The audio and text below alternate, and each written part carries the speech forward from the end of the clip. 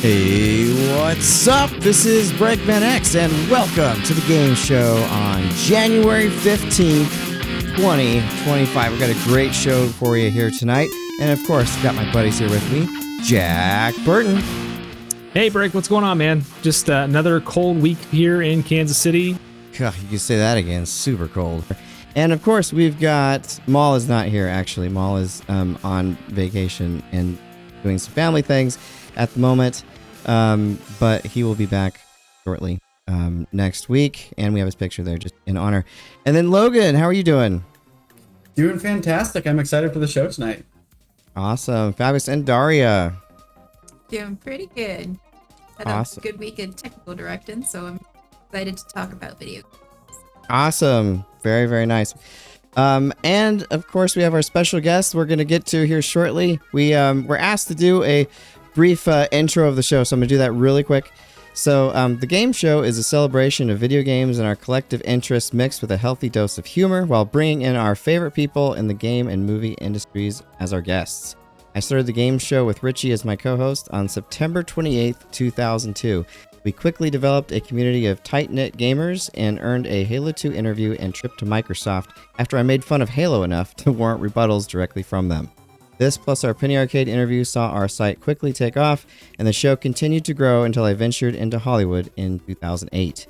We did our show under Padinga off and on until around 2003 when things went dark on the video game front. Logan and Daria interviewed the hosts for the upcoming The Game Show documentary, which rekindled our spark for the show. And it is great to be back. Now let's talk about what you're really here to see. So, My Life in Gaming is a popular retro gaming YouTube channel with over 230,000 subscriptions where Coury Carlson and Marc Try4ce Duddleson recollect their experiences with video games over the years, explain how to get the best picture from your retro consoles, and occasionally mash up new video games with VHS technology from the 80s and 90s. How are you doing, Try? Doing pretty good. Thanks for having me. Awesome. We're very, very excited to have you on. And I just wanted to say, to me, My Life in Gaming and your videos are a celebration of gaming. They remind me very much of the friend group that we kind of had in college. And they make me excited to play video games, which I think is a wonderful thing that those videos can do. And I wanted to mention, it's kind of a funny story how I discovered you guys. So I had this crazy throat surgery in 2018. It was like this emergency or whatever. And I was in bed for this long time, and I found My Life in Gaming, and I watched literally like all of your videos. So as I was recovering, Don't watch the early ones. I like the early ones too. It's fun to see you guys. It's fun to see you guys' progression through the years. So awesome. Well, Jack, do you want to go ahead and start us off? Yeah, sure thing. So I first off, big fan. Why don't you tell us a little bit about how you got started and how your actual life in gaming began? I mean, I was actually kind of trying to figure this out pretty recently. Like, what was the exact year like I first played NES and got my NES? And talking to one of our Patreon supporters who was talking about how he got his NES in 1989 for Christmas. And I was also thinking about, the acceptance speech for Game of the Year from, I think his name is Nicholas Doucet, the creative director of Astrobot. He dropped that stealth mention of Nintendo in his acceptance speech saying, I got a gray box for Christmas 1989. It came with this really great game called Super Mario Brothers. And I was thinking about it. I'm like, dude, I think we're Christmas 1989 NES bros, right? Nice. So yeah, I actually earlier that year, so I guess I would have been 5. Yeah, 5. Earlier that year, I played NES. No idea until I got there that this is the thing that I move on the TV, and blew my mind. I knew immediately I have to have this thing for Christmas, and I've never let go since. That's awesome. That is such an awesome story. Very cool. And Logan? Yeah, so Try, what really hooks you when you're playing a game? What defines a good game for you? Man, I mean, you know, my tastes tend to be a little more old school, so I like stuff that is not overly bloated, I would say, when it comes to, you know, mechanics and games. I mean, I do like something that's meaty enough to hook you, but overall, I think that simplicity is good design. I always, you know, think back to how developers came up with gameplay depth on, you know, the NES, which is a controller with the D-pad, 2 buttons, and then 2 little buttons that you don't want to have to press too often because they're out of the way. You know, and you think like, well, they came up with solutions like in Castlevania and Ninja Gaiden, you hit up and B to throw your sub weapon, and that, to me, that just works really, really naturally, and you almost never have to remove your fingers from those 2 main action buttons. And I really respect it when modern games do that. You know, it seems like a lot of modern games, they just want to put functions on every single button just to have a function on those buttons. And, you know, I was always a big defender of knack when the PS4 launched, because I'm like, dude, here's this like big showcase game for their, you know, big new powerful home console, and they don't even put any actions on the shoulder buttons. Like, to me, that was bold, right? You know, so I like that kind of stuff. You know, right now, kind of the main thing I'm playing through right now is Fantasian, which I am absolutely loving. I mean, I haven't played an RPG like that since, you know, 2000 pretty much. And it reminds you, like, dude, there is, you know, Hironobu Sakaguchi out there, like, showing us all how you do proper RPG pacing. Like, you aren't stuck in the same dungeon forever and ever and ever and ever. You know, the conversation scenes are like a, you know, acceptable length. And the game just keeps moving along. I don't actually know how long it is, but it feels like it's not going to be like, you know, some crazy 100-hour or something or other. Like, it feels like it just knows how to move along and isn't concerned with just like keeping you stuck within the game's ecosystem forever and ever. Like, it just lets you play through that game and then move on to something else. You know, that's kind of what I like. I say, so it sounds like you're a pretty big fan of that one. I know it won quite a few awards in the past month or so.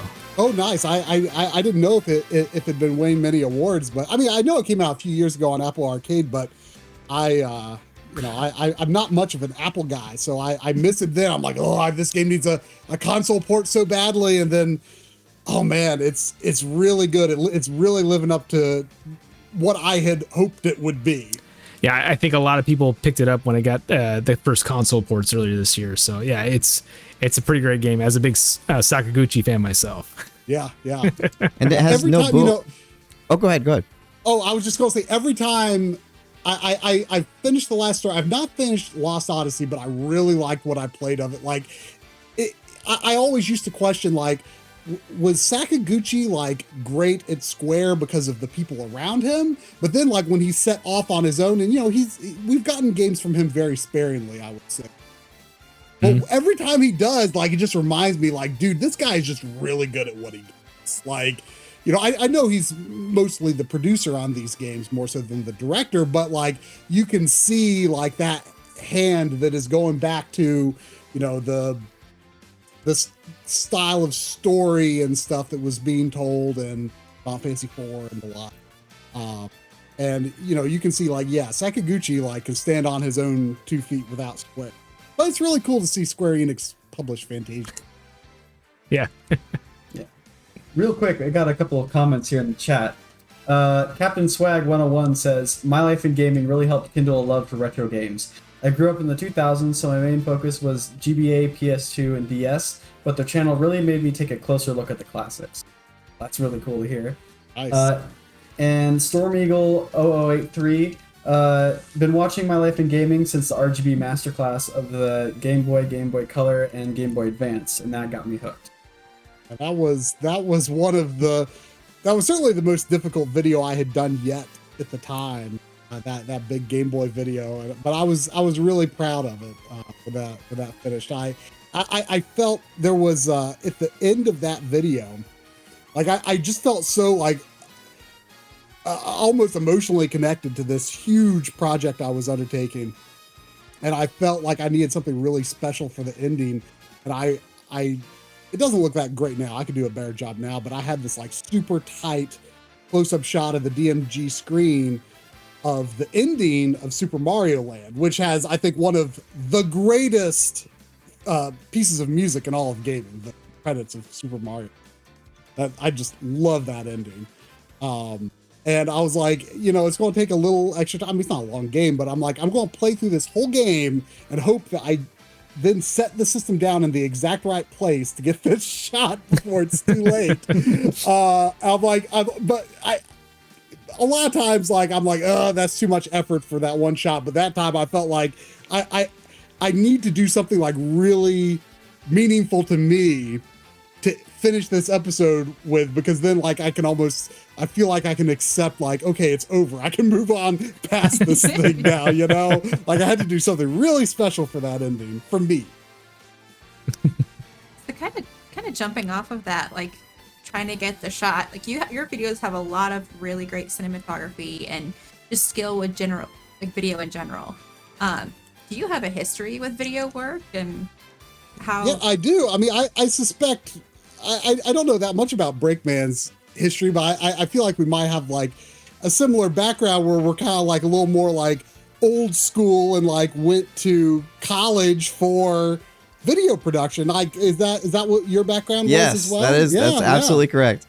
Yeah. So, Very I mean, cool. it's really funny to think about because, when I was getting ready to go to college, I didn't really know, like, I want to lean more towards art, animation, video, and ultimately ended up going more toward the video side. But I did, like, I took a lot of art classes, and one of the reasons that I went where I did was because there was some like computer animation classes offered, and that was something that interested me.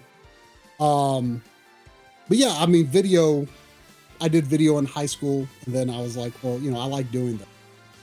But it was such a different time. I mean, we were still learning tape editing and stuff like that. Mm-hmm. And it was an unusual skill, like shooting video, editing video. It was not something everyone really set out to do back then. And even when we started the YouTube channel, I mean, I graduated from college in 2006. So we didn't start the YouTube channel until 2013. If I'd started sooner, I could have been like one of the OG, retro YouTubers. But I bided my time and, I guess let my experience develop. It was good to have the experience of, working for a while. And then, I think I was able to do much more what I would have wanted to do on YouTube than I probably would have done something stupid. I'd be super embarrassed of it if I started in 2006. But yeah, it's just, even when we started in 2013, like we were like, Coury also has a, video editing background. And we were like, this is kind of like an interesting hook for a YouTube channel. Like people who actually have like a background in video editing and video production and stuff like that. Like it was, if you look at some of those videos, you wouldn't actually think that we had those skills. You listen to some of the audio quality that we let fly. Not that neither of us are audio engineers by any stretch of the imagination. Audio is always a weakness. Yeah, it's just so interesting to think about what a different time it is now, where now like everyone has access to video editing tools. Everyone carries a video camera in their pocket everywhere. Social media managers for companies all over the world, like they learn these, video skills. There's a whole subset of, video maker YouTube channels that, review gear and stuff like that. So it's just, I definitely come from more of that old school era of like where, you learn video the traditional way. It's just crazy to think about how common it is now. Definitely. So I love hearing you talk about the medium of video games. It's something you say on your videos quite a bit. So, what is unique about the medium of video games to you? Is unique. I mean, I mean, obviously, interactivity. I mean, that's the easy thing to say. But I think that when I think of what I want to see in a game, I often want to see things that only video games can really do. So we were actually just talking about this pretty recently. We were streaming the new version of Ys the Oath and Felghana on our stream on Sunday. It's a great game, relatively fastly paced and stuff. But, there's still like a lot of like moments where it just kind of just gets bogged down and talking. And also, they were, touting this big new feature. Oh, Adol can talk. He has a voice now. And it's like, okay, great. Some people, I think, I'm, no offense to anyone who just hates silent protagonists, but I love the idea of silent protagonists because not every game needs it. Certainly, it's not the right fit for every game, but I do think that if your game can get away with a silent protagonist, I think it's worth seeing if that's a good fit for your game, because it is a storytelling technique that only video games can really do. And sometimes I feel like when a character feels like they should have been a silent protagonist and then they start talking, like sometimes it feels like putting words in my mouth. Like I am, projecting myself on this character and you're saying things that I wouldn't be saying. So I definitely, things like that, things like environmental storytelling. The first time I remember really taking notice of that was like Metroid Prime, which is really maybe not even the best example of it, because you like scan the thing and then text appears. So it's not really like storytelling told through just like things that you see in the environment. But yeah, so like anything to do with storytelling, anything to do with like sense of discovery, those are things that are really hard to do in other mediums. Like I guess with like sense of discovery, like you could have like a detective story or something where you're like, you are thinking through the mystery as it's coming at you in the story. I'm not very good at thinking ahead in stories like that, so I almost never see it coming. But so I don't know. It's like even with something like that, there's less gears turning in your head. Like I always want to, I'm just thinking like, what can a video game do? Like, okay, cutscenes are great, but that's something a movie can do. Like, how can video games tell their stories in ways that isn't like what another medium could do? Yeah, I kind of get what you're saying there, and I just kind of extrapolating on that a little bit. Like, you're much more of a Gordon Freeman kind of person than maybe say a Cloud Strife or somebody where they actually have dialogue. And I think part of that is with video games. I love Final Fantasy 7 though. Don't get me wrong. Oh yeah, no, don't get me wrong. I love Final Fantasy 7 too. But like, when you have that silent protagonist, you can kind of put yourself in that character, and you can't really do that in movies. Right. Video games, maybe books, if there's like a first person protagonist or narrator anyway, that's kind of the only place you can really do that. Yeah. I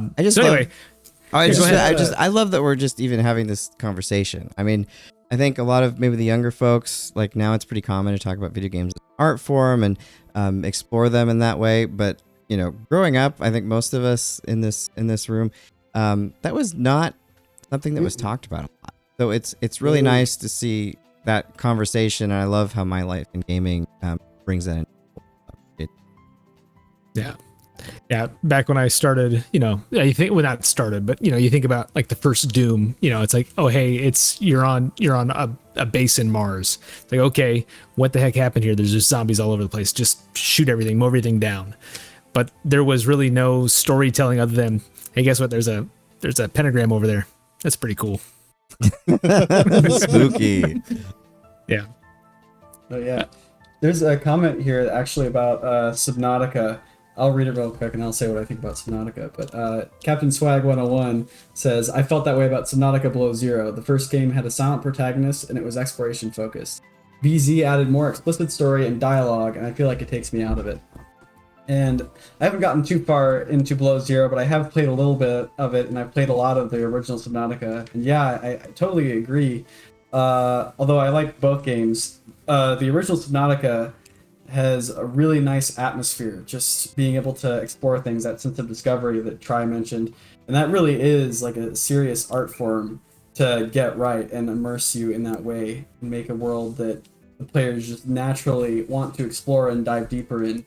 That's all like curated. Yeah. And Well, and speaking of going, I mean, Logan went to college for game design before transitioning later in film, so he has a deep understanding of all that. But Jack, do you want to take us into the modern era? Sure, yeah. So, yeah, Try, obviously, you focus a lot on the retro stuff, but there's a lot of news going on right now around what's next, specifically for Nintendo. It sounds like we're very likely finding out something new tomorrow, as far as I understand. That's That's what the rumors are pointing toward. Yeah, the rumors, I just can't believe there hasn't been an official word, because usually like Nintendo will say, hey, we have a stream on this date. Now it might be like tomorrow or it might be the day after, but it's, they don't usually give too much headway on those. It's usually like, hey, it's tomorrow. It's weird to have not heard anything, last I looked anyway, like no official. weren't they kind of this way about the original Switch too, though? Like I remember them announcing it really late. Yeah, from what I understand, last time there was like a 3 or 4 month window from when it was first announced and when it was released. Yeah, So pretty short. Yeah. But in terms of like, when did they say, set the date, on October 20, whatever. It was like the very end of October. I remember that very clearly. And they had their little reveal trailer.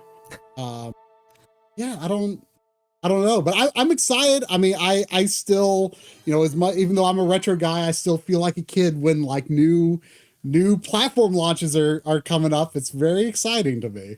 Oh yeah, absolutely. I'm really excited to see kind of what the capabilities are. Obviously, you can kind of get a sense of a little bit of that from some of the reports at CES. It sounds like a lot of the indie developers have started to get their hands on this thing for some development work there. So the technology of it sounds pretty cool. It doesn't sound like it's going to be a huge leap, but they're taking advantage. It sounds like they're going to take advantage of some of the new upscaling techniques they've got out there, similar to DLSS with NVIDIA. Some of the new like more tactile things, like those magnetic grips, sound like they could be pretty cool. I'm just like you. I am very excited. Whenever there's new hardware, like I get really giddy. It's like, okay, I'm gonna this is the one thing I can still go out at midnight and be like, all right, I'm gonna get mine. There's nothing better than opening up a new video game console. I mean, it's just like the greatest experience. Yep. So I guess my other question too: do you think the Switch 2 cartridges are gonna taste any different? Ooh, That's the really important one. I've never sampled one for myself. So It's I've always been curious what my dog would do if I dropped one. I would hope she wouldn't eat it. Yeah. But yeah, I mean, I hope they're, some kind of new, faster technology. I mean, they're going to really need that as game sizes are going up. And I don't know what they're going to do about internal storage or the rising cost of the physical media. I at least in terms of like which manufacturer is going to stick with physical media the longest, it's going to be Nintendo for sure. So I'm glad that things are sounding positive on that front, and hopefully there won't be a problem with having a proper original Switch cartridge slot in there, because maybe they'll have a little tab like on the 3DS where it was within the same slot, but it couldn't fit in the last system slot. I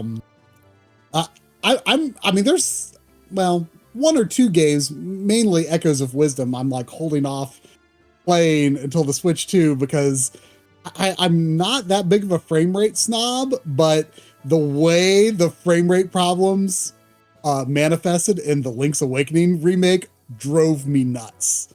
And, that's me in Hyrule Warriors. I did not mind it that bad in Age of Calamity. I actually really had a great time with that game. But yeah, it's like that. It does a thing called double buffer VSync, where if it can't hit its target, which is 60, then like hard locks to 30. And it's just like this massive drop and then goes right back up, and it's like it's so distracting. So I really want to play that game a lot, but I'm waiting for the Switch 2, hoping Nintendo is not going to be too overly conservative about how those extra resources can be tapped into. Because Nintendo likes to make sure their experiences are consistent and the same all the time. You know, as far as I'm not aware personally of any like instances of GameCube or DS games didn't work exactly the same backwards compatible hardware versus the original hardware. But I'm optimistic that we'll get a bit of a boost on Switch. I hope so. I sure hope so too. I'm also waiting to play Link's Awakening and a few other games to see if it gets a performance boost. I mean, with the RetroTink 4K, you can, you know, make it look really nice, but if it would just have a consistent frame rate, it would be perfect. Funny thing about that, I actually tried like shortly before Echoes of Wisdom came out. I'm like, man, I really want to play this. Could I fix it? Something. And I actually experimented making a couple of custom mode lines for the RetroTink 4K that would output at 30 hertz. Because I was like, well, you know, if the game is functionally 30 frames per second, like I could get used to that. It's that up, down, up, down, up, down. And what's funny is that, like, you know, when you walk out of a house in Link's Awakening, that's where it always happens, almost all. And like about half the time, it was actually pretty close to perfect if the RetroTink was outputting 30 hertz. And it actually, like, the responsiveness felt good and everything. I was pretty surprised. But there were other times where it didn't work so well and you saw the judders. So it was an experiment, but like I'm thinking of these things, you know. Yeah, I'm waiting to finish Metroid Prime Remastered, which I absolutely loved the beginning of it. But I'm just imagining that with the performance increases in 4K, I think would just be absolutely gorgeous and make me super excited. I mean, that doesn't need performance increases. I mean, it hits It's 60. true. I don't know if it ever fails. That I think is one of the best remakes ever made. I mean, certainly in terms of remakes that stay close to the source material. But the visual overhaul is quite extensive and it plays great. Also has gyro aiming, which I'm awesome. I'm gonna have to give that one another shot then. But I'm Jack, really hoping go ahead. that Sonic Frontiers will get a nice performance boost on Switch 2. I got that for Switch 1 and it is so I don't know about that. slow. You might want to. We'll see. I'm tempted to just play it again on PC. Yeah. So, try kind of, you kind of mentioned a little bit there. Is there anything you could hear from Nintendo in the next week about the new console that would disappoint you at all? Ooh.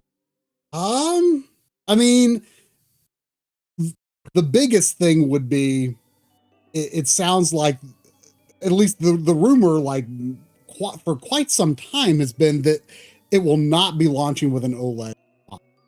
And that would definitely be a disappointment. I mean, I would say probably 90% of my Switch playing is docked mode, so it's not that big of a deal to me, but it would definitely be a disappointment because I know I'm going double dip when they do an OLED. I mean, actually, I'm pretty proud of myself how long I held off on getting an OLED. I waited until that Tears of the Kingdom one. I'm like, I'll find it. Finally gave it. Awesome. Well, Logan, I've got another comment here real quick. Oh yeah, go ahead, jump in. Captain Swag 101 again says, someone said, oh no, Link Say It uses a chip from 2018. That means bad performance and battery life. Switch 2 is doomed. And I say, have you ever used an original Switch? It will still be improved. Oh, absolutely. I mean, and Nintendo, ever since Nintendo has gone down the pathway of being behind everyone on horsepower, I feel like in the Wii generation, they really honed their art style to you've got characters like Kirby who just look really, really round, and all of the environmental objects in Mario have these nice smooth corners that, even though they're technically lower polygon than stuff on other systems, Nintendo just like has it figured out how you make an attractive game on lower power hardware. And also, I think it's good for the industry to actually have kind of that lower power target, because it prevents them from, like, if you really want your game to be on Switch, you can't like overscope the technical aspects of your game.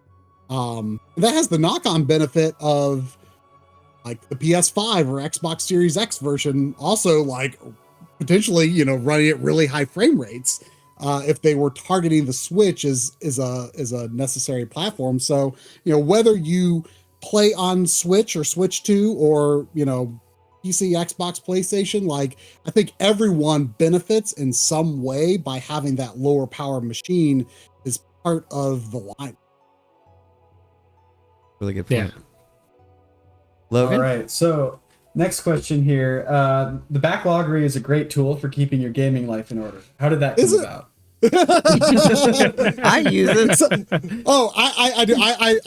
I'm joking. I mean, a lot of people, as soon as they see that there's no like database, like you have to type everything out yourself, like people are just like hard no.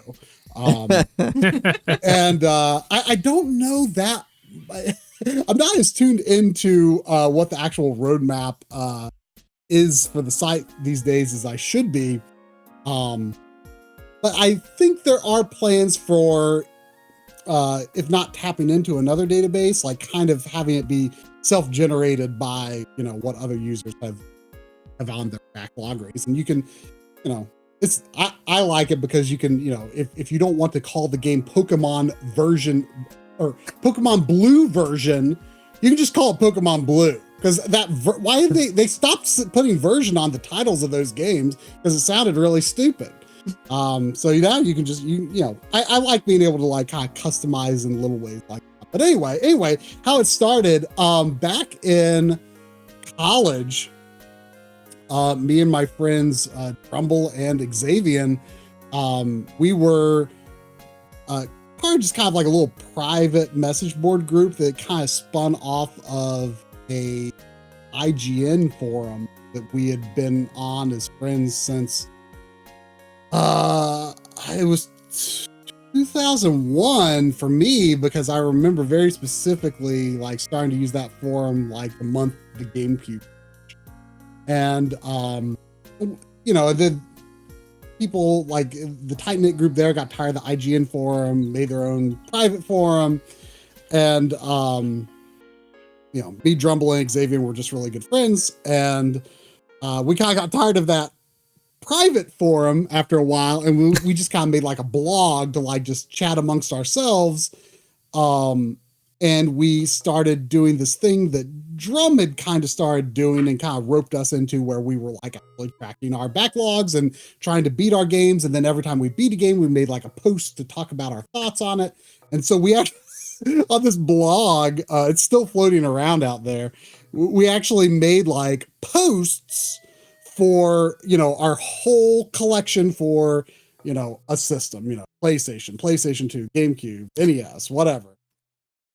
Another post that was like the homepage to link all those other posts. This is how you had to do things back then, right? Yeah. And then, we would reference those old posts and edit them when we added new games, new systems, putting them into this table, very manual.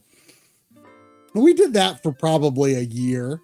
And then Drum, actually started building the first version of the backloggery. And, I was kind of responsible for like the sprite art and stuff. Over the years, he's like taught himself to be a way better like sprite artist than I ever was. I was never really that good at making some of the visual assets, honestly. But yeah, I mean, it was just kind of our passion project, and I'm not as involved with like the development these days, but I'm I guess, one of the primary consultants, and I'm always involved with the live streams. I'm most of the time we're live streaming from my house, and so that's kind of the thing I do the most for the backloggery these days. Which, by the way, Drum and Xavier, they were friends that lived far away that I'd never met before, and then just through a whole bunch of crazy circumstances, Drum met his wife through the backloggery. Oh, wow. We all became very good friends. She happened to live in North Carolina, so he moved to North Carolina. She started looking for jobs in places not where she was, which ended up bringing both of them close to me. So now, cool. We do local streams every week. Drum and I do movie nights every week. I mean, it's a surreal thing to think that, this started as an internet friendship, right? And That's just awesome. through sheer coincidence, now I've got couch co-op buddies. That is so cool. What an awesome thing to come out of the backlogger. Really awesome. But Daria, do you want to go ahead and continue us forward? Yes. So, My Life in Gaming has a lot of great music on your videos. What are some of your favorite soundtracks, and do any of them elicit special memories for you? I mean, I love Final Fantasy soundtracks. I love Kirby soundtracks. Those are probably right at the top for me, Kirby and Final Fantasy. Unfortunately, especially when it comes to newer Final Fantasy games, I'm kind of cautious about using the music, because one time we did get flagged for having a Final Fantasy 16 track. Oh, wow. In a video. And then they got this new function where they can scrub it out, and but then your voice sounds really terrible. So, yeah, that happened in one video. I've avoided Final Fantasy 16 since then. Been a little scared about 14. I love 14's music, but special memories. I mean, for me, back in the day, I always, I'm just gonna say, I am the last person you would talk to about quote unquote real music. I just never developed an interest in popular music. I just never did. It just never connected with me. As a kid, I just wasn't for me. And soundtracks, movies, and game soundtracks is what I gravitated towards.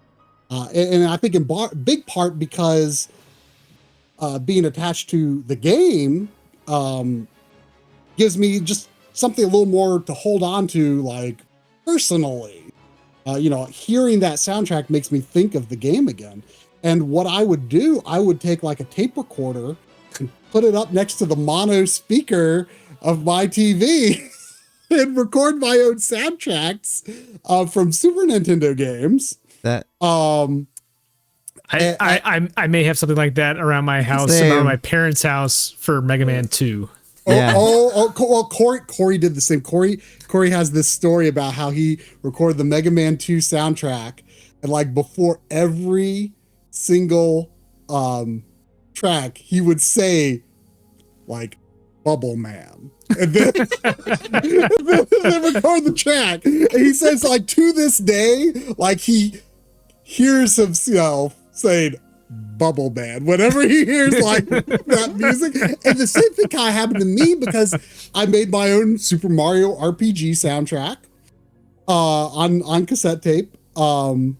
I actually had several of them at my house. My mom last year found several more of them. I drew my own custom artwork for these inserts and stuff. Oh man. And that's great. But on the file select screen in Super Mario RPG, I accidentally, of course I'm just controlling the fade in and fade out with the volume on my remote control, right? On the TV, right? And I accidentally raised the volume instead of fading it out. And to this day, when I hear that part of the file select track in Super Mario RPG, my brain fills in the gap where it goes up for a bit before it, like, I don't know. It's so weird. But you know what's crazy too is like before I even had like a real game soundtrack, like a CD, I was like, well, it seems like the thing to do because video game tracks, you know, sometimes start off a certain way, and then sometimes that loop point starts at, you know, they have like a little intro ditty, and that part never loops. Yeah. And then, you know, they've got the loop, and you don't want to like cut it off right after the first loop. I mean, the Final Fantasy IV soundtrack did that, and that's pretty late. It's only one disc. It should have been more. But again, before I had any CDs, I'm like, well, and I'm thinking logically through this, like, I'm like, well, it makes the most sense to at least let it loop once. And then once the third loop starts, you fade it off. And then, like, once I started getting CD soundtracks, like, that's exactly what they do. You know? So, yeah. So, you know, I guess I definitely have, like, a lot of attachment to those Super Nintendo soundtracks. Like, I did Kirby Superstar. I did a lot of Kirby music, also through the Super Game Boy, you know, for the Game Boy Kirby games. Mario RPG, Donkey Kong Country. Yeah, I had a great time doing that. I listened to those tapes a bunch. I also like tended to listen to soundtracks a lot more than most popular music. Yeah, I would constantly listen to the Lord of the Rings soundtrack. Like, oh yeah. Dude, I have those. I love the score for that. Nice choice. And right now, like after I've done playing like a playthrough of one of the Horizon games, like or Horizon Zero Dawn or something like that. I love to just listen to the soundtracks and just relive the moments like playing through the game, like that I try to remember like where I was at or where when this music was playing. Yeah, exactly. And sometimes it's harder for newer soundtracks to really like get embedded in my brain in the same way that older ones did. Mm-hmm. I feel like, you know, again, Kirby, I don't know if like Kirby music seemed that popular, but like it really speaks to me. I mean, it's great. I mean, how can you beat Green Greens? It's so joyful. It just makes you happy. Like Kirby music is like the ultimate like driving music to me. Yeah. It just keeps you alert and awake, right?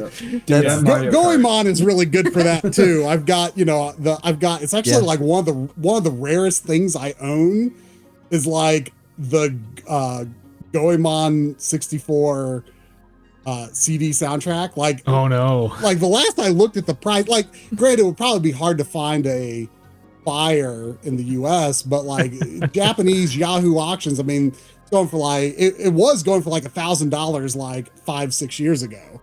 But it might be even more now. But yeah, that you know, it's got like those crazy like the impact song and stuff like da dash dash. Yeah, that's the one with like the opera and stuff, isn't it? Yes, yeah. Oh, so the soundtrack actually weirdly starts with the 3 vocal tracks, even the one at the end. Oh, really? Wow. I think, well, maybe they saved that one for the end. I know it starts off with like the opening and then the Impact Robot theme. And a friend of mine actually made a bootleg copy of my Goemon CD. And he had a alarm clock with a CD player in it, he would like set it to play the dash dash dash for his alarm. That's the way it wake you up in a jolt for sure. Yeah. That's great. So many awesome memories. So, I remember my first soundtrack, video game soundtrack that I actually imported and bought. It was the Final Fantasy VII soundtrack, and I was so excited when it came in. What was the first actual video game soundtrack that you bought? I got my first CD player for my birthday in 1996. Still works. I sometimes use it. And what I wanted more than anything was high-speed dubbing, because a friend of mine had high-speed dubbing. Like I thought it sounded hilarious. Like I just thought, like hearing things that like I just thought it was so funny, and like I'm imagining myself like for some reason. I mean, I was a kid. I'm like, oh, I'm just gonna like listen to stuff at like double speed, and it's gonna sound amazing. And then I did that. Obviously, that's not the purpose of high-speed dubbing. But yeah, I only had those cassette tapes, and I had the CD. I just wanted the CD player as an option because I didn't even know, I think, like, well, could I get game sound? You know, I was still mostly focused on the tape player aspect.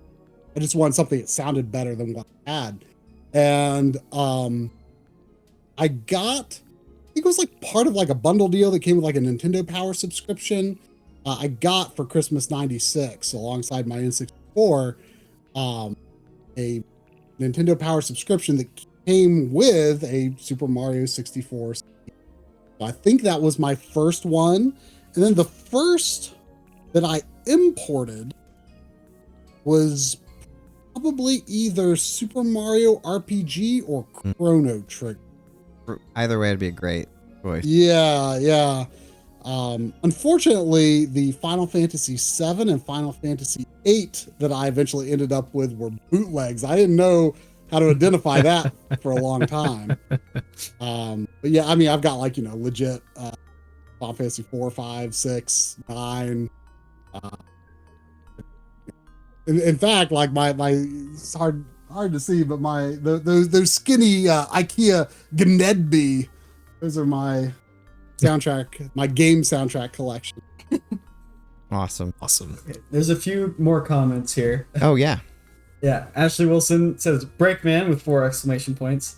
Storm Eagle, my buddy did that with the mini discs to listen to video game music back in the early 2000s. Well, that's pretty cool. Captain Swag 101 has a couple here. He says, I know a lot of Dragon Quest VIII soundtrack by heart after listening to it for nearly 2 decades. Xenoblade 2's OST sticks in my head a lot as well. More than 1 or 3's. And then Oh, I was gonna say Dragon Quest VIII. That's the one where like the composer wouldn't give up the actual orchestral soundtrack, right? That's the one where they. So I mean, I haven't heard that story specifically, but the original release on PS2 in Japan, had a MIDI sound of MIDI's the right word, but it had a generated soundtrack, when it came to the US, like it was, I think they were trying really hard, like, because Dragon Quest was still not really a big thing in the US. I think they were trying really hard to like kind of make this appealing or seem like a bigger deal to American players. So, the voice acting was new to the American version. Now that's one case where I won't complain about voice acting. Like, they redid the menus to be like maybe a little bit more what American gamers would expect in the super traditional Dragon Quest venue. And they also have an orchestral soundtrack. And I want to say the original version release of 11 was like that as well, including on the PS4, which has a pretty bad sound. I mean, 11, I think he dried up skills by that point. I'm just gonna be honest, like it wasn't 11 soundtrack isn't that good. But then when like the Switch version came out, and then later released on other platforms as well, I like that version because it has the stripped down graphics. Even if you play on PS4, like the original PS4 version has better graphics than the re-release, but they did add the orchestral music to that one. Yeah, Koichi Sugiyama, like he had I believe like his estate still has like his work like locked down super hard. Like I'm usually also pretty reluctant to use Dragon Quest music in video, because most of the Dragon Quest games like have this option where it's like you can if you're streaming this game, you're supposed to disable the music with this setting in here. And when Dragon Quest III HD 2D Remake came out, I had never actually seen or at least noticed this symbol before, but there was on the title screen, there is next to, all the Sugiyama Kobo and all of Sugiyama's rights stuff, there was a P with a circle. It looked just like a copyright symbol with C in the circle. I'm like, I've never seen this before. And I looked it up and it's like a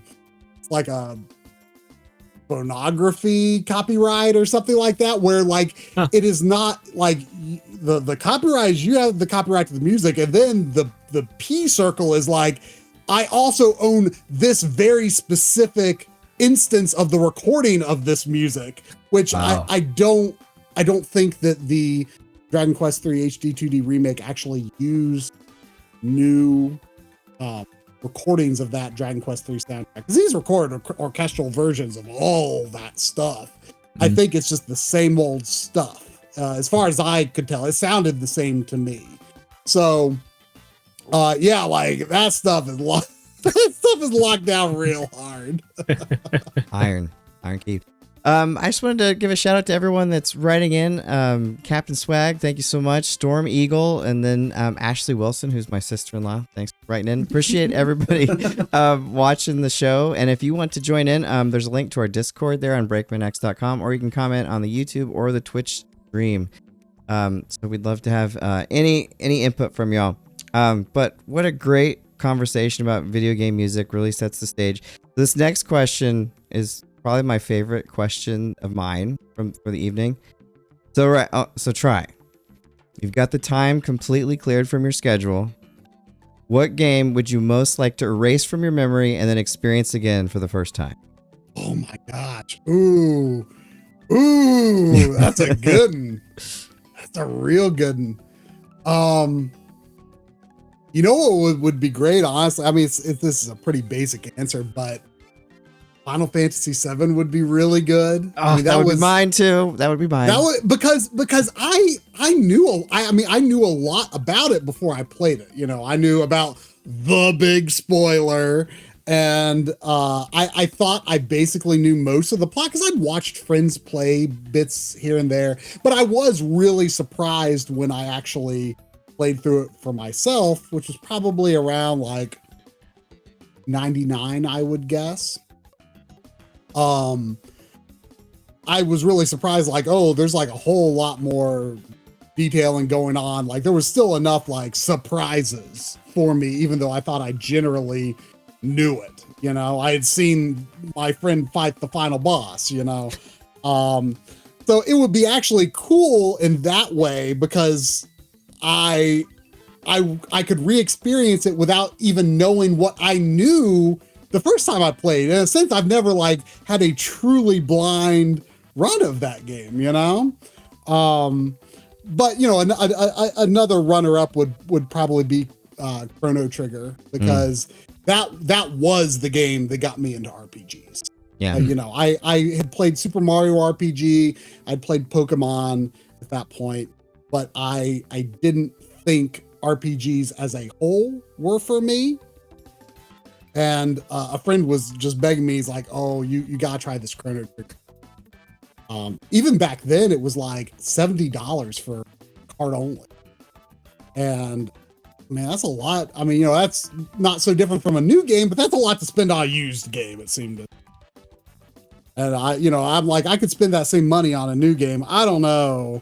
And I told my friend, I said, okay, well, I will play like the first bit of Final Fantasy VII at a friend's house. And if I kind of feel like I'm into it, you know, I'd watched people play, but I didn't think I would enjoy the gameplay. I was like, if I kind of like it, then I'll give this Chrono Trigger a chance.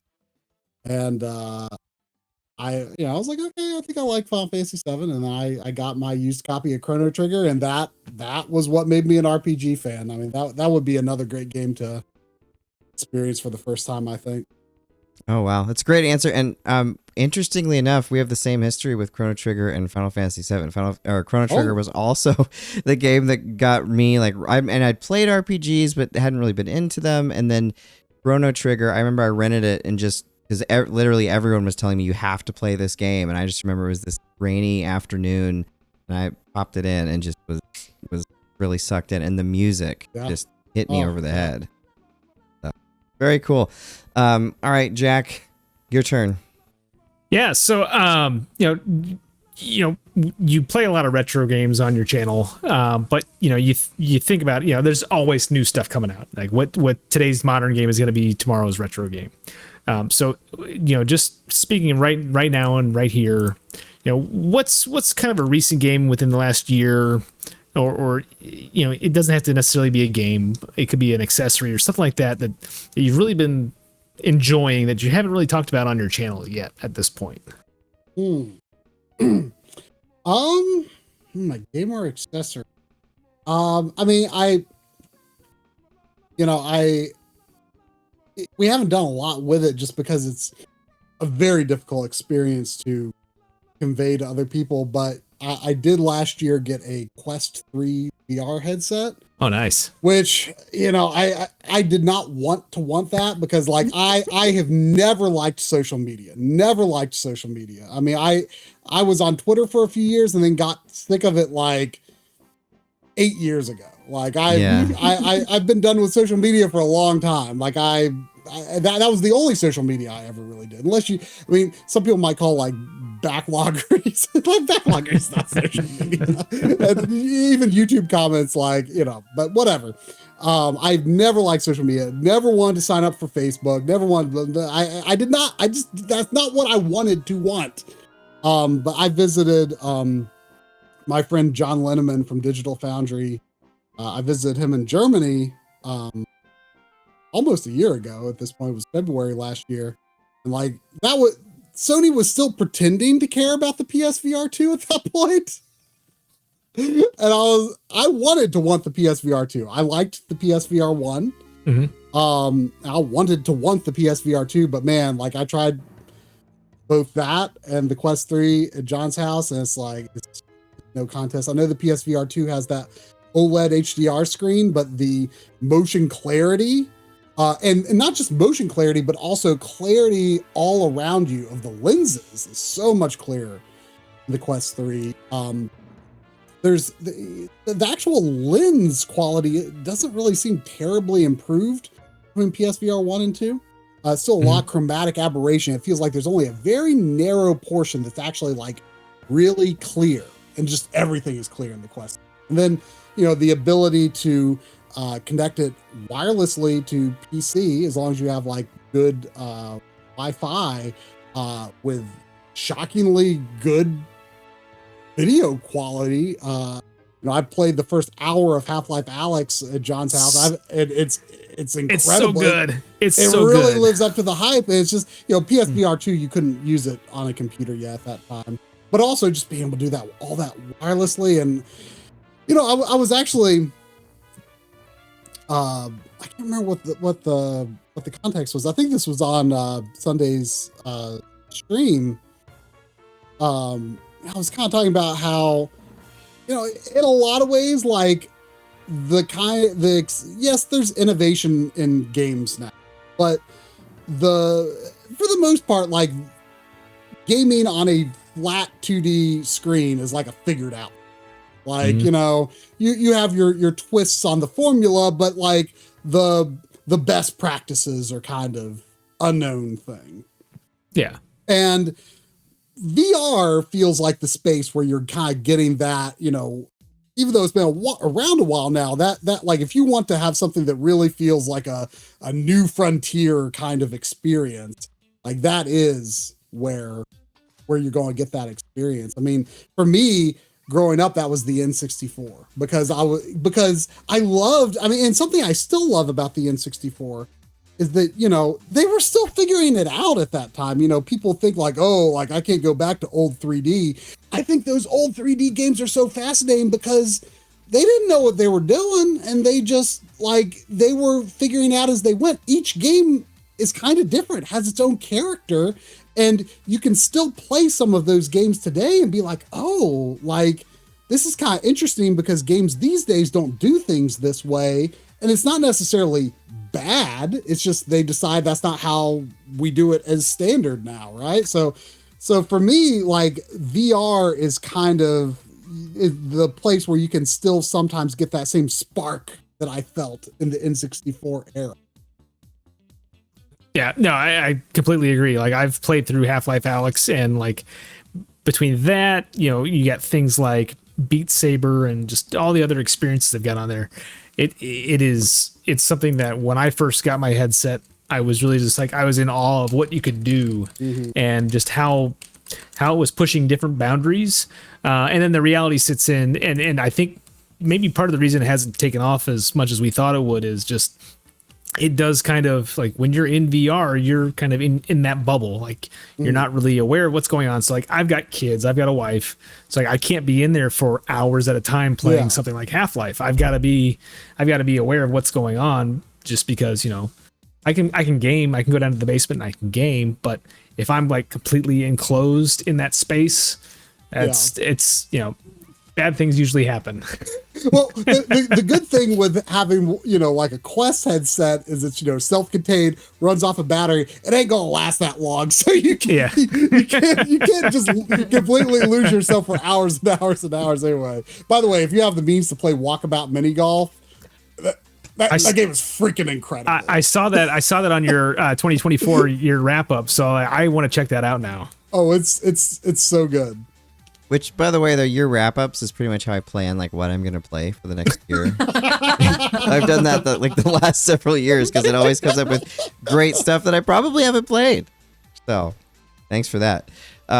Logan, you have a great question here about a level or experience. Yeah.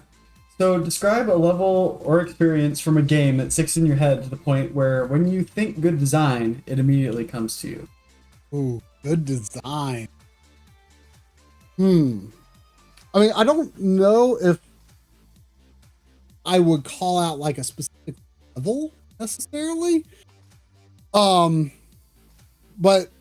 you know, people who watch my YouTube channel are probably sick of hearing me sing his praises, but dude, Ninja Gaiden 3 for the NES is like secretly like got the best level design on.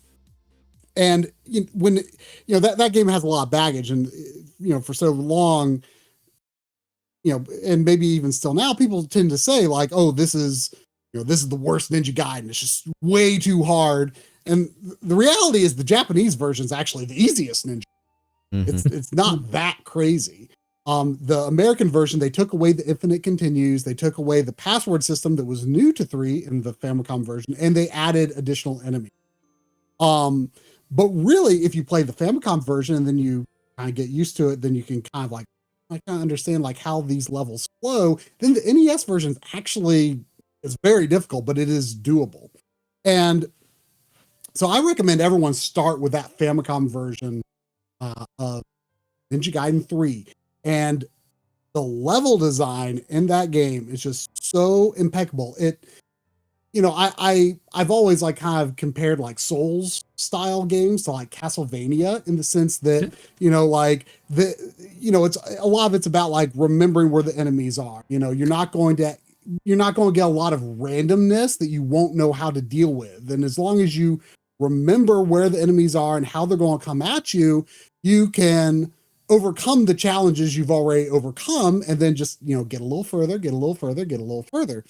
And Ninja Gaiden 3, I think, exemplifies that like best of any game on the NES, because if you just trust in the game designers and think, okay, I got this item shoots off at an upward angle. This item shoots off at a downward angle. This one shoots a thingies above and below me. Like, you know, there's I don't know how to describe what it is. It's just that item, you know, the thing.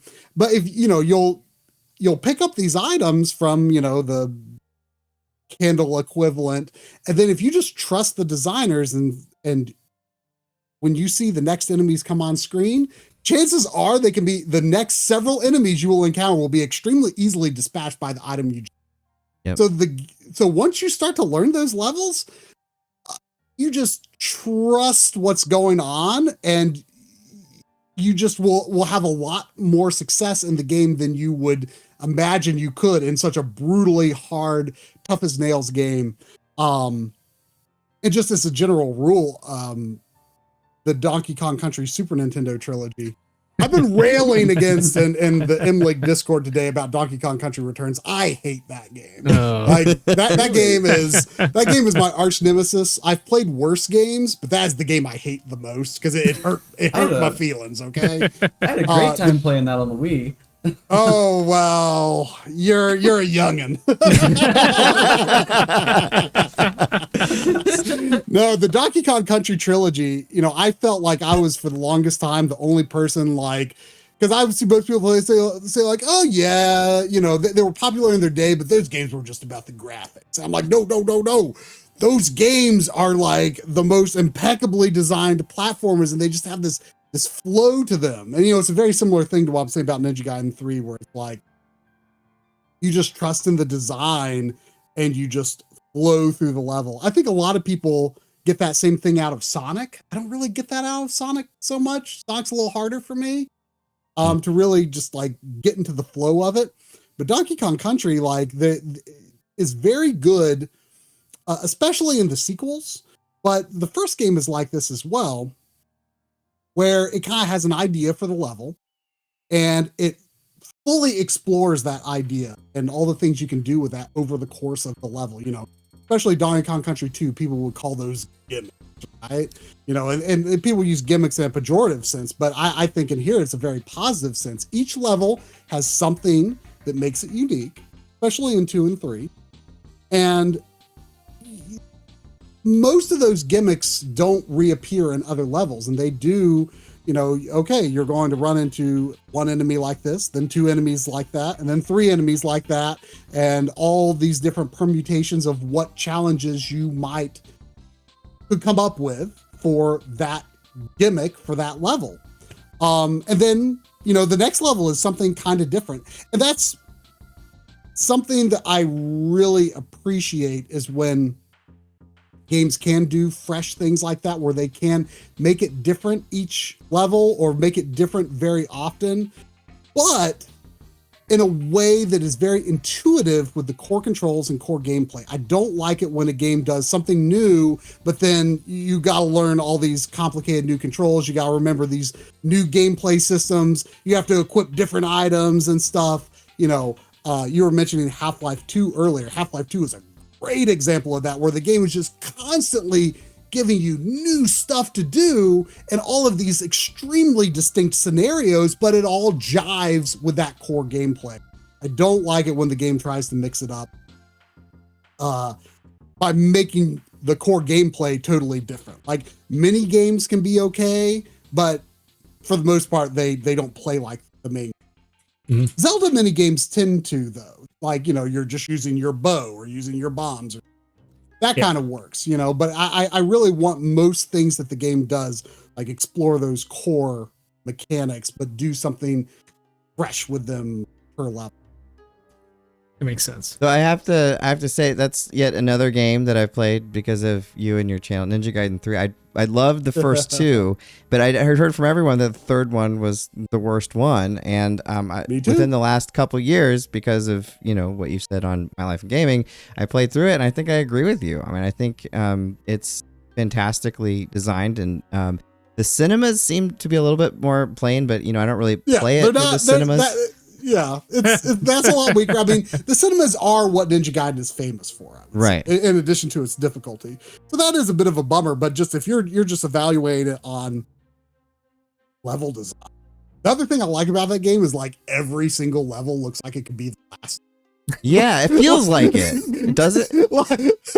like you know, they've got all this like crazy stuff going on in the background, you know, writhing meat walls or burning flames, or, you know, that needs to be fake parallax clouds. I mean, like, every level, like, just, it looks like it could be the finale, and that, like, for the whole game, and that's awesome. I think writhing meat wall needs to be the name of the episode.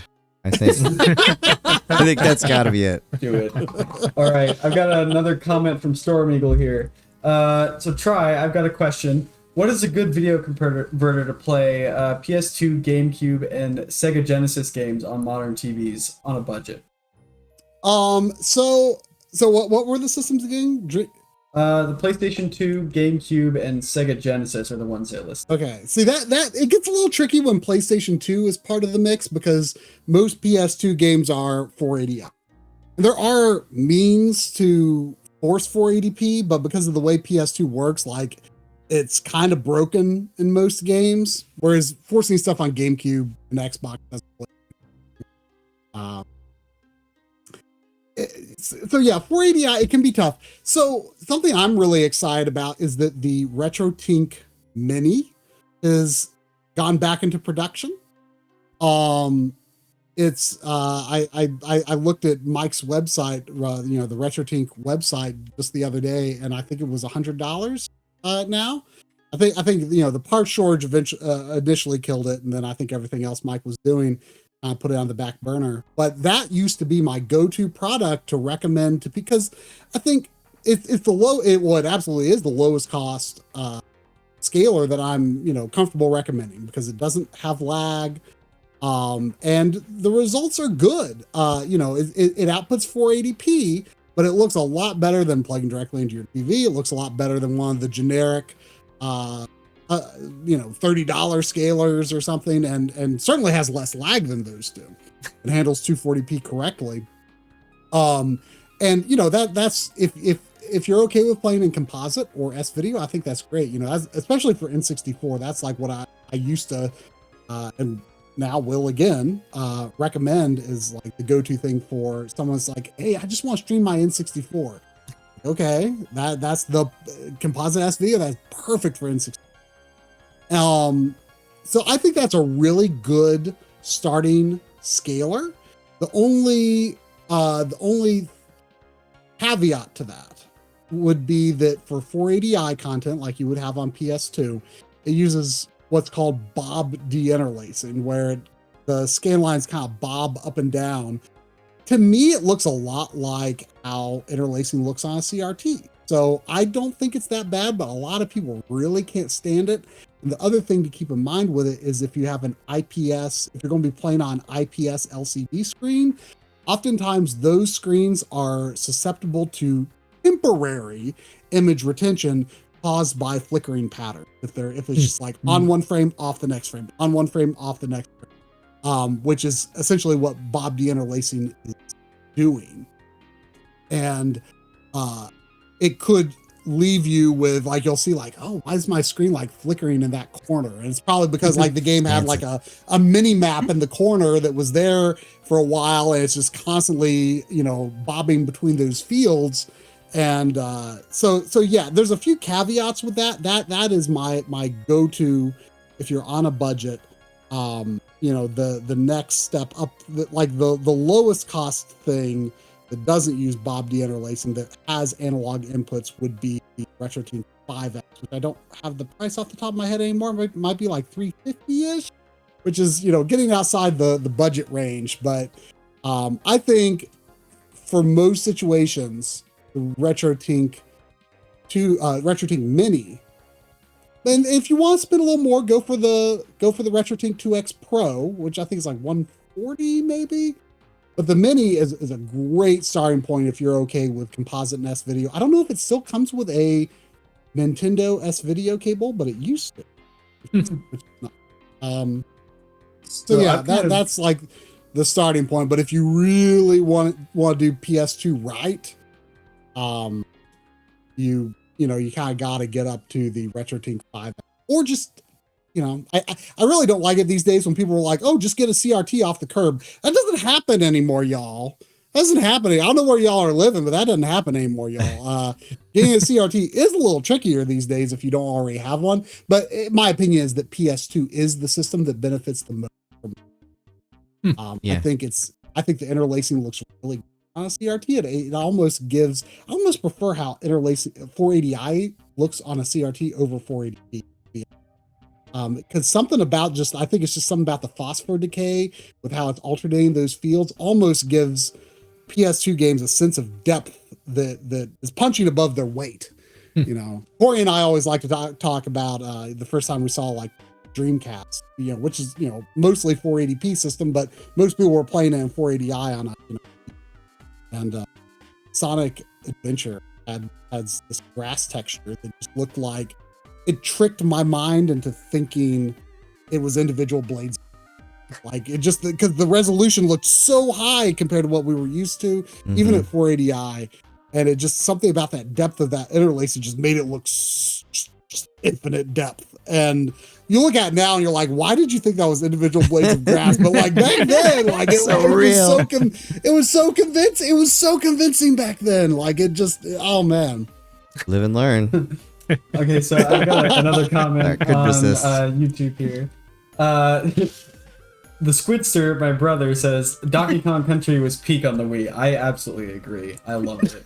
Oh, fighting words. No, Fighting no. Bottom I'm of the barrel on the Wii, more like.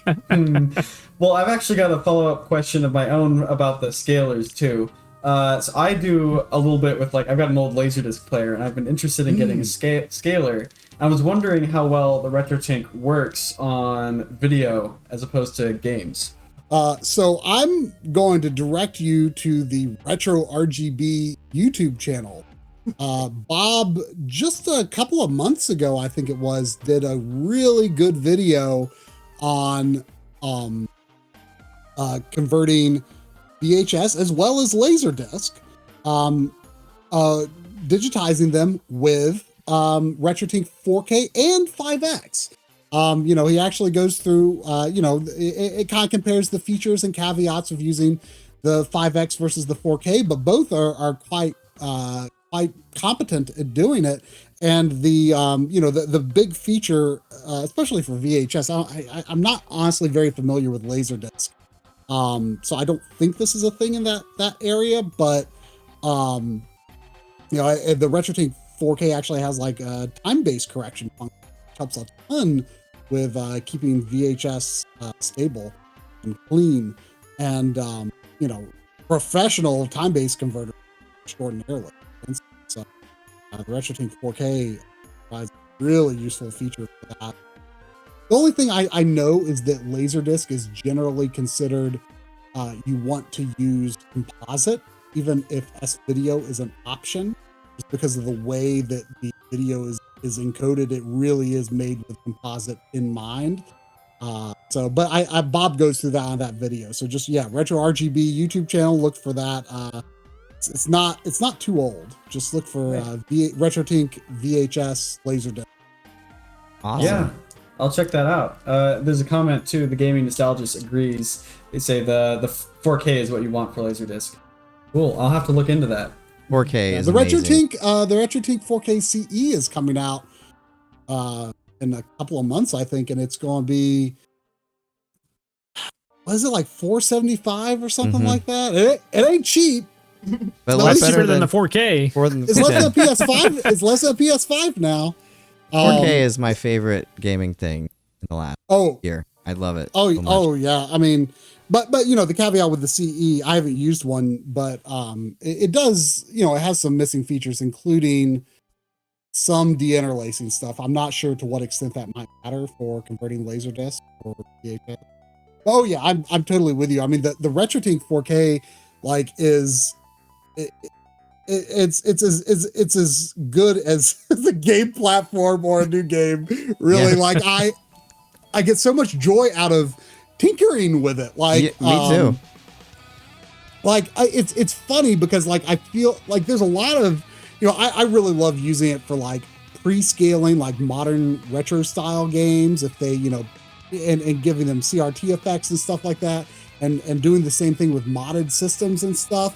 And I've got some presets, and I feel like I've promised before, I'm going to make a set of presets for, pre-scaling Switch games and pre-scaling PS4 games and pre-scaling all of these modded HDMI systems. I never end up making those presets because I like having my hands on the controls when I'm using it. I'm like, oh, okay, I'm playing this game, and this game, for example, I played, just because it was a pledge game, I played Jack 2 a few weeks ago.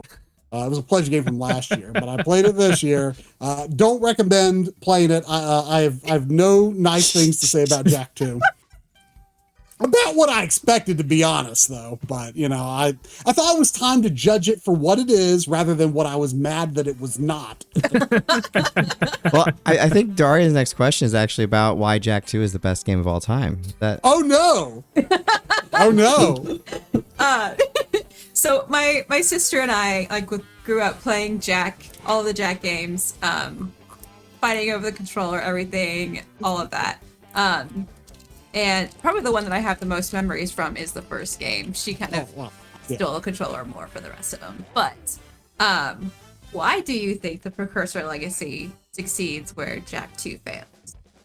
I mean, I think it's and to be clear, I haven't played Precursor Legacy since it came out. I 100%ed it when it was new, and I've not played all the way through it since. So, that aspect isn't super clear in my memory, but it's a whimsical, game that has, it seemed like Naughty Dog had an idea of what they wanted to do with it. And, I think the, very expressive cartoon animations work really well in that game. And then when it comes to Jak 2, it's like just such a cynical game, and in what it is and how it presents itself, and it's just like it feels like they wanted to throw away all the fun and all the whimsy, and just chase the trends set into motion by Grand Theft Auto 3, and and then they put you in this dystopian futuristic city that's just so depressing, and it's just, but then you still have that Looney Tunes animation, and it's like, who did they think this game was for? It's not that's not going to appeal to the people that like Grand Theft Auto, but maybe it appeals to the kids who want to be allowed to play Grand Theft Auto, but they aren't. I don't know, but it was, I've already written my little bit for the games we played in 2025 for Jak 2. And it's all positive. Man, it's. I mean, I skipped the game when it came out because I'm like, what? They gave. It goes back to what we were saying about silent protagonists. It's like Jak was a silent protagonist, and I liked that, right? And then it's like, why does he have to be all gruff and grumpy and have guns now? It's why? Just so out of place. It's just I don't have a problem with games, being like that, but it felt like they were just throwing away what they had built. And what prevented me from getting into those games? The first one I played was Jak 2, and I was like, I don't know about this. And for years and years, it wasn't until Daria actually told me to play Precursor Legacy, and then I found out that it's great. So very technically impressive too. Yeah, I mean, the seamless world and all that, crazy. And there's no loading time. Yeah, pretty amazing. It's just seamless. So video game systems in the past had really unique hardware that allowed them to excel at different things. It's something that I love to talk about, is the various quirks and things. What are some of your favorite quirks of the video game systems of the past? Something that one really did well that others did not for certain gens? I mean, kind of the lowest hanging fruit one is probably mode 7, right? But as time goes on, I actually kind of start to resent mode 7 a little bit, because when you see 8-bit systems try to fake 3D, in some ways I feel like it looks so much more interesting than mode 7. You look at games like Rad Racer or something like that. You actually have a simulation of hills just with this line scrolling effect on the NES, right? And with mode 7, all racing games became flat because it was just the thing you would do on Super Nintendo, of course. There are some exceptions, plus, stunt racing effects, of course. But kind of one of the things that I think about the most these days, and it's not really a hardware feature. It's actually probably the worst thing about the hardware, but it gives the system such character to me. I freaking love the green screen of a DMG Game Boy. Oh yeah. Like I've really come to realize in recent years, like just how much depth the low contrast nature of the screen gives the games that were designed for, because they were designed with that in mind. And sometimes there's a very sort of the backgrounds can be abstract, but in a way where your imagination really fills in the gaps of, you know, you might just see like the way that the clouds are lying over a mountain or something like that, or the mountain might not actually have much detail, but in your head you see so much more. And I did that video last year where I compared a bunch of games that could be played on original Game Boy, Game Boy Color, and Super Game Boy. And sometimes I think a lot is actually lost with that Game Boy Color conversion. You know, because they try to ground it more in a way that doesn't really work. And I feel like where your imagination fills in, you know, I like to have that nasty green color. You know, back in the day, I thought the Game Boy Pocket was an improvement, because it's like in your head, you're thinking this is a black and white system. It's just that the screen wasn't black and white, and the Game Boy Pocket is closer to black and white. But like looking back, like it just doesn't have nostalgia for you. In fact, I don't know how well you might be able to see it, but on my phone here, I actually have like I made like my own custom like Game Boy. My phone background is like That's awesome. The four shades of the DMG Game Boy. That is so cool. It's not showing up super great there, but well, maybe if I hold it a bit of an angle there, you get. Yeah, you can see it. Yeah, you can see it. You can see it. I made my own like.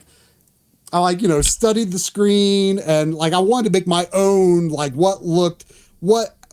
how my eyes interpret my own DMG Game Boy screen. I wanted to make my own palette for using on Mister, that just, you know, I thought was better than the ones that were already available to my taste. And I'll, you know, like, oh, I'm just going to make that like a really simple phone background. That's awesome. The Analog Pocket, I love using the DMG screen, so it's grown on me as well. Yeah. Well, and that's why I'm not, you know, people keep asking like, oh, are you going to review the Chromatic, which is that FPGA Game Boy that came out like a month or so ago. Yeah. And you know, the idea behind making a native 160 by 144 screen today is, you know, that's a worthy endeavor. But I personally really hate how the colorization options that you have for original Game Boy games on Game Boy, like I think they look just really. And I was always like, from the day I got it, like disappointed that like, wait, this doesn't support the Super Game Boy palettes. I can't like choose my own shades for everything. Like that was so freaking cool. And so like it would only, to me, like the Chromatic only sounds like it would excel as being a Game Boy Color. And you know, things that you would want that are pre-Game Boy Color, I don't think would look as good. So that's where I think the Pocket, I'm pointing as if you can see it, but it's sitting right over there. You know, because it's got that 1440p screen, it was super dense pixels, it can become a Game Boy Color screen. It can become a Game Boy Pocket screen. It can become a DMG screen. So that flexibility, I think, is to me the better solution. Mm-hmm. So let me ask you this, kind of just talking about that flexibility a little bit, just in another sense. So like one of the things that always, you know, back in the 80s, especially, what really fascinated me with game development was you had arcades, and then you had everybody trying to make home console ports of those fantastic arcade games, and you came out with some wild stuff, like whether it was Strider or like, hey, how do we make Gauntlet into a home game when you don't have to worry about sucking down quarters? Not just the technical limitations, but just the circumstances of how you play on a console. Can you think of any games like that that really stick out to you, where you think the home version like surpasses what they did in the arcade? Well, I mean, the obvious one is Contra, of course. I mean, I think Arcade Contra is a terrible game, and NES Contra is one of the greatest games ever made. Yeah. You know, I was actually not the biggest arcade kid growing up. To me, arcade was always like the one bright spot of going to the mall, you know? Because otherwise, to me, the mall was like, oh, my mom's gonna make me try on shoes. Mm-hmm. You know, like I thought going shopping was so boring, and like getting to go to the arcade was like the one thing. But like I never like spent a lot of time at them, and like I've never really been that good with like joysticks. I'm still to this day just not that comfortable with like arcade style controls. I much prefer a D-pad. So yeah, it was always cool to see like how arcade games were flashier, but I always preferred the home experience. It just felt better in my hands. Yeah. So I actually, you know, I think this is an unpopular opinion. And especially like having played it much more recently. Actually, just a few months ago, we did it, Drumble and Lindis, and I did it on the Backloggery stream, the Ninja Turtles 1 and Turtles in Time arcade game. Yeah. Turtles 1, like the arcade, I don't know, it looks really good, but I don't think it's that good. I like the NES version so much more. I like I feel like kind of the field of view is a little more expanded because your turtle is a little smaller. The enemies are a little smaller. You can kind of see a little more what's going on. The controls feel tighter to me. The new levels I think are really good. It's an unpopular opinion, but I do like that home version more personally. But I will say, like arcade games in general, I've come to have a much greater appreciation of them in more recent years, and a lot of that has been born out of what Drumble came up with for, you know, how he personally plays arcade games, and then how we do them on streams where we have to earn credits. Yeah. I think this is an idea that we might have originally gotten from it's actually not a game I have much experience with, but I believe it was Ikaruga was the first one I heard of, where like the GameCube version, at least, maybe the Dreamcast version, I'm not sure, like where each time you play, you kind of like earn credits. Oh yeah. Yeah. That, you know, is permanently saved to your file. Mm-hmm. And, you know, I feel like that is very important. I don't think that just, you know, popping in a bunch of quarters and, you know, blowing through an arcade game is a very satisfying experience, even if you have the ability to do so. You know, virtual quarters in the case of emulation is what I mean. I wouldn't put a bunch of quarters into an arcade machine. I mean, as a kid, I always thought they were too hard. So I was like, well, why am I going to waste my quarters on something I know I'm not going to get very far anyway? So, but I always used to think like, oh, arcade games are just designed to be, but using that system where we have to earn our own credits, you know, even if we're playing on Mister or something like that, you know, as long as we get past the point that we died out at last time, we get one more credit per. And that has made arcade games much more engaging for me. And especially with the Mister, you know, having really taken off and being such a great place to play arcade games. In my estimation of arcade games is original. But you know, let me tell you, I'm going to be using my Nintendo Switch Online Super Nintendo controller on the Mister with them, not a arcade stick, personally, or the Genesis Nintendo Switch. Those are like my favorite things, by the way. Like I like that is like actually like a deciding factor whether I buy like a retro style game for like Switch or PS5. Like if there's a reason to suspect that like the PS5 version could be better than, like, tangibly better than the Switch version. I mean, hey, I can fix the non 4K aspect with the RetroTink 4K, you know? But like, I'm like, but those controllers, I love those Switch Online controllers. That is absolutely a deciding factor whether I'm going to buy a game for Switch or PS5. I probably use the Super Nintendo game for like half the game, Super Nintendo controller for half the games I play on the Switch. That's awesome. It's one of my favorites too. I've got several more comments here I want to read off before we end the stream. Storm Eagle said, Thanks, Try. We'll look into Retro Tank 2X Mini. Also, DKC 1 and 2 are Peak Aquatic Ambience, greatest song in the whole DKC. Jeez. Hot topic Spitzer tonight.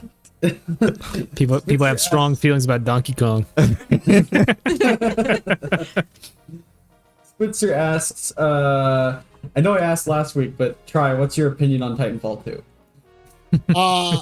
I've not played. Well, I mean, I played like a couple of levels into it. Like way back when I did that first video we did on like 4K gaming, like, you know, kind of an overview of like all the considerations that go into making sure your systems are working correctly on a 4K. And there just like weren't that many games available yet, really, between like PS4 Pro and Xbox One X that like actually supported resolutions above 1080p or supported HDR. Like it was still, all that was kind of like very slow to be adopted. So I was on the lookout for games that supported those features. So I heard Titanfall 2 was really good. It was really cheap. So I got it and I played like the first 2 levels, just mainly for capturing footage to put into that video. And I understand it's really short. I understand it's really amazing. People keep telling me to play it. I already kind of know at least one twist in it, unfortunately. But like, yeah, I mean, apparently it's like a really standout first-person shooter. So I'm not like first-person shooters like I like, but it's like not like one of my go-to genres. But like when they do something really special, like, or you know, I've been really into Night Dive Studio and all the work they're doing on reviving the boomer shooter era of shooters. Like that's actually something I missed out on back in the day because, you know, I played a little Wolfenstein 3D and I people play Doom, but this isn't what you would expect like a 12, 13-year-old boy to think in the 90s, but I was like, I was like, oh, games like Mortal Kombat, games like Doom, like the only reason people like them is for the violence. There's not actually. I turned my nose up at violent games because I do think there's an element of truth to that. I think that probably most people played them for the shock value. But the reality is, like Doom in particular is a freaking amazing game. And I actually didn't really experience it until more relatively recent. So that, you know, Night Dive Studios is almost like a friend, like recommending all these retro games to me. Because I'm like, okay, these guys know what's like a good game to do a remaster of. Like, I want everything they do. And usually it's awesome. Awesome. But yeah, so I guess I'm more into like the older styles of first-person shooters, but I'll play a modern FPS here and there, and I should really prioritize Titanfall 2. Campaign's awesome. Campaign is one of my favorite. I'm not even a very big FPS fan, and I love the campaign in Titanfall 2. Well, we've been going on here for a little over an hour and a half now, so it's about time to end the show. This has been so much fun. I have had so much fun chatting about games with Try. This has been absolutely amazing. Before we go, Jack, is there anything you'd like to? You know, this week, I think I just want to kind of shout out Dragon Age: The Veilguard. Been playing a lot of that. I'm about halfway through, I think. I just got a big twist, big boss fight kind of thing, so it's really picking up. It's really got me. I'm really looking forward to continue playing it. Is it easy to get into if your memory of the first 3 games is very hazy? No, yes. So I won't give away too much, but if you played Inquisition, that'll help a lot with at least setup. But I just don't. I barely remember it. There's a thing at the beginning of the game where you can actually kind of set up how the world is when you start. So if you don't remember it all, it gives you a little bit of background, but there's going to be gaps for at least the first hour, and then after that it's fine. Like it doesn't really matter. Cool. Awesome. Logan, anything you'd like to say before we head off into the sunset? If anyone's still interested in Star Wars, well, in the audience right now, I am. just finished watching Skeleton Crew, and that has been such a good show, so I highly recommend that. Awesome. And Daria. I'm currently playing my way through Assassin's Creed Odyssey. My first Assassin's Creed game that I've played, and so far I'm really enjoying it. I'm really drawn to like strong characters. And I really like the character of Cassandra, so I'm excited to continue to make my way through that. Awesome. And Try, is there anything you would like to end the show with? We'll give you the last word. I mean, you are always so good at plugging everything I'm involved with. So I hardly know what else to say. You always make a point make it a point to shout out the backloggery, which I always appreciate. That that's someone who knows my roots, right? Oh yeah, you're very welcome. I love the backloggery. I really do actually use it. I'm not just. I have Breakman X. I have an account on there. So yeah, I've seen it. Yeah. But thank you so much. I really appreciate your time, and thank you everybody for listening. We will see you on the game show, same time next week.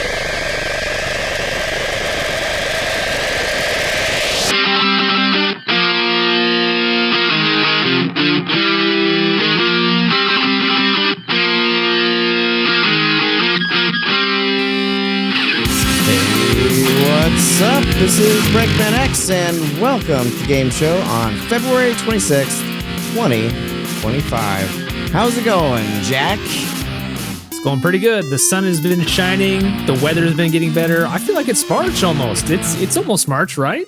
It is almost March. Yeah, it was actually kind of warm today, which was very nice. And Maul is not joining us today. He's out for some family reasons, but he's joining us via hologram and in spirit, so he's down there. But Logan, how are you doing tonight, sir? Doing fantastic. I'm also happy for the warmer weather here. Yeah, it's It's nice been to way not too be cold. completely frozen, right? Mm-hmm. And Daria, last but not least, of course. How are you doing? Not too bad. I've got my coffee and I'm all ready for the show. Nice. Yeah, the coffee's necessary. I was just mentioning to everybody, I have a lot before the show so I can have some little bit of energy for going all day. All right, well, let's get into it. Now we've got our special guest, Coury from My Life in Gaming. Hi, how's it going? Going great. We are so happy to have you. So a little intro here before we get started. The Game Show is a celebration of video games and our collective interests mixed with a healthy dose of humor while bringing in our favorite people in the game and movie industries as guests. So for our guests, My Life in Gaming is a popular retro gaming YouTube channel with over 230,000 subscriptions where Coury Carlson and Marc Try4ce Duddleson recollect their experiences with video games over the years, explain how to get the best picture from your retro consoles, and occasionally mash up new video games with VHS technology from the 80s and 90s. And now he's here with us. Woo! Happy to be here. Yes, awesome. And one thing I mentioned to try as well is My Life in Gaming to me is like this great celebration of gaming. And the kind of camaraderie that you two have really remind me of kind of our friend group that we had in college. And, so it's just really awesome to watch y'all. It's one of my absolute favorite YouTube channels. So we are Thanks. very, very happy to have you here. And Jack, you want to go ahead and get us started? Sure, let's kick it off. So, Coury, thank you so much again for being here. Really appreciate it. We had your counterpart, like Matt said, Trice, on about a month ago or so. Mm-hmm. We asked him how he got started doing My Life in Gaming. So, we got his perspective, but can you give us a little bit of your side of the story about how you met him and how things really got started? Sure. So he was one of the people who ran the website, The Backloggery. And, I had spent a lot of time kind of getting out of games. Like when I moved to New York City and I really focused on my career, like finding a job in post-production. And then when I kind of got settled, I started finding myself and got married. Started finding myself getting more and more back into video games. And I found the Backloggery. And that was a site where it really changed the way that I was, I guess I was struggling with games prior to that, where I would get a whole bunch and I would start them and I would never finish them. And I think a lot of people have a similar problem, right? Oh, and undoubtedly, yeah.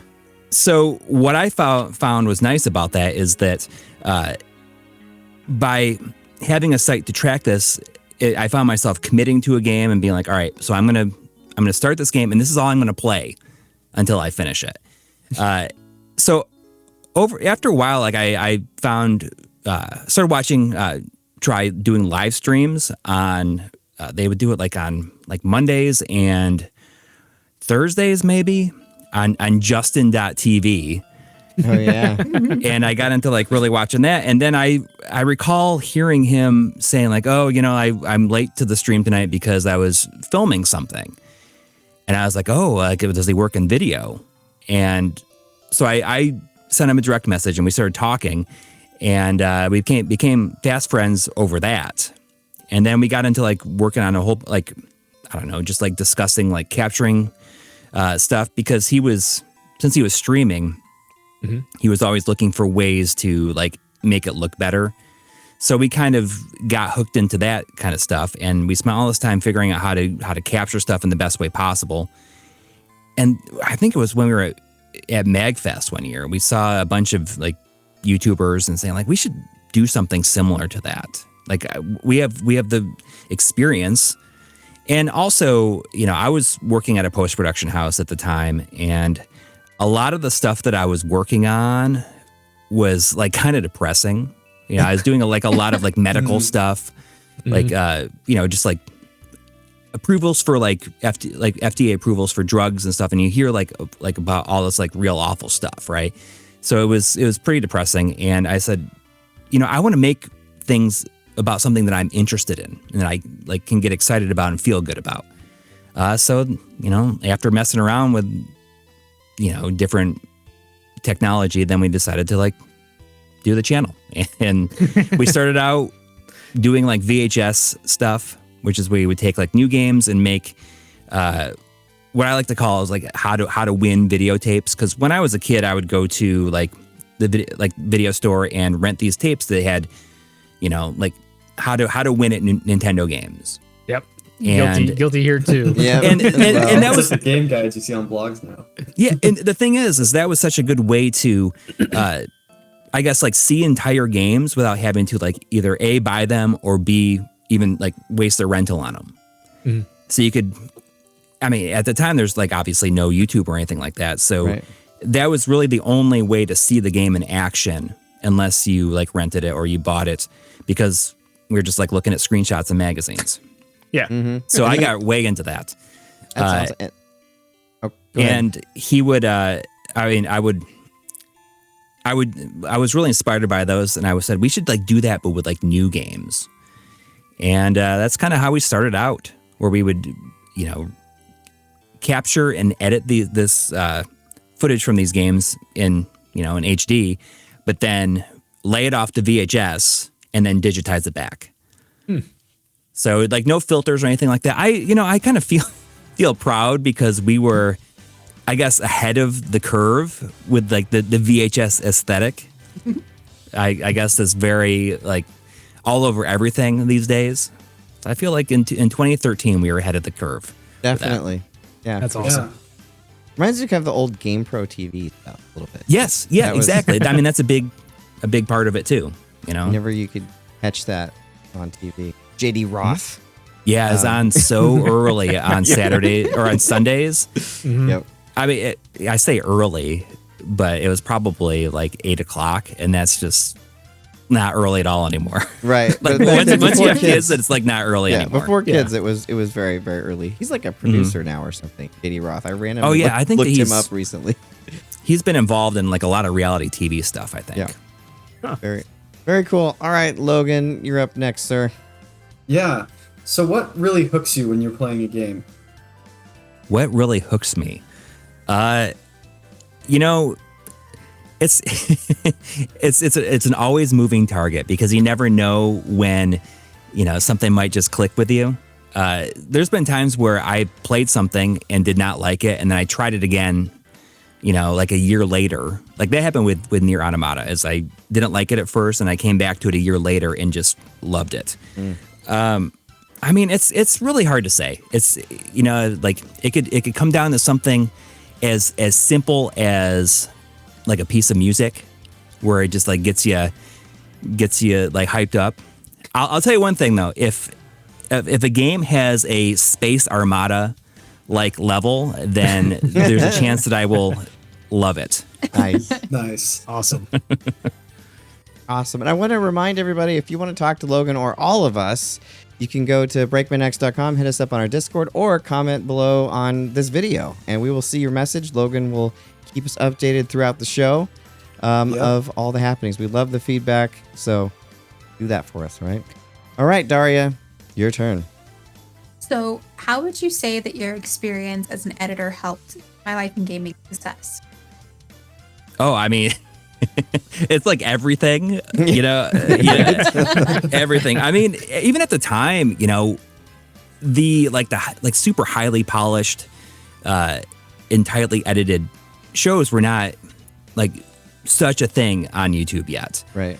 So that was part of the pitch. Like when Try and I were talking about it, we were like, we can just like use our experience to like just like make really, really tightly edited content that that looks good, and it would be far ahead of like what a lot of people were already doing, or than where a lot of people were at that point.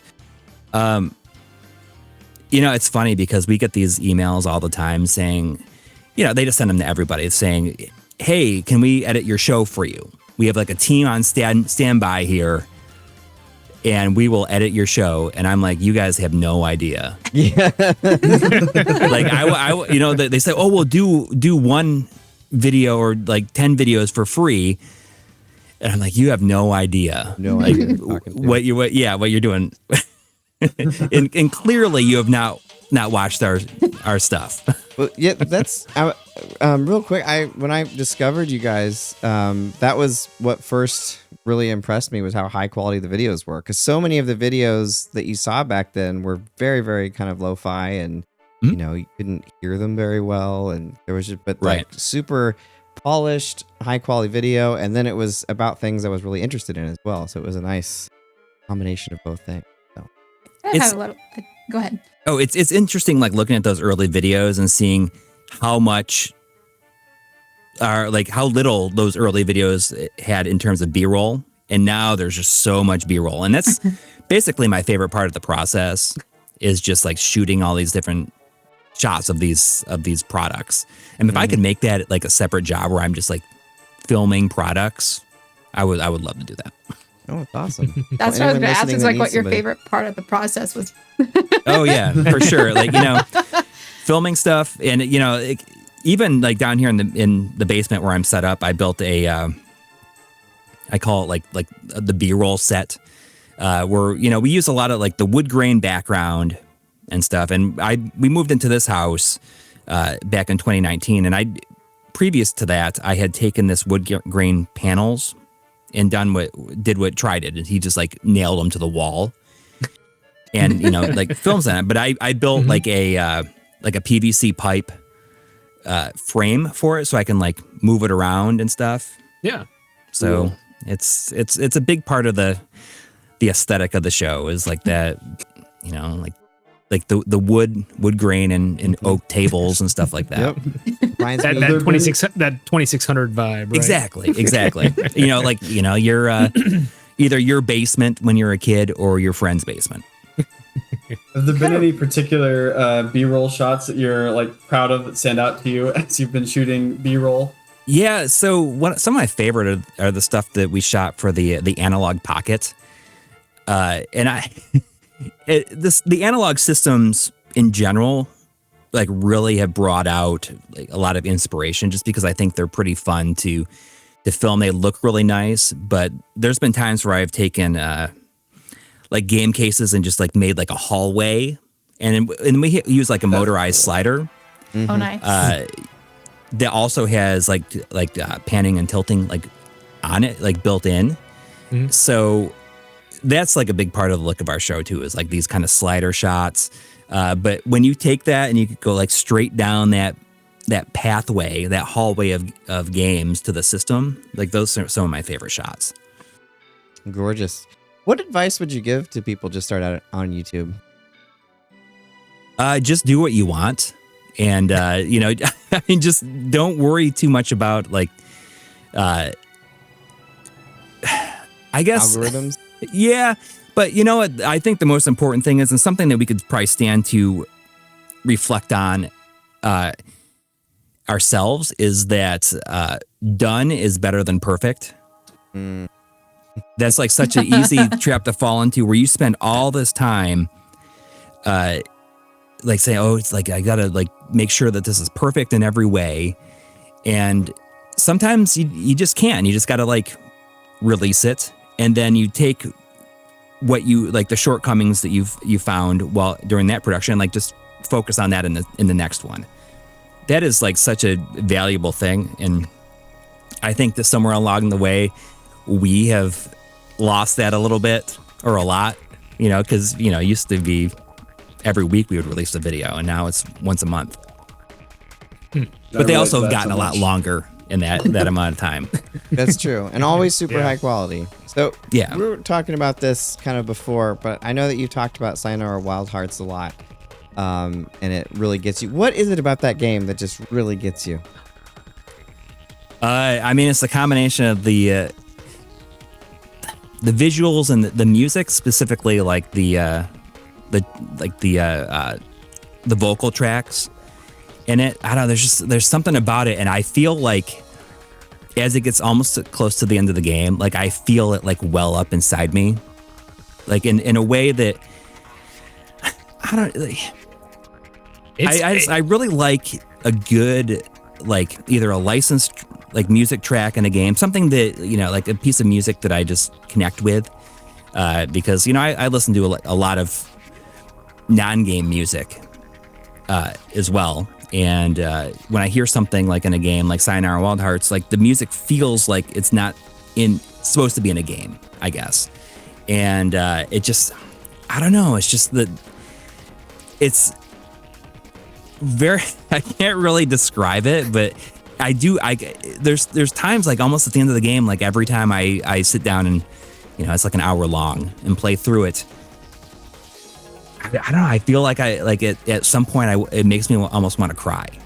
I don't know. It's just like so beautiful. It's an Very amazing enveloping. soundtrack.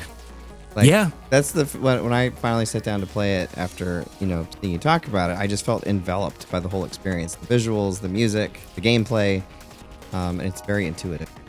Awesome. Yeah. It just, in every single song vocal track on it is so good. Mm-hmm. Is that all you guys played it, or? Oh yeah. I have Yeah, not it's- tried it yet. I have not either. Have Oh. too soon. It is. It's an hour long. It is an hour long, and Yeah. absolutely worth taking that journey. You know, it just came out on PS5, like a 4K version, has 120 FPS if you have the ability to use that. Means Yeah, the means to do that. Yeah, it's just it's. You know, I think about it so often that I think that it's like slowly crept into probably my top 5 of all time. Oh wow. Like That's like awesome. with definitely in my top 10. I'm not sure if it'd be in top 5. I don't even know what would make up my top 5 completely, but I think that it's like it'd be higher than the top 7 probably at this point. Gotcha. That's cool. awesome. So I've got a quick comment from Fenris who says, Corey listens to non-gaming music? Impossible. Impossible. Possible. Yeah. I mean, there's times where, you know, there's just something awesome about like hearing a licensed track in a game of something that you know, like outside of it, and then it's, I don't know, it's the same thing with movies, or even just when you're like out and about, like with friends, and you hear like a song that you know, and it's just like it's like a high unlike anything else. Can I give you a little inverse of that? Like, Sure. So one of the Kansas City Royals players a few years ago, he used the RBI baseball theme as his walk-up song, and I Oh my literally gosh. like teared up every time he went up to bat. I was like, "This That is is cool. amazing!" That's That super is so cool. cool. And it's like if you know, then you know. Yeah, yeah.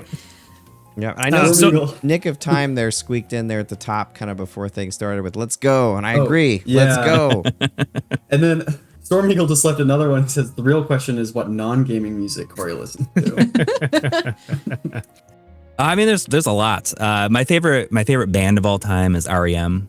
Nice. I saw them when I was in 10th grade, and I firmly believe that it is a pivotal point in my life. It changed my life. Radiohead opened for them. It was like right after their second album came out. Oh wow. Wow. But I mean, What a cool time period for music. yeah. Yep. September 29th, 1995 it was. And I just that's awesome. remember like that as being like a very important moment of my life. And I can visualize it, you know, like That's amazing. so detailed, like with such detail. So kind of piggybacking off of topic of music, My Life in Gaming features a lot of really great music on your videos. What are some of your favorite soundtracks, and do any of them have any special memories tied to them? One of my favorite soundtracks of all time is Skies of Arcadia, which is, you know, Ooh. a great soundtrack. If you played it, then you know. And that soundtrack kind of gets butchered on the GameCube version. Yeah. The compression is atrocious. actually. You know, like I never played through the GameCube version because when I heard that, I was like, I can't handle it. It sounds too bad. It does. What are some other ones that jump in the top of my head? Like any of the Ys games have great soundtracks. Like, you know, Falcom Anything is pretty great. Another one of my favorites of all time is Ikaruga. If you ever played Ikaruga. Yes. Great soundtrack on that. Love it. Yeah. I mean, shooter soundtracks, you know, a shooter, that first stage music can make or break the entire experience, I think. Absolutely. And, you know, you play something that's just like gets you real hyped up, then, you know, like Ikaruga is a good example of that because that first stage music. Oh, you're in. You are in, like are 100% in. You want to shoot some things. Gradius 3, you know, Darius Twin, any of those. Oh, Darius Twin is one of my favorites. And, you know, it's such a weird sounding piece of music. You know, it uses the SNES sound chip to like, you know, it's almost like squealing. Yeah. But that first stage in Darius Twin is something that is like burned into my brain. And I didn't own that game for so long, and I only rented it once, but I never forgot that first stage music. Midnight Resistance is another good one. Oh, that's a good one. Sorry. It hit my brain. Like jogging memories as we're talking. Every time you mention it, I can like start to hear it. That's a great first stage music. And another favorite of mine is the game Quartet on the on the Master System. Oh yeah. A great soundtrack on that. Space Harrier, of course, Outrun. Anything Sega, you know, is Sega from the 80s. I've got that like on constant loop in my car, just driving around with it's either Super Hang-On, Outrun, or like Quartet or one of those games. Yeah. And there's like the Sega SST band, you know, does like the covers of it. And then I guess they like reformed under the name Blind Spot. Oh, I didn't. That's cool. Yeah. Yeah. There's some concerts on YouTube you can see that they do some live stuff. It's pretty good. Yeah. Awesome. I'll have to check it out. Jack Burton was the only person that I'd ever known that listened to game music in his car besides me. I never told anyone, but I did. And all of a sudden I get in the car and he's got like a CD of Castlevania. It was great. I mean, like I'll put some on like my like iTunes or Apple Music playlist, but it's very rare that I'll listen to an entire soundtrack in the car. Just I don't know. There's just too much other stuff that I want to listen to, and I've also just like, you know, trying to listen to some stuff, just like non-game music that I feel that it has like a reputation, and I want to just like listen to it once, or it's been recommended to me, and just like, you know, like my friend Chris from Classic Gaming Quarterly, you know, got me into Minutemen and stuff like that. You know, so it's awesome. I listened to Gunship because of you. Well. Oh yeah. Yeah. Good. That was like they were like my intro to synthwave. I think I saw the Tech Noir video, and I was like, "What is this?" It sounds like my childhood. Yeah, it does. Definitely driven around to that. But all right, Jack, you're up, sir. So Coury, have you gotten the chance yet to play Avowed? I know it just came out a few weeks ago. No, actually, my experience with Western RPGs is super limited. I gotcha. And that's something like maybe I'll check it out at some point, but I do not feel like I need to play it. I don't know. Like I will. I mean, would Baldur's Gate 3 be considered like a Western RPG? I think so. Yeah, I think so. Yeah. So I'll try that one. Like I bought that one, and I will give it a shot. But I don't know. You know, I guess would Mass Effect would be like be considered a Western RPG? Consider that one. It's just that, you know, like I never played a lot of RPGs on PC, like growing up. So I just didn't really, I just didn't feel compelled to check out those kind of games, I guess. I'm there with you. I've always been more of a JRPG. Yeah, person. absolutely. No, fair enough. No worries. Yeah, I just you know, it's one of those games. I'm a big Skyrim, a Morrowind fan. Like I started playing it, and it just really hooked me. And like I've been trying to find somebody to talk to about it because it's like it's like AA. it's not nearly as huge as like a Skyrim. Like I don't feel like I'm gonna get 80 hours sucked into this thing, but it's still open enough, and there's still plenty of unique things. You can tell it's just kind of handcrafted by a team that did like wanted to just fill this world full of stuff, and it's so I'm like 10 hours in, and it's really got me. The Pillars of Eternity, didn't they?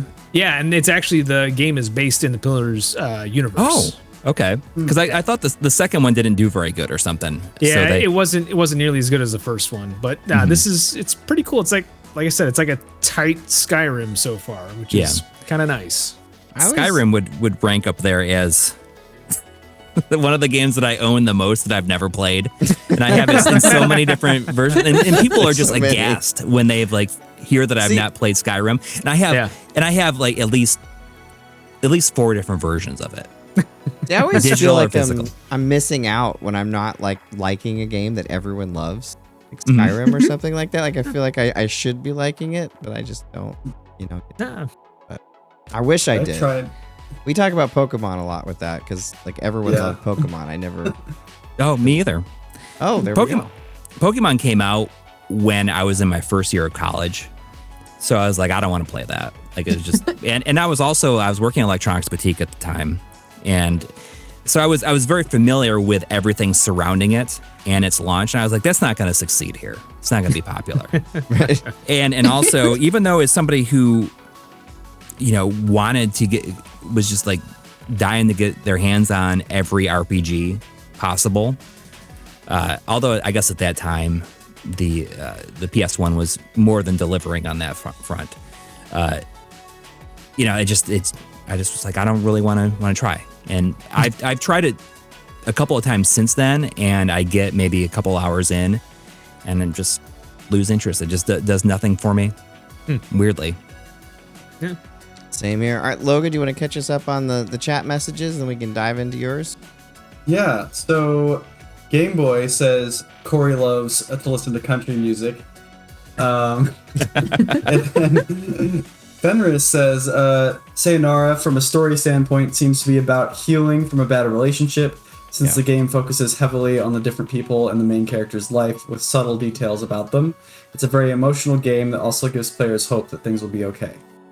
Yeah, I'm really gonna have to try this. That sounds incredible. Yeah, it is. She kind of goes through these different relationships, and they all seem to end badly, and until she becomes happy with herself, I think that's the only time that she'll find the relationship that she wants. I mean, it's built as like a pop album video game, and that's exactly what it is. And there's obviously like a lot of interpretation that you can make, as like all songs, you can interpret like what they mean.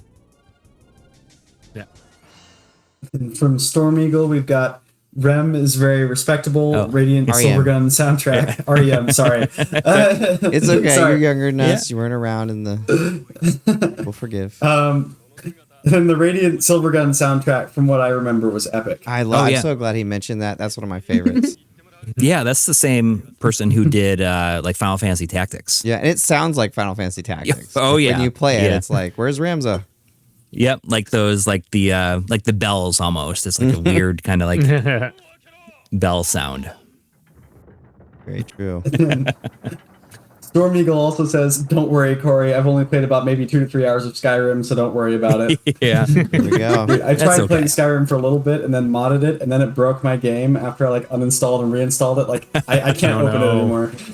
Yeah, the horse just won't open the gates at the beginning of the game, and it just gets stuck inside the wall. And then Fenris says, "The level of disrespect on Pokemon from Coury is crazy." Crazy, yeah.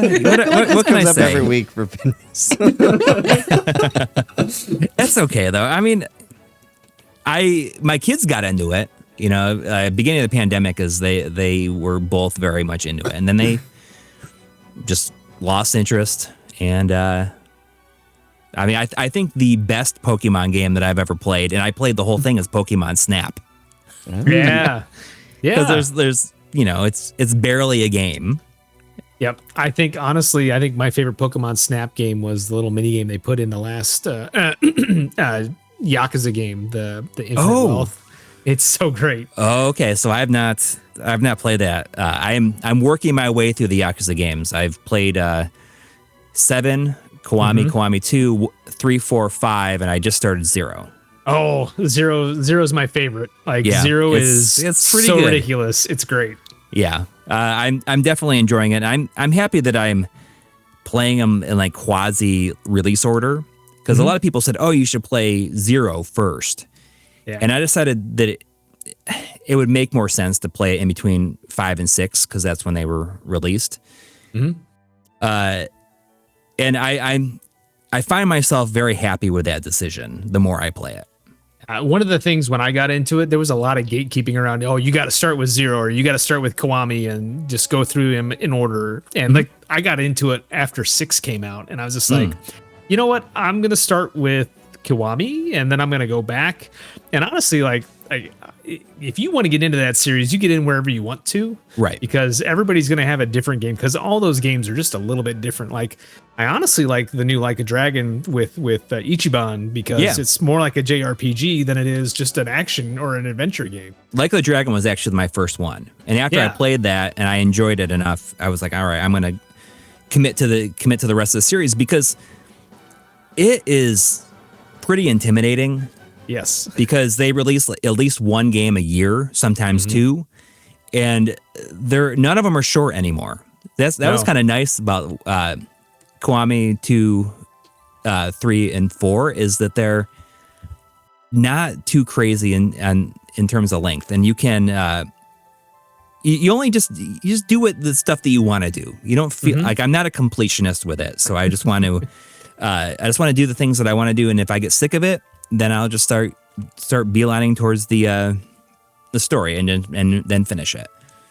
Yeah, awesome. Well, yeah, when you do pick up Infinite Wealth, definitely spend time doing the Pokemon Snap for sickos and the Pokemon Battle for sickos too. What are they called? Sujimon? Is that what they're called? Sujimon. Yeah, it is. Because they were in 7 also, but like not to this level. Oh, they take it to a whole nother level in Infinite Wealth. It's amazing. Isn't it insane that they can just crank those games out like they do? It is. I mean, I don't know how they do it, but I think that they're able to do so much because they reuse the city and just like add like little layers to it. So the city becomes its own character in a way. Yeah. And it's kind of nice going back to them each time. It's like, oh, I already know this layout. I know where to go and what to do. Or, oh, here's a familiar thing. Oh, here's something that's changed. That's what I am liking about 0. It's like, oh, you can see right here that, this is where Millennium Tower will be and stuff like that. It's very neat to have that intimate knowledge of the city and then going back to 0. Yeah, no, it's great. But yeah, I'm very excited. After I finish up Avowed, my next game is the Pirate Yakuza game. I've heard that one. Majima's the best. Yeah. All right, Logan, do you want to head into your question, sir? Of course. So, what's your favorite new tool to play games? Is it like an accessory, like a controller, or maybe a scaler switch? I mean, the RetroTank 4K is like the best. Although I'm working on we're doing a video on the SVS, which is the scalable video switch, which is like an input selector that you buy the modules individually, and you can build your own like layout for it essentially. And it will plug directly into the RetroTank 4K, and you can set it so that it will, when an input becomes active, it will communicate with the RetroTank 4K and will automatically load the optimal profile for that system. It's cool. pretty amazing.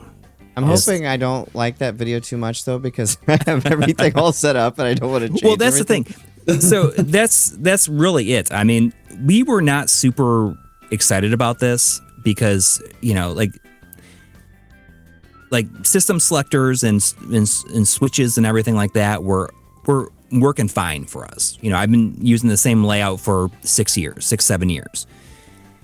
And the idea of just kind of like uprooting everything to use this thing sounded very unappealing. And we received these parts, like I want to say like in December probably. Oh wow. And we were messing around with it, but then we're just like, I don't feel like pulling everything apart. And then, you know, like as time goes on, we're like, we just need to get this done. So I decided to just like buckle down. I spent an entire day like pulling, like rearranging stuff and to like work this thing into my setup.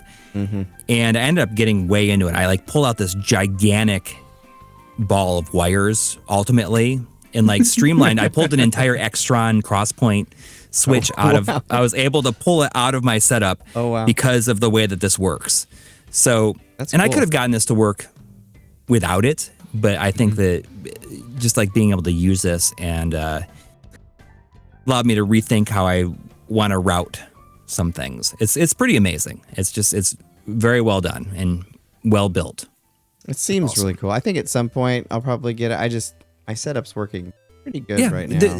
That's the tough part, because if your stuff is already like working fine, at some point you just got to be like, this is good. You know, this really is hard for me. And yeah, it is. But at the same time, you know, like I feel like as I get older, I'm like, oh, I just don't like it's fine. I just want to play games now. You know, because there was when we first, I want to say for like the first like 7 years of the channel, we were just like, you know, like screwing around with like certain aspects more so than of just, you know, like wiring and, you know, hooking up everything. And now I feel like my brain capacity for it is like rapidly dwindling, because I don't know, like I just feel like between like a day job and like 2 kids and, you know, like one of which is, you know, 12 years old going on 17, it feels like it just You got one of those too, huh? yeah. Oh yeah. 13 My brain capacity to think about a lot of this stuff is just like not there as much as, you know, as that's, I'm very, very grateful for Try, because, you know, he's a great like detailed writer for everything. And I have like the hardest time writing scripts. And, you know, I'm very grateful that he is there to help because there's just times where, and I'll just like, I just can't bring myself to do it, and I will push it off and push it off. Especially the technical stuff. Like when it comes to just talking about games, I can BS about that endlessly. I always joke about how, I mean, I tell my wife and kids that I know more about video games than like literally anything else in my entire life. It's awesome. And they say, you know, like they ask me about something. I'm like, well, I haven't played it, but I will tell them a bunch of stuff about it. And I say, it's amazing the amount of stuff that I know about things that I've never even tried. Yeah. And, you know, it's just, You're in I don't good know. company. It's just one of those, it's that subject that just like, whether or not I want it to, it just like sticks in my brain like forever. And it always has been that way. And it's like, you know, one of those typical, my mom was always like, oh, you know, like, how come you can't retain the stuff that you learned in school like this? And it's like, I don't know. I mean, I wish that I could, but Yeah. I will just read something and then I will be able to just bring it up, you know, like years later, like, oh, Yeah. you know, this thing I've never even played. Yeah, there's something about video games that's always been just so sticky. Like it just gets in my head, and always been awesome. This is a good transition point into Daria's question, actually, I think. Go ahead and hit yours, because I think it works with what we're talking about. So, what's the game that you play when you have just a couple minutes and you need something to relax? Like something very quick play. Well, my favorite game of all time to always go back to is Space Harrier. Sega Space Harrier. Which version? I mean, any version. I have a real soft spot for the Master System version, but you know, I'll play any port of the arcade if I can, and or the Saturn version. You know, use it with the mission stick if I want the arcade experience. I had a Space Harrier arcade machine for a long time. Nice. Oh, cool. Got it for a crazy deal, but then I ended up selling it to a local arcade/bar in the area. Seems like you miss it. I definitely do, but you know, at the time, friend. you know, like we had just moved here and we were in a rental house, and I was like, I could use the money, so I did, and I could go to this place and play the machine anytime. But I do miss it, and I don't know. But the Space Harrier is great for that. Lately, it's been Balatro. Yeah. Balatro is fantastic. It's especially good on your phone. You know, like at the airport. Like I can sit there for like however long I need to and just play Balatro. There's something about that game that is just zen-like, and when you get that right combination of game-breaking jokers, it's just like, oh my god, I have to keep going. Yes, yeah, and it's funny because there's just always new things getting unlocked too, and you kind of figure out different strategies. And sometimes, you know, like you'll start a run and you'll immediately die, and but that's okay.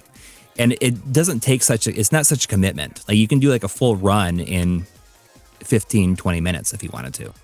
Yeah, Probably and like less. you said, and like the phone version, like you just literally put it down and it's right there when you want to take it back up. Yep, I was playing that game a lot while I was having my cereal in the morning. It's very easy to do. Before that, it was Vampire Survivors, which is also another, like, you know, that requires a lot less brain power, I think, than Balatro. But that's kind of the appeal, is that you can just zone out and play that game, and it's like complete junk food. You don't even remember what happened in the last game that you played. I agree. The only problem with me with Vampire Survivors is I start a run and I want to finish it, and so it's like, too. I know And if it's I like start 30 a run, minutes. Just a few more minutes. It's 30 minutes. Yeah. Yeah. But that's okay. You know, if you got that time. And you can even just, I wish that they would make it so that you could use the shoulder button to like select, instead of using the touch screen or whatever, or using the A button to select like a power up. Oh, You could literally just play it with one hand if you want, and like be on your phone in the other. Especially when you get so powerful that nothing can get even close to you. And it's just like the screen is filled with enemies. Yeah, it's an awesome game. I love it. Thanks for the rec, Jack. I wouldn't have tried it otherwise. But this next, I really like asking this question. But all right, Coury. So you've got the time cleared in your schedule. There's no time constraint. What game would you like to most erase from your memory and experience again for the first time? The first time. Oh my gosh. Oh, Control. yes. That's Sorry, a newer, like that answer. a newer pick, but And Jack and me. just a fantastic game. I love the style of it, and you know, it's just what is going on, like the whole time, and just like the weirdness of it, and the way when I found out that Alan Wake was in it. It was just like, holy cow. Like they're like doing this thing where they're bringing all these games together. Like there'd always been hints about the Remedy connected universe. But I was not expecting that, because like I played it like a year after it came out. And usually I'm a big Remedy fan. Like I will play anything that they release. Yeah. But I was kind of lukewarm on Quantum Break. Yep. So I was not rushing towards Control. And I don't know, I just like popped it in the PS5 version after like sitting on it for I don't even know how long. And I was just like, holy cow, why is this taking me so long to play this? And it just gets better and better, and I just love how weird it is, and that you just don't know what's going on, and just like that brutalist architecture. I just love the style of it. Yeah. Great choice. It's one of my favorite games, and I know Daria's right up there too. That might be one of the next ones I pick up and try, because I got it when it was free on definitely Epic, need and it's to. just been sitting there. You should play it before Control 2 comes out for sure. Yeah. Yeah. I I've do that. replayed it multiple times. Yeah. And you mentioned Alan Wake 2. I've been curious about trying that series as well. You've gotta since play it. Alan Wake 2. You've Yeah. got to play it. So Alan Wake- I'll just try the 3 in a row, I guess.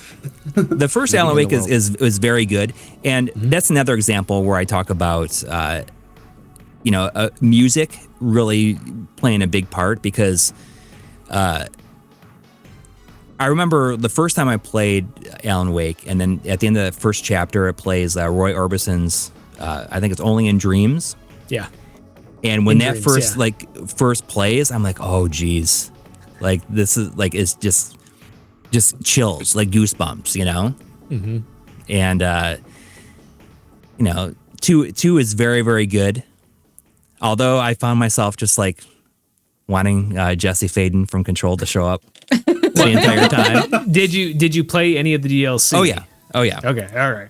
But the Jesse Faden DLC in that takes place before Control, so she's not. I just want her to. I want to show up like Neo in the Matrix, right? Yeah. Yeah. Awesome. Well, Jack. Yeah. So you know, I can only imagine that having a really successful YouTube channel means, you know, obviously you have a lot of playtime and you have a lot of streaming that you guys do on a regular basis. But, you know, I think you hinted at it a little bit earlier, but can you kind of talk about how much time you and Try put into things that other people don't see behind the scenes, like editing, planning, and other things like that? I think that a majority of my day is spent thinking about things that I need to do for the channel, or I want to do, or things that will affect it.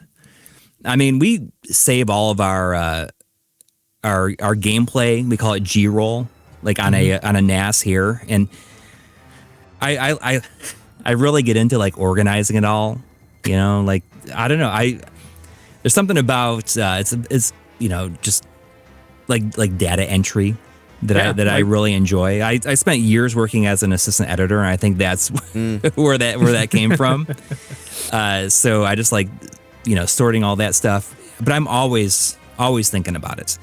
I wish that I could think about it less, but you know, it's just like there's just a lot of stuff going on. You know, whether it's just like shooting some B-roll for something, or scripting something, or just like capturing something. Like, so every year we do these the games we played throughout the year.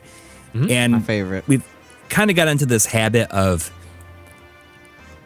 like, I have an ongoing Premiere project that I capture everything for it, and I kind of write it, and I just keep everything in there so that it's all organized for when I need it at the end of the year.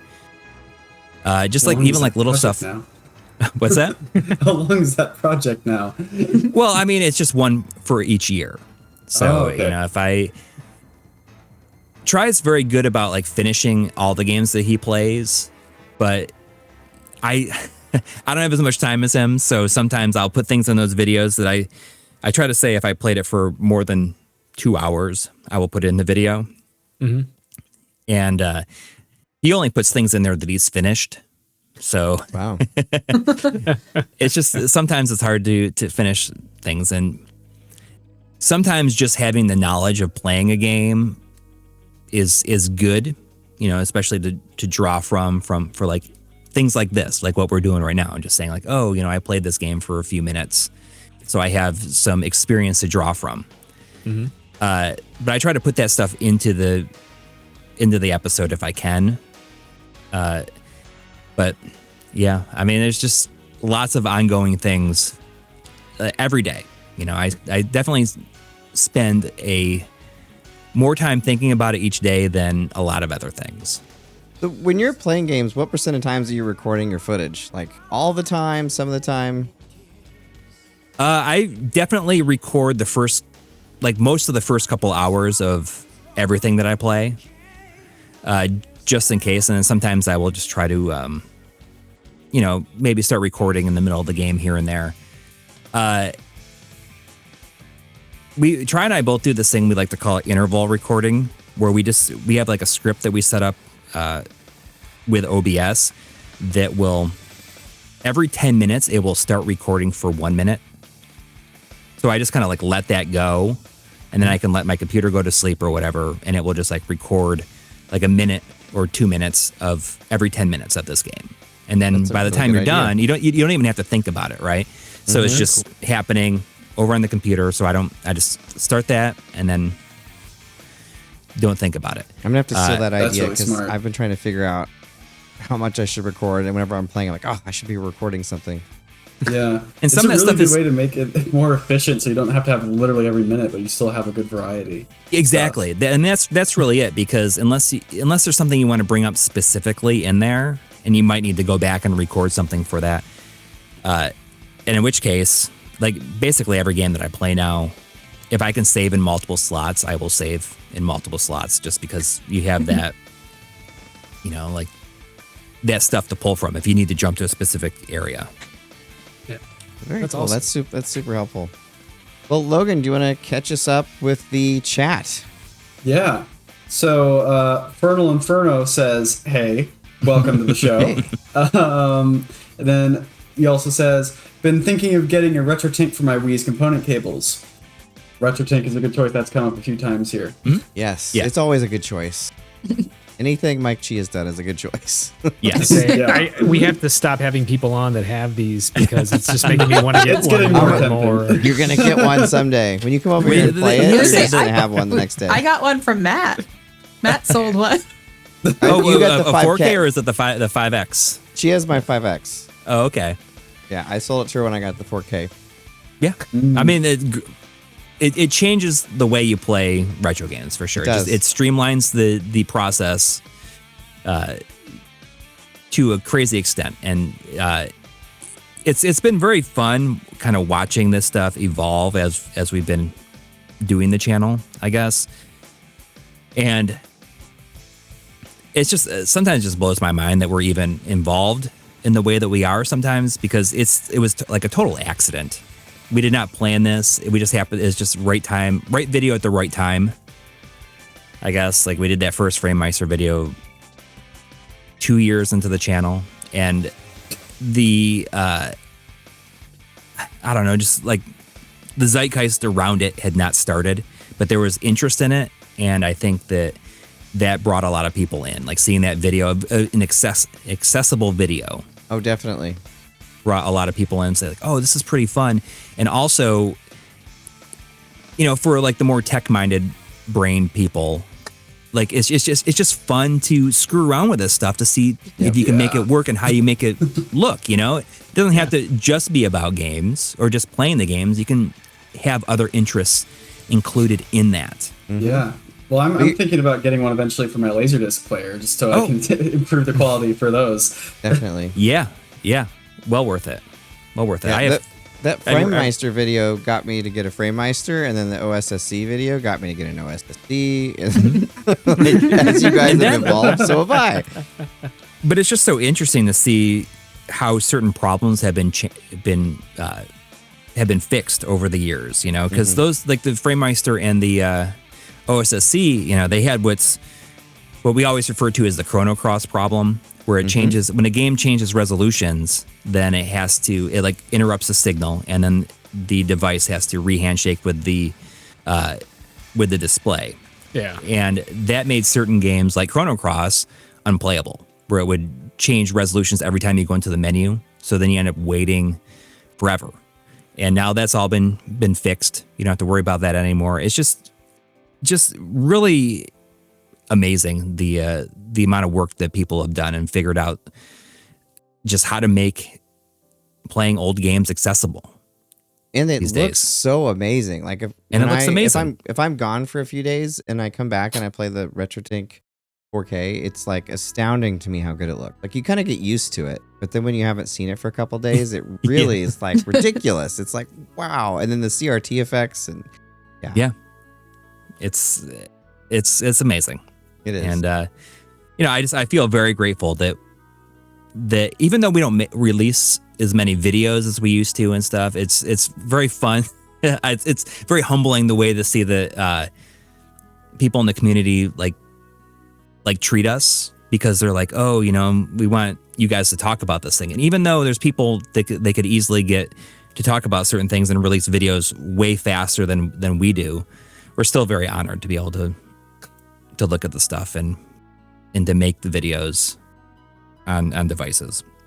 That's awesome. I always look forward to y'all's take on whatever it is, for sure. So Yeah. awesome. So to continue with the comments, Fenrir says, if I get an SVS, it'll be long enough to qualify as a Claymore. But at the same time, I can also swing it around like a lightsaber before mounting it. Yes. You can do that. It's surprising. Like when it's all connected, it's surprisingly solid. But you can, each one you can have 32 modules together. So 32 inputs and 6 outputs. But you can link them together if you wanted to, and it can apparently handle up to 248 different systems at once. Wow. Like, who's going to have that? But I think it's hilarious just how comical of a high number that is. Yeah, let me put my Fairchild on this thing next to Well, my you can do that. Atari. You could literally do everything if you wanted to. I have one with like every single revision of every console. That'd be great. Switch between them. Logan? Yep. So Fenris also says, I still get calls from coworkers and family members about game systems. Having niche knowledge is both a blessing and a curse. Yeah. No, I'm kind of the tech guy from my family. Just having Me lots of knowledge about too. computers Yep. and like troubleshooting is a great skill. And not only that, like I think that we're unfortunately going to be tech for our kids too. Yeah. Mhm. Yeah. Because that generation, they can't do it like we can. Yep. Because the apps. Yep. Everything's all built in and behind the scenes. I felt pretty good. I got my son. I taught him how to use Steam, and so he's learning. Nice. Cool. Yeah. Very cool. All right. Any And more, Fenris Logan? with another comment.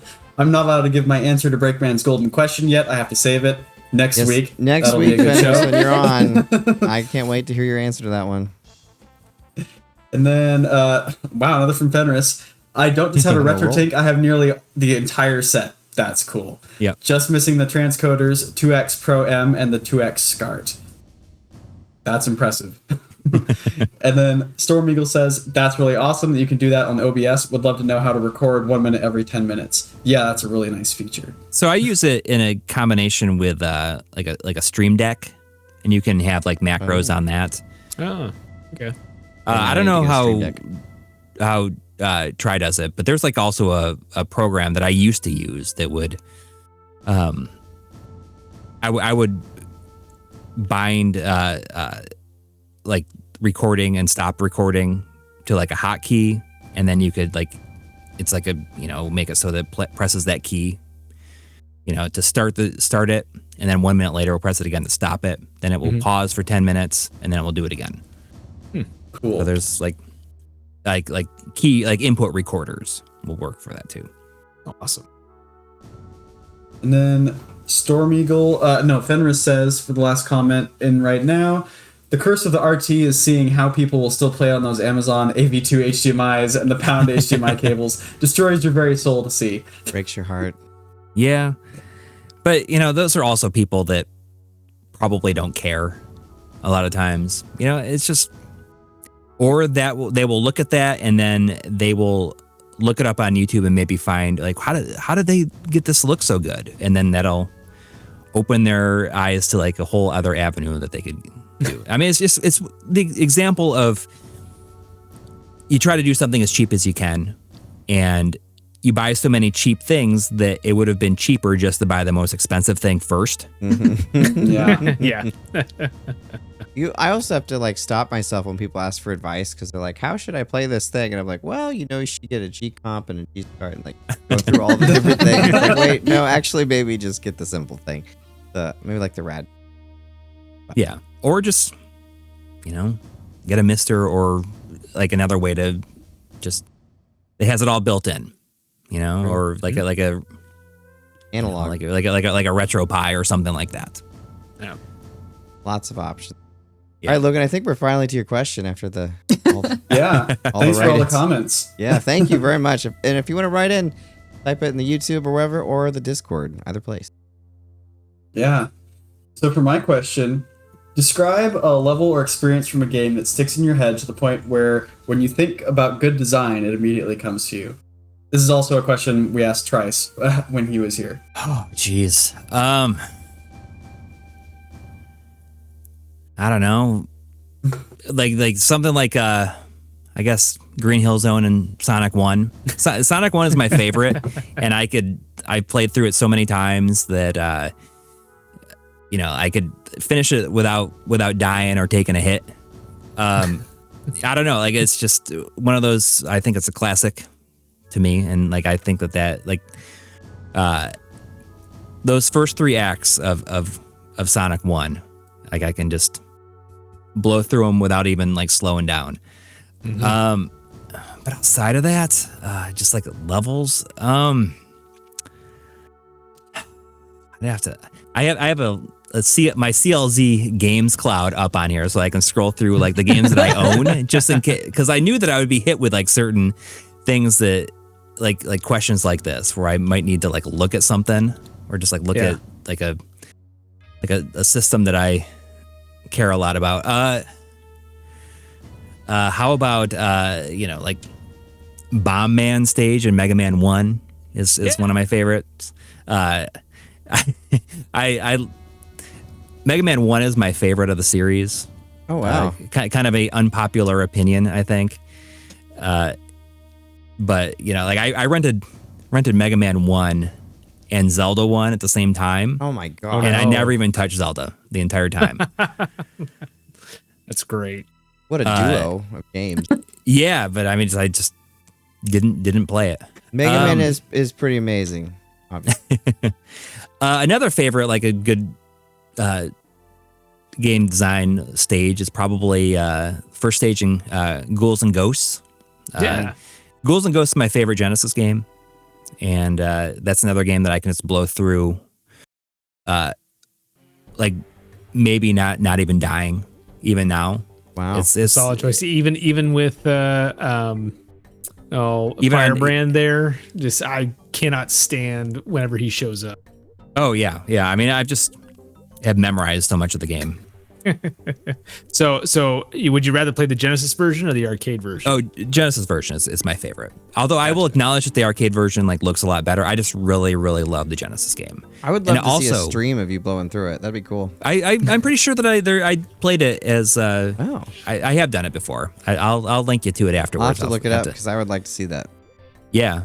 Same. I may have died, but I think I did both loops during the stream. Cool.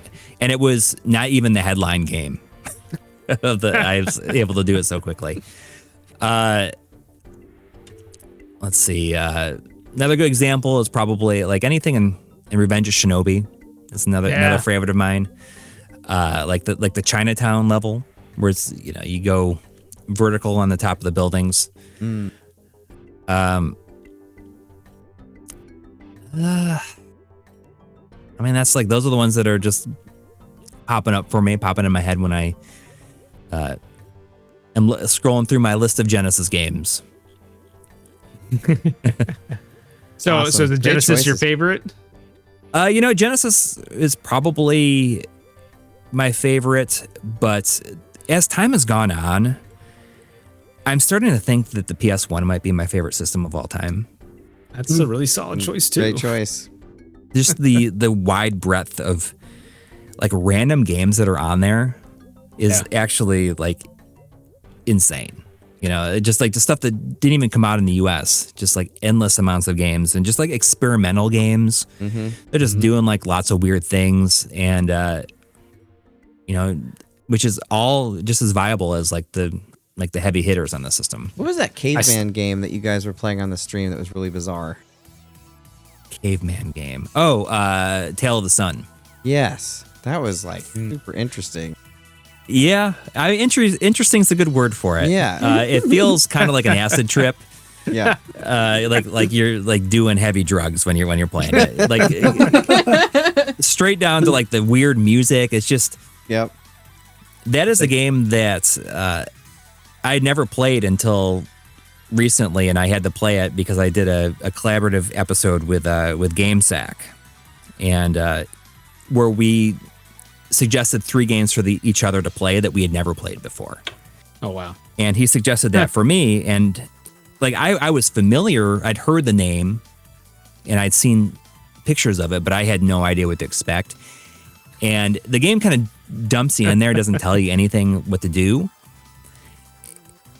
And at first I kind of hated it, but then I was just like, what is going on? And it just drove me to figure out what I needed to do just more and more. Like even looking it up on the internet, it was very difficult to find some like real information of what you're supposed to do.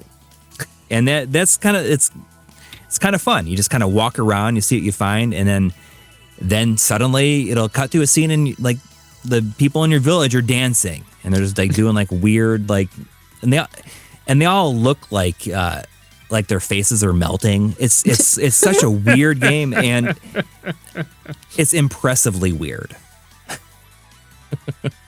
But that's a good example of like the weirdness you can find on the PS1. Another good one's like Incredible Crisis. Yeah.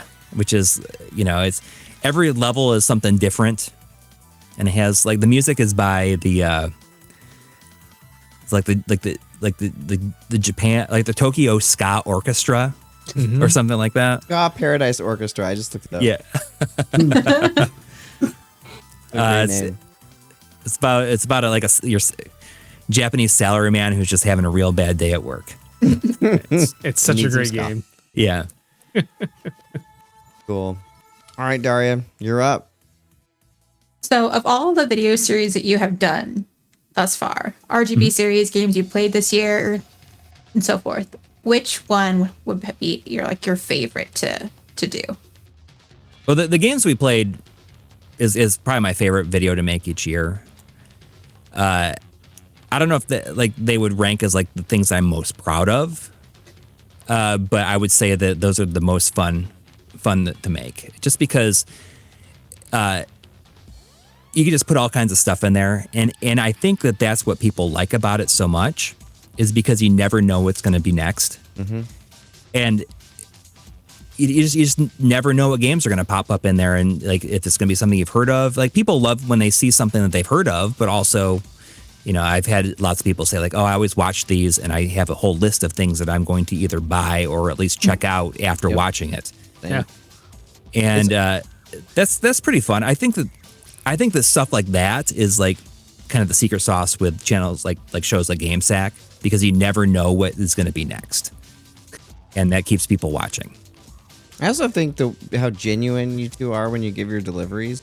Like when you're talking about the game, it like genuinely, you can tell how you feel about the game, and that you're kind of almost just like you're talking to a friend. So I think that the delivery of those is also really solid. Yeah. I mean, I just want people to, I don't know, just like feel like they can just like talk to us about anything, I guess. And I say this a lot, but like I've really strived to make the show as family friendly and accessible as possible, because like I don't want my kids to like be embarrassed about something I've done. You know what I mean? Like they come across as very conversational, which is a huge plus. Yeah, I mean, I don't want them to feel embarrassed about like something that I've put out there, I guess. Yeah. And that's why, the language we use is clean and everything. I love hearing that people watch the show with their kids. Although, my son says, like my friend at school tried watching your show and he couldn't watch the whole thing, because I think it's just like real boring to like the kids sometimes. So, during Christmas break, all three of my kids watched the ranking of the console appearances. Oh yeah. They loved it, and they were all like trying to say, "Oh, which one's gonna be here and which one's gonna be there." And nice. That was a lot of fun. That was a lot of fun to make, and also because it was not really wasn't a big time sink. We just said, "Oh, we're gonna do this video. Let's just like, talk about it. We'll rank everything, and then I'll just like trim it down as much as I can." And that's how it went. It was a fun, light video to do, even though it's super long. It was still pretty light to make. And it's fun asking people after that. After I watched that, kind of asked like some of my friends like which one. And I asked my wife, and she was immediately like GameCube. Like, she loves the way the GameCube looks. It's a great looking system, and that is a system that I've come to appreciate more as I've gotten older. Even like the right down to the purple color. You know, I'd love that because it sticks out compared to so many other systems. It's got personality. Yeah. Yeah. And that logo is so cool too. Yeah. It's a genius logo. I didn't realize how genius it was until the last year. But Yeah, me either. breakdowns of the logo. Well, talking about systems, so video game systems in the past, with the unique hardware had all kind of had different quirks and different things that they excelled at. What were some of your favorite quirks of some of the systems or kind of different things that they excel at? Different quirks. I don't know. I like the ram cart and the on the Saturn. Yeah, that's a good one. Being able to use that to have a basically arcade perfect port of X-Men versus Street Fighter. Yep. Still sticks with me. That was the first game I ever imported, where I was like, I need to import this along with an Action Replay 4 meg cartridge. Let's see. Looks so good. I don't like the quirk of the PlayStation 5's entire shape. Like everything about it. Yeah. Yeah. Yeah. The least appealing of the PlayStation. It's like the least appealing of All of them. literally any video game system, I think. But then there's people that really like it. I mean, that, and I guess, there's some people that got upset that I ranked the super graphics as like that's disgusting tier. If the super graphics was half the size, it would be a lot more viable, I think. I just think that's disgusting as a great way to describe something. Yeah. Yeah. Yeah. Some other quirks. I don't know, like the 32X is like not a good quirk. It's just like it looks like a little mushroom on it. It's a blemish on what I feel is the best looking console of all time, which is like the combination of the Sega CD1 and the Sega Genesis. Mm-hmm. Then you get the Did you do stupid the super mushroom stack? Yeah, the Tower of Power.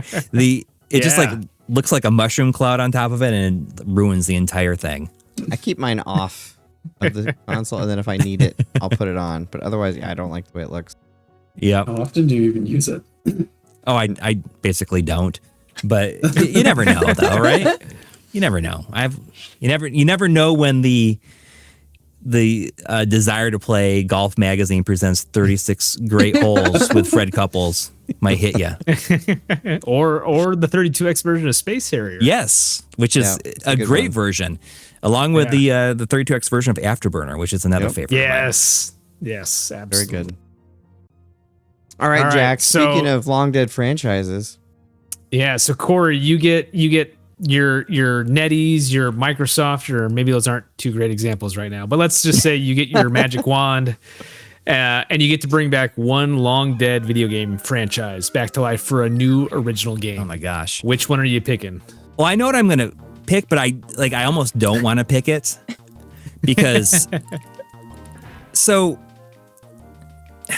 it's like such a hard thing because it's going to go both ways when I say this, because my pick is a Phantasy Star 5, but I also love that they've never made Phantasy Star 5. Does that make sense? Mm-hmm. Like, because if you played Phantasy Star 4, like it ends like definitively, like it ends the series. Mm-hmm. And I love that like they ended the series and like never made another like numbered entry in that. Like sure, there's like the online and stuff, but they never made a Phantasy Star 5. And I would be super curious for Phantasy Star 5 to exist and then erase it from existence. If that makes sense. I would like to see what it would be like, but then like if it was not good, then it just like disappears. that'd be nice. Yeah. I mean I love those 4 games. But I love even more that Phantasy Star 4 ends in a way that there's finality to it.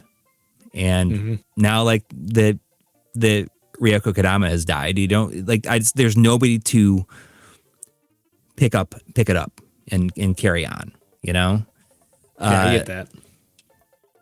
Let's see, what would be another another While you're good thinking, one. I love the way you described your experience with Phantasy Star 1. It was a older episode, but that was a really cool one.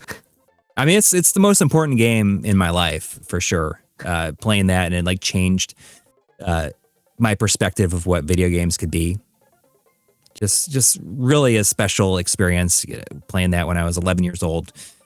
And it took me and my brother almost a year to play through it. And it was just because, you know, you're just kind of flying blind the whole time. And you could call Sega's hint line, their 800 hint line. And they would send you like a thing in the mail. They had like maps and stuff on it. It's pretty great. That's cool. Yeah. I can't believe that it was 1-800 too. It like didn't cost anything. Oh wow. Not like Nintendo's. No, Oh no. not back then. I'm very excited that Shinobi is coming back. I'm a big Shinobi fan. I'm excited to see what Lizard Cube does with that new one. Yeah, they were the guys that did the Monster, or not Monster, Wonder Boy remake, right? So yeah, I mean that if Monster Boy did not exist, that's the game. That's probably the series that I would have picked. But Monster Boy is darn near close to being a perfect video game, I think. And I almost feel like there's not going to be another one because I don't think they can top it. I don't think anybody can top it. It was just that good, and so much love put into that. And that's like, it's just one of those series that I can't believe that it was even revived at all. Yeah. Or like even just, you know, brought back for like Virtual Console or whatever. It's crazy. It's a great series though, and it's like that is a series that, you know, I played from the very beginning. I played the arcade version. I got it on the Master System, and then I had a friend who had Wonder Boy and Monster Land on the Master System, and then I got Wonder Boy and Monster World on the Genesis. It's just one of those game series. And I don't know if you've seen our show enough, you will know that Wonder Boy and Monster World probably appears in more episodes than any other game. So we just really like the look of it, and we always use it as a way to you know, show off certain things. It just like even if the gameplay doesn't show up, like the cartridge will show up in some way or form throughout it in the background or something. Really cool. That's awesome. The Japanese one is much cooler. I gotta, because it's one of those series that just kind of goes, it almost makes no sense the way that it works. And the fact that in Japan, like Wonder Boy and Monster World is called Wonder Boy 5 Monster World 3. So the Star Wars curse. Yes. All right, Logan, you're up. That's awesome. Yeah. You want to go through some comments first? Sure. Yeah, hit us up. Yeah. So Tyler Grice says, PSA, if you have an OSSC, pair it with a used Crestron HD scaler to fix 240p/480i as well as stabilize 5x with very, very little lag. It's a great way to get more out of it. There you go. That's a good tip. And then Fenris says, Coury casually flexing his blast processing skills. Damn. And then Feral Inferno, yes, a Mega Man love, underrated Mega Man game. Wait, which? That first one, I don't know. I think it has the best soundtrack even. That Cutman stage. Two is pretty fire. I mean, I'm not knocking it down. I mean, I recorded the soundtrack to on the audio cassette using a boombox when I was a kid. But there's that first one. You know, like the Elecman stage is like a subtle ripoff of what is it? Is it Foreigners Faithfully, or is it Foreigner that sings it? Yeah, it's Foreigner. Yeah, great little tune. Yeah. Tyler Grace agrees, same Mega Man 1 is my favorite Mega Man. And then Fenris says, the Ruby Spheres Mega Man cartoon is unironically a fun watch. It's just the right amount of 90s cringe to make it fun. I've never seen it. That sounds like a vibe. It is, except they make Proto Man evil. The only thing. Being a Breakman, fan, I don't like to make him evil. Storm Eagle says, "Now I got your power." That line has been living rent free in my head since the 90s. Well, yeah. Someone made a rap about the show. JT made that rap about the show forever ago in like 2004, and he started it with "Now I got your power." I'm not familiar.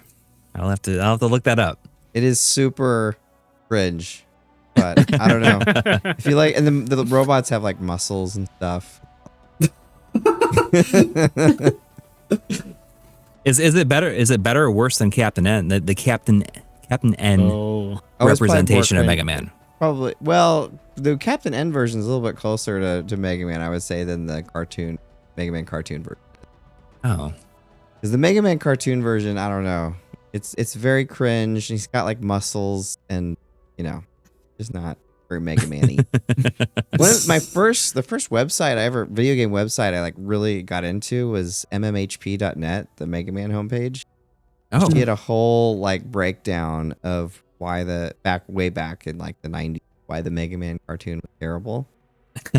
But it made me want to watch it, so.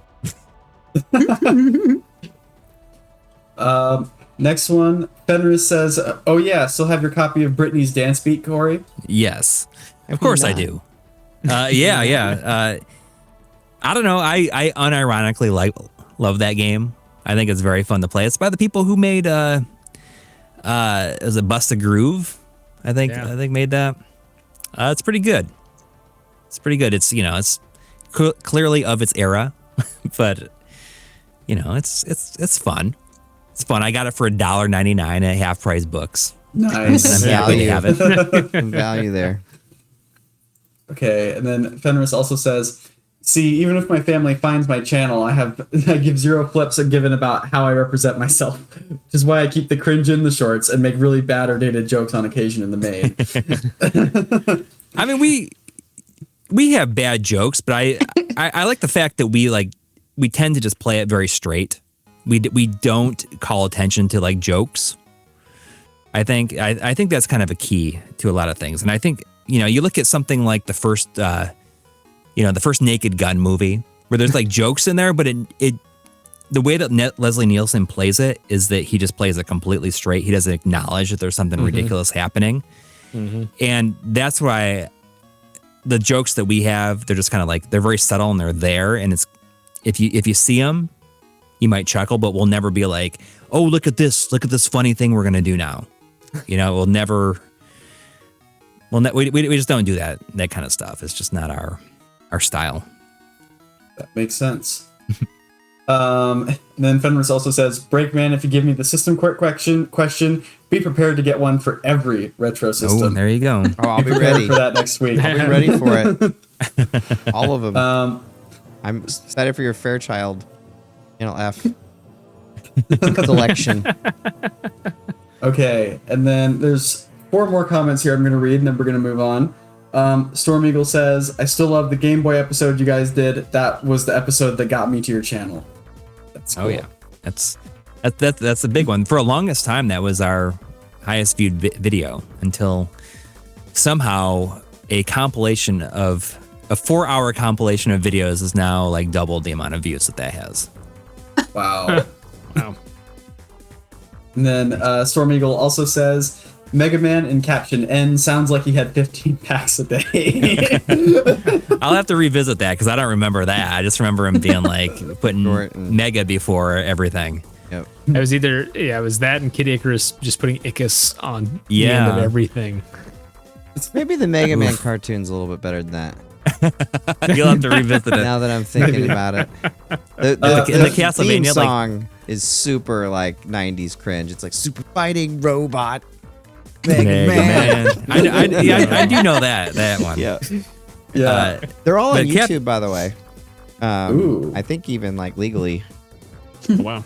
That's cool. Captain N was like interesting because I did watch it when it was on, and I do remember thinking like this is horrible, like this is really really bad. But I still, just having anything video game related to watch was a treat, right? That's So- that time period. Anything video games was like amazing. Yeah. And even at something bad like Captain N was like that was enough. Like Simon Belmont's like a complete idiot. He's like real like, where did they get this idea for like, well, we'll make Simon Belmont like real vain and like a like this like useful idiot. Yeah. Yep. Or like Link in the Legend of Zelda cartoon. Yeah. That was like, excuse me, princess. It just, like, why? Who was making those decisions? Like a cigar people chomping dude at the network, right? Yes. But it was still like, even that, I was like, oh wow, Zelda's on TV. Yeah. You take anything you could get. Yep. All right. And then the last two comments I'm going to read for now, both from Fenris.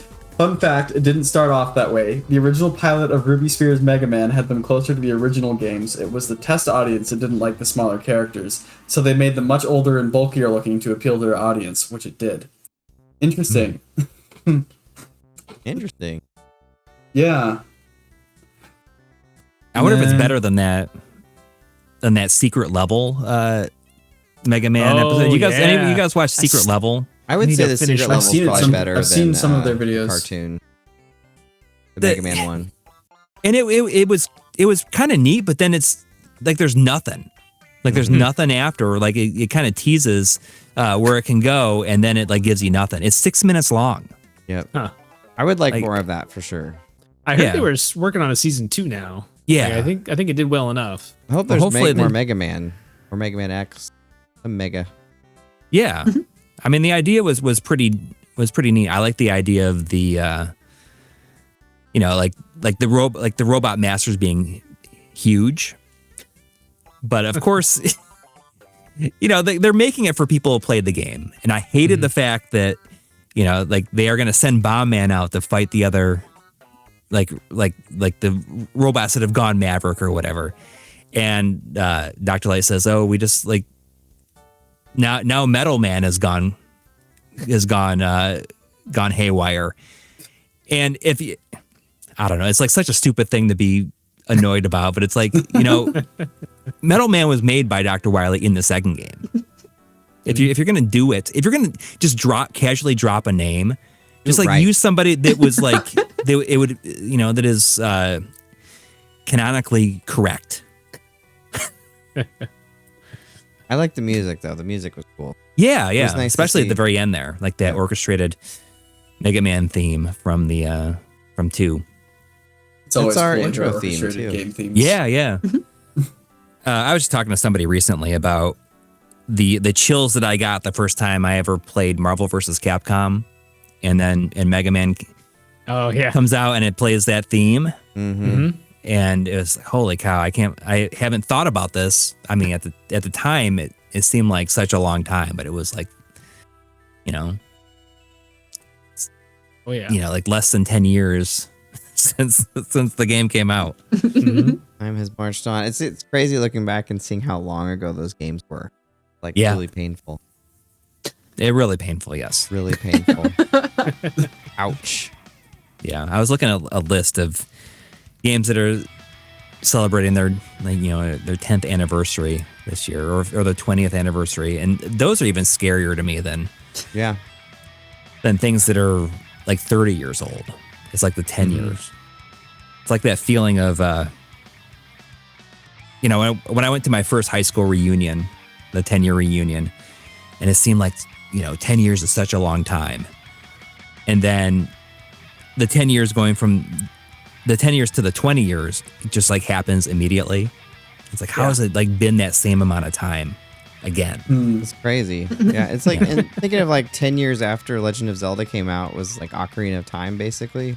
Yeah. And now That's it's a like drastic forever jump. since then and crazy. Yes. All All right, right. Logan. Yeah. So, do you do any PC gaming? And I know you mentioned you don't do a lot of PC gaming for the RPGs, but what are some of your favorite PC games? So I mean, I don't do a ton, but I did get a Steam Deck, and I do a little bit on there now, more than I used to, because I can almost treat it like a consoleized PC. Yeah. even though it doesn't run perfectly. I got real into this game late last year called Parking Garage Rally, and it's kind of awesome. It's very Sega Saturn. It just has a very Sega Saturn aesthetic to it. So much so that the option screen, it looks exactly like the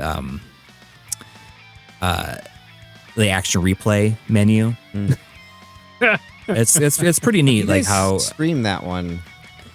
I'm not sure if it was in our year-end video. That's right. I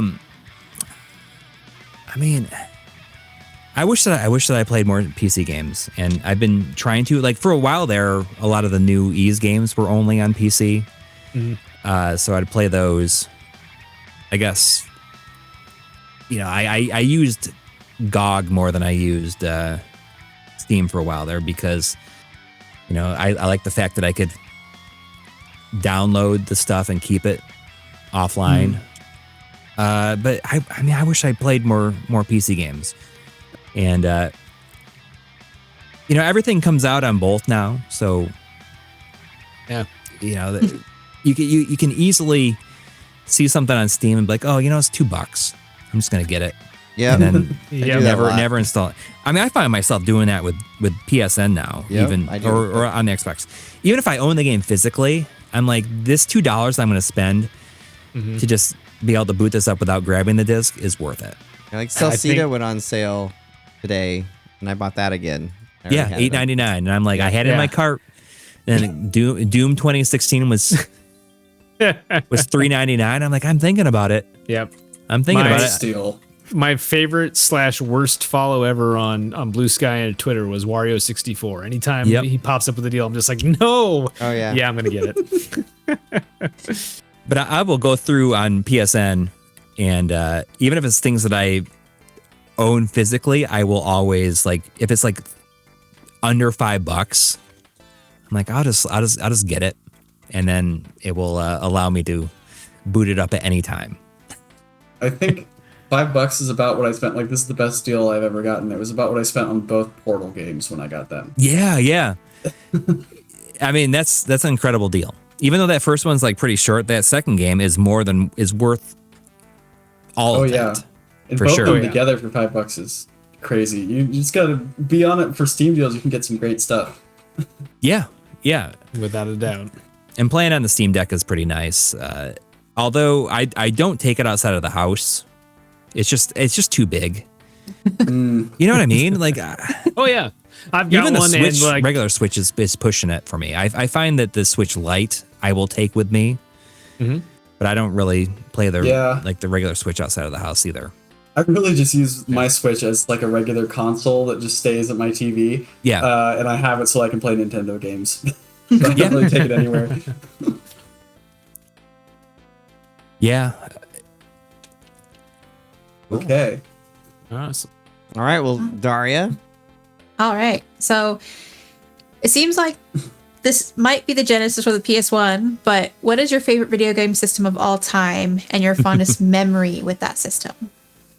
I mean, the Genesis has my fondest memories with it. Just, even that Christmas, getting it Christmas for Christmas 1989, getting it with Ghouls and Ghosts and Last Battle. And my birthday is the day after Christmas, so I have very, very vivid memories of going to the mall in Warren, Pennsylvania, and spending my birthday money to get Thunder Force 2. Nice. And then going to see National Lampoon's Christmas Vacation. That's a heck of a combination. Yeah, right? And it's Christmas 1989. That is my Genesis Christmas, and I remember it very, very vividly. One of my favorite photos here. I don't know if it's going to really be, if I'm going to be able to show you or not, but it's like this photo of me holding my copy of Shinobi on the Master System. Master System, yeah. Yeah, on the Master System. Yeah. I keep Recognize this, that box art anywhere. yeah, with a can of A&W cream soda Oh, nice. Nice. right there. That's Christmas Eve though. But this must have been like 87, I'm guessing. Oh, wow. Just So Just let a me boy. let me ask you, as somebody that also has a birthday right around Christmas time, did you get everything all at once, or did your parents try to separate things out at all? It really depended, I guess, because what I liked about that is that I could ask for bigger things and be like, hey, I want this to be for Christmas and my birthday. But when that wasn't the case, I would get money for my birthday and then we'd go shopping. And that's when I would buy like stuff like some Genesis games. Awesome. But no, a lot of people say, oh, it's horrible. It seems like it would be horrible to have your birthday that close to a holiday. But no, it just meant that I could ask for bigger things. That's how I got a Super Nintendo. Yeah, there you go. Awesome. Yeah. All right. Well, what is a game that I probably haven't played, but I should? Let's see. How about Doesn't have to be super obscure. You don't have to stress out about it too much. Yeah. Let me see here. I'm scrolling through my list of different things that I have. I don't know. You should if you've never played them, you should play the Point Blank games on the PS1, the light gun games, the Gun Con games. Yeah. All three of them. The first two are the best, though. I'm a big fan of light gun games, and the PS1 has some of the best. PS1 and PS2, like Time Crisis and Point Blank. Highly recommend those. They're more like gallery shooters. Like they are. It's like a lot of mini games. It's like WarioWare with a shooter, yes, right? yes, that is a great way to describe it because that's super accurate. Yeah, absolutely worth playing though, just to get a really good variety of games, like light gun games. I mean, of course, I'll always recommend the Klonoa games are great. If you've never played any of the if you've never played Outrun 2, you should play Outrun 2.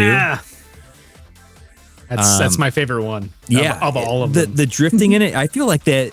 I think I like it better than the original myself. Yeah, the drift system is awesome. It's so satisfying and just it works great. Let's see here. It's the one that was in arcades in 360, right? Yeah. It's on the Naomi hardware. Yeah, I have the- or not. I Naomi, think it's like that's is it Kaihiro? the Chihiro. Yeah, Chihiro, or however you say it. I've got the PS2 one, the Coast to Coast or whatever. That's it. Yeah, there you go. That's a version. Yeah. Of it. Yep. You should. That's a super good game. I mean, I always go to bat for the Lunar games. Lunar games are Which version? Sega CD or? Oh, PS1 Saturn? for that first one, I'm Sega CD all the way. Of the first one, just because it's the first one I played, and it blew my mind at the time. I had never played a game where the characters were written in such a way they felt like real people speaking. I mean, some people hate that about it, but I felt it, I felt that love story, as a 13 or 14-year-old, I was like, oh, this is what real love is right here. Good dialogue really make a difference. Yeah. I always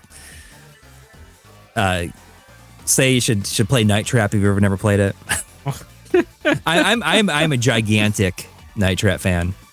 I'm not sure if anybody here is familiar with that, but Oh yeah. Does that love extend to documentary all on it, too. FMV games or just specifically Night Trap? mainly specifically Night Trap. I would like to like more FMV games, but I just really, I really care about Night Trap. I was a 13-year-old kid who was like way into horror movies at the time. It just worked for me. And we got to do like a documentary on it. And, it was kind of surreal to be able to do that because that's a game that just like got crapped on all the time. Yeah. The story I like to tell about that is that, we interviewed the director of the game, but we tried to get other people involved, and nobody wanted to do it because they thought it was going to be, and rightfully so, thought it was going to be like another hit piece on the game because the game was thought as being just like complete junk, right? Yeah. Yeah. And I was very fortunate that, you know, we had the opportunity to do that because it was a game that I like cared about, like I legit liked and loved, and you know, like I was able to do it in such a way that, you know, treated it with respect and like said, hey, this is actually pretty cool, and it got a bad rap over those years, you know. It's kind of nice to see that because that's really the first time I've ever seen people talk about it in that way. Yeah. I mean, it was pretty amazing. The circumstances in which that came together, that we got the chance to do that documentary is pretty insane, because it all goes back to randomly meeting a guy over a game of Final Fight at Barcade in Brooklyn. Whoa. That we became friends. And then I moved to Newport, Kentucky, and I was talking to that person, and then I had that person on stream with us, and somebody was in the chat who my friend knew and said, oh, he's like working on a remaster of Night Trap. I'm like, oh, okay. And not only that, this person I never met in my like just happened to be doing it, lived 5 minutes away from me. Wow. That's crazy. awesome. It was almost like winning the lottery. Like, Yeah. you know, if you believe that things happen for a reason, the circumstances in which that documentary came together is just like is like winning the lottery. It's so many weird insane. circumstances. It's awesome. Like all the way from Barcade in Brooklyn to Newport, Kentucky. It just like those pieces just happen to fall into place. That's great. And because of that, because when we were doing the Night Trap thing, like before that, we did a documentary with limited run games, like in the early days of them just starting. And when we got the chance to do the Night Trap thing, we like reached out to the guys at Limited Run and say like, you're never gonna believe what we're doing. And so like the physical Limited Run version of Night Trap like happened because of us, like because we like introduced them. That's awesome. Awesome. That's really cool. Yeah. Cool. That's great. Mike Hagar building bridges across the United States. Yes. And it all started because we were talking about, I just like got to talking to this person when we were playing Final Fight at Barcade. And I'm like, oh, you know, my favorite is the Sega CD version. And he's like, oh, I love the Sega CD. I love like all these FMV games on there. And then we just like became fast friends because of that. That is awesome. You know, those Pretty games insane. were pretty amazing. I mean, the Sega CD, I remember when I first got one back in the day, and it was pretty amazing to have video. I think the first one I played was like the Sherlock Holmes game that I hadn't played in the other versions. And like now you look back on it, you know, and it's cheesy and whatever, but like being able to play it like a game with video was pretty crazy at the time. Yeah. Sega CD is great. One of those systems that I love. And I always say that I was very lucky to be into this, that I knew what I liked at the time, specifically at that point in time where, you know, like I liked RPGs and like I knew what I wanted. I saw something in a magazine, like I'm going to get that. And then I would I'd mow lawns all summer to like buy it, to pre-order all the games that I wanted to get. And I ended up getting like Snatcher on day one. I got Chrono Trigger on day one. I got Final Fantasy 3 on day one. Stuff like that. Just, you know, just like knowing what you liked. Yeah. And, you know, at a time when nobody is really playing these games or those kinds of games. All right, Jack, you're up. Yeah, so let's bring it present day a little bit. I don't know if you've kept up on any of the current gaming news, but you know, Microsoft's Phil Spencer made a lot of waves this week when he introduced their generative AI model for gameplay, Muse. Might be a little controversial, but one of the things he mentioned about it in their little presentation was potential of the tool to bring back games that were quote unquote no longer playable on current hardware. Do you buy that, or do you think this is just like, hey, corporate synergy says I need to put AI in our product and this is my chance? Pretty much. I would say that that's the case. I will believe it when I see it. Yeah. I mean, I could see them doing something like if they build like a framework. I mean, I don't know how this stuff works. I mean, maybe it's possible, but I mean, all these things I've seen saying like, oh, it's just blowing smoke up everyone's butt. You know, it just seems like they're just saying it and they don't really know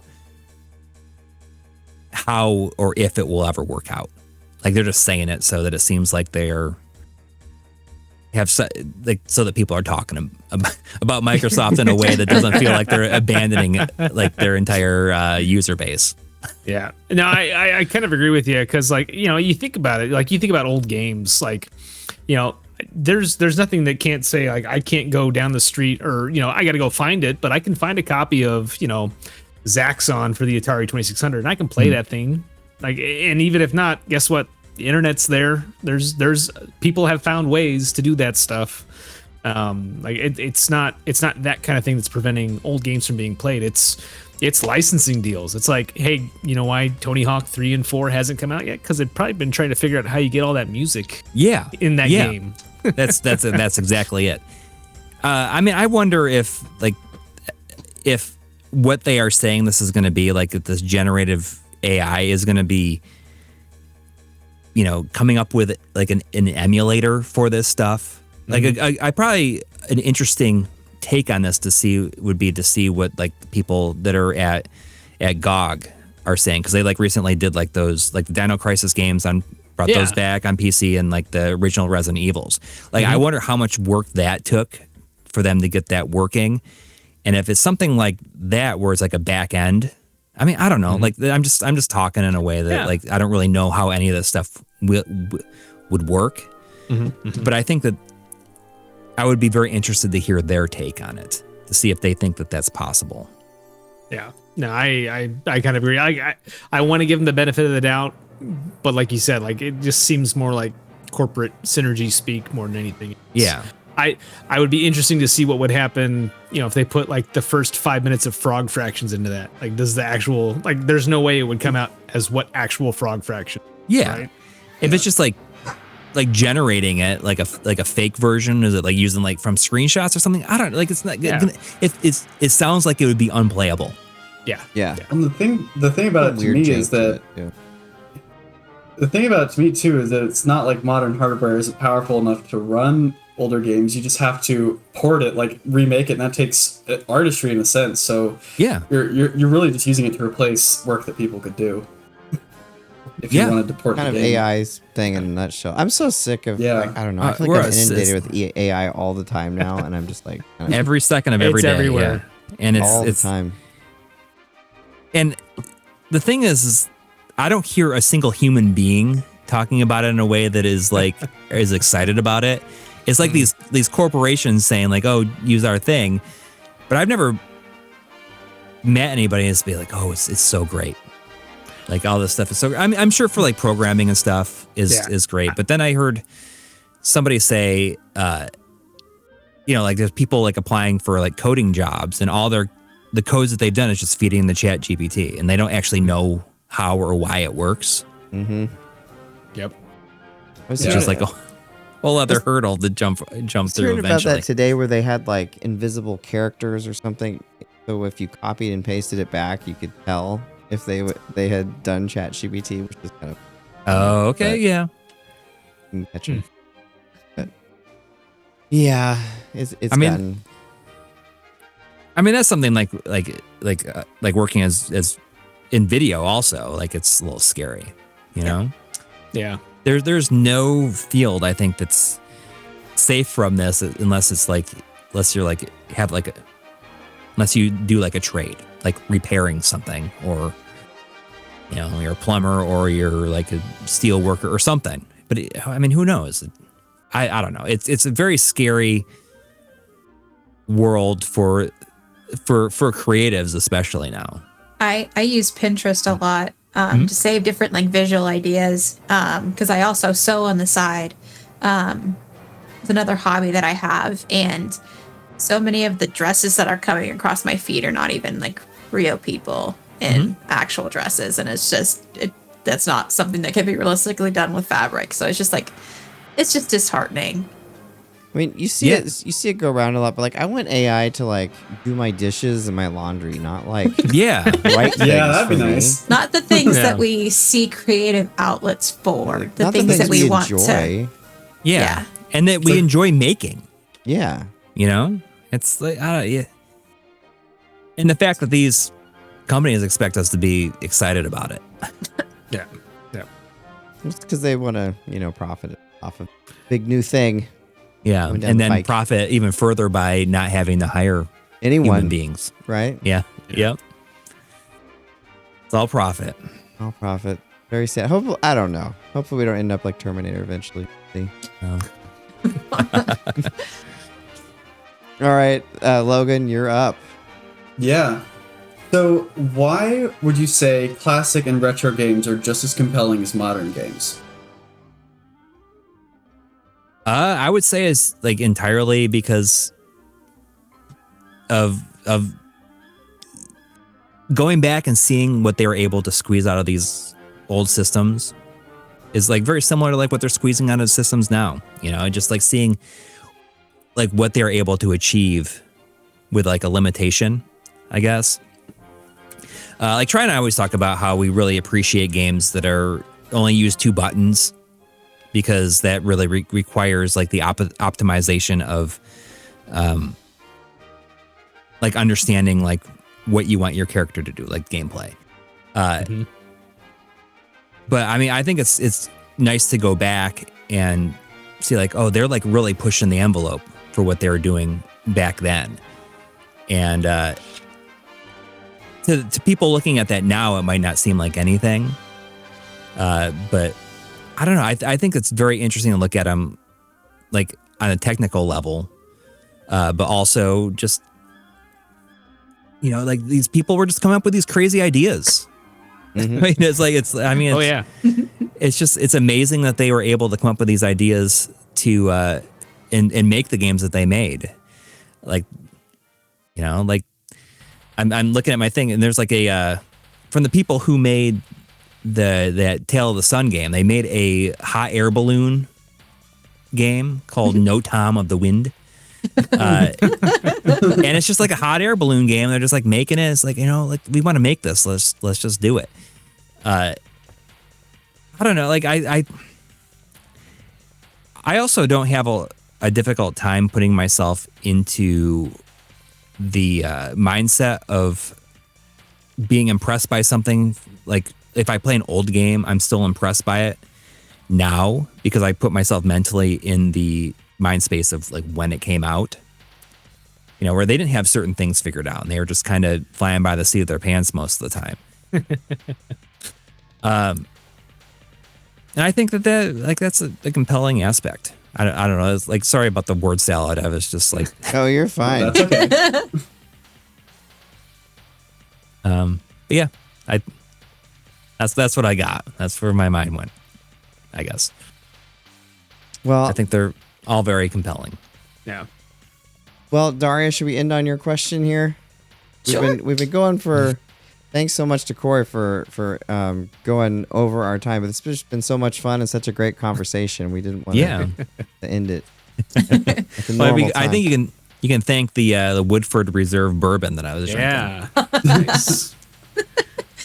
So my question is, I love the Horizon series. Horizon Zero Dawn is one of my favorite games that I've played. It was also the first open world game that I played. How do you feel about open world games? It depends. It depends on like how fun the traversal is, I suppose. I haven't played any Assassin's Creed in a long time, since I think 4 was the last one I played.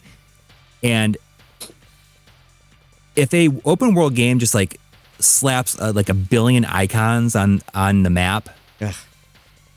like from the outset, I'm just like, does not interest me at all. Like, it just seems like busy work, and none of those icons are going to present like anything very compelling to check out. What I liked about something like Breath of the Wild is that the map is empty and you find the icons. Like when you discover something, like, okay, so here's this thing. Now there's a single icon there of like, oh, you can do that thing if you want to do that. And that's kind of how the Yakuza games are, where it's like with the sub-stories, like you don't find that, it's not, at least from like 0 on, I suppose, where it doesn't show you all the exclamation points of like where to find them. You just say like, oh, this person is doing something a little bit different. And you walk over to them and it will trigger a side story. And then that exclamation point will be like on the map if you want to come back later and do it. So I feel if the open world game, like, you know, gives you the option to just explore and see what you find without saying, here's all the places you can go. You can, you know, you just discover it for yourself. You know what? When I played through and finished for the first time is Red Dead Redemption 2. And that is very much like that, where you can kind of just start wandering. And the way that the game is structured, and it doesn't like show you everything, just events will happen. And it really makes the world feel alive. Like you're just discovering this stuff of your own free will, or you're just happening upon it. And I think that goes a long way for making an open world compelling. But also, you know, like if it has fun traversal, like that's where I went to first, you know, like the Spider-Man games are great. I really like the Infamous games, had very fun traversal. Yeah. You know, it just depends on how fast you can climb up the side of buildings and go down the other side. Feel powerful. Yeah.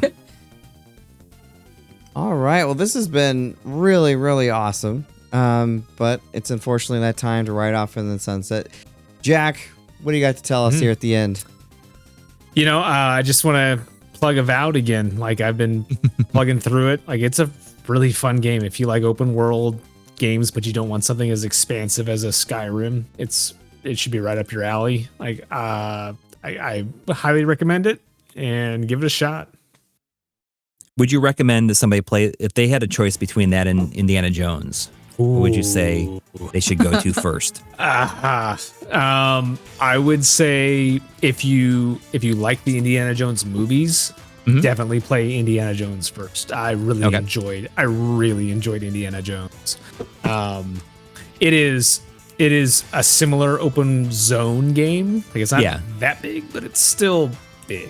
It gives you a lot of freedom to progress in like a nonlinear fashion. Yeah, and there's lots of side stuff to do. You can get down rabbit holes pretty quick, but it is, I will say, sneaking up behind a fascist or a Nazi and whacking them over the head with a gigantic hammer is so satisfying. Yeah. How would you say that kind of gameplay compares to something like Hitman World of Assassination? 'Cause that really takes the reins off and lets you you play in that sandbox. Yeah, it's just about as zany. Like, you know, you can throw things from kind of across the room and like whack a guy on the back of the head and knock him out. It's a little less forgiving depending on what difficulty level you're playing on. But that same kind of open world, just hey, let's kind of bebop our way through this. You've got total freedom to do that. It's cool. I saw that it was 20% off today. So they've got you every time there's a deal. It's great. Awesome. Logan, what do you got for us before we head off? Yeah. So for the past few weeks on the show, I've been updating everyone that I've been working on the VFX for my short film. And now, 115 VFX shots later, I'm finally done with that. So I'm about ready to edit together a trailer. I'm going to start working on that this weekend. So that should appear here pretty soon. Well, I'll be happy to show it on the show. And I notice you have a nice looking poster right over your right shoulder. Yeah, that's it. Poster for my short film. That's a plug it back there. Awesome. Secretly It's great. plugging it I the whole can't wait time. for y'all to see it. So I Is think it live action or is it It animated? is live action, but it's set on a space station orbiting a black hole, so it's like almost every shot needs a background Yeah, replacement. That's pretty cool though. I mean, that's a great idea. It's I'm really a big fan of like fantastic. stuff like films like that. You know, like Yeah. really love Well, and- Sunshine is a favorite of mine, and That's one I've been meaning to see. I've just been so busy, I haven't had a lot of time to watch movies lately, but it's on my list. much time. I'll tell you the reason why I got into doing this one was because I was graduating. I graduated with a game design degree from Wichita State last May, and I've pivoted into filmmaking because I really like that more active, collaborative environment on sets and stuff. So I wanted to create a film for my senior project, and had to incorporate game elements. So I used Unreal Engine for like the entire environment and rendering and everything. Oh, okay. To create the film, and yeah, it's been just a really cool process trying to integrate virtual production, and I'm pretty happy with the final result. Nice. Congratulations. Yeah, thank you. you all are gonna love it. It's great. And Daria, what have you got for us? Besides your cats going nuts behind you. I know, my goodness. They were like going crazy there a minute ago. They chase each other up and down the cat tree. But no, I took advantage of the deals on the PlayStation Store, and got Alan Wake 2 50% off. So Oh, I can't wait to hear what you think of that one. so I Yes. haven't played the first one yet. So I need to play that first, and then I will get into it. But now I You're gonna- actually have both. You're gonna love it. So Yeah. You're gonna love So, all yeah. those with the other games you like. And Coury, again, this has been so much fun. We have absolutely thanks loved for having having me. you. Oh, absolutely. This has been really great. Anything you'd like to say before we head off? no, just check out My Life in Gaming, and I do a occasional podcast with my friend Chris from Classic Game Quarterly called "Here's My Question for You." We're taking a little bit of a break, but we will be back. I don't know when, but we will be back. And yeah, look for the SVS video in the coming, like, hopefully week or so, like by the end of next week, probably. Awesome. Can't wait to see it. Maybe you'll make me buy more things. That's awesome. I'm excited. Thank you for everyone for watching the game show, and we will see you same time next week.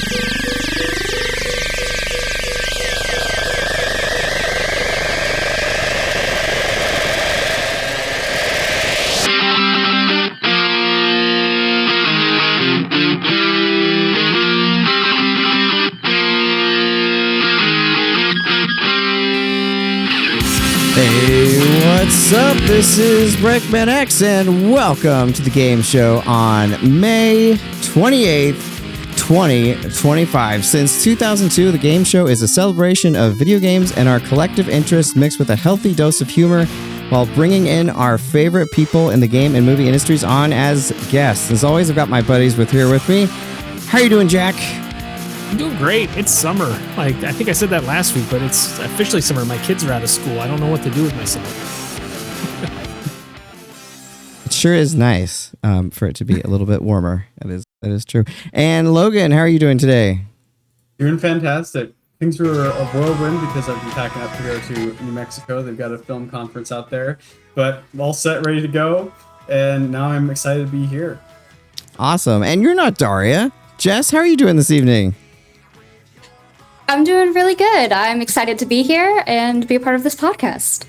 Awesome. And tonight we have an absolutely awesome guest. So GameSack is one of my absolute favorite YouTube channels and shows of all mediums, actually, with an impressive 318,000 subscribers. I have discovered so many games from GameSack over the years and continue to watch it every other Sunday when an episode premieres. Joe talks about video games that he finds interesting and a few that maybe not so great.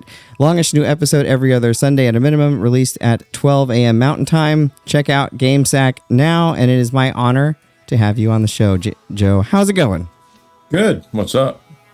Not too much. Just excited to get going. So we'll go ahead and break right into it. So bad joke here, of course, to start off. But what was the genesis, or should I say the Mega Drive of GameSack? Okay, so that's a question for me. Basically, Dave and I were just deciding to make a YouTube show of sorts, and we just see what we could do. And of course, the thing we had in common was video games, and we both visited forums a lot, video game forums. And we felt we could get a decent audience for that. So we just decided to throw together a little something, and then we just threw together another one, and then I put out the first one, and then the second one, and then we just kept going. And that was like 14 years ago now. Oh, wow. Jeez. Wow. Yeah. That's crazy that it's been going on that long. But Yeah, really, we really made cool. The first episode the day the 3DS launched in North America. Oh, wow. Yeah, because I went up to his house because we were going to go shopping for 3DS games and stuff, and I brought my camera gear and stuff, and we just decided, let's make an episode today while I was up at his house, and we didn't even have an idea, so we just decided to make it on the Menacer versus the Super Scope. Yeah. Age-old battle there. Yeah. Well, very cool. Jack, all right, you're up, sir. Yeah, man. So, Joe, thanks for coming on. I love a lot of the comparison videos that you've done over the years, like whether it's like console versus console or looking at the differences in ports from systems to systems, especially retro games when they came home from the arcades. What are some of the craziest examples you can think of where the game that made its way home to consoles or computers didn't really capture the spirit of the arcade game, for better or worse?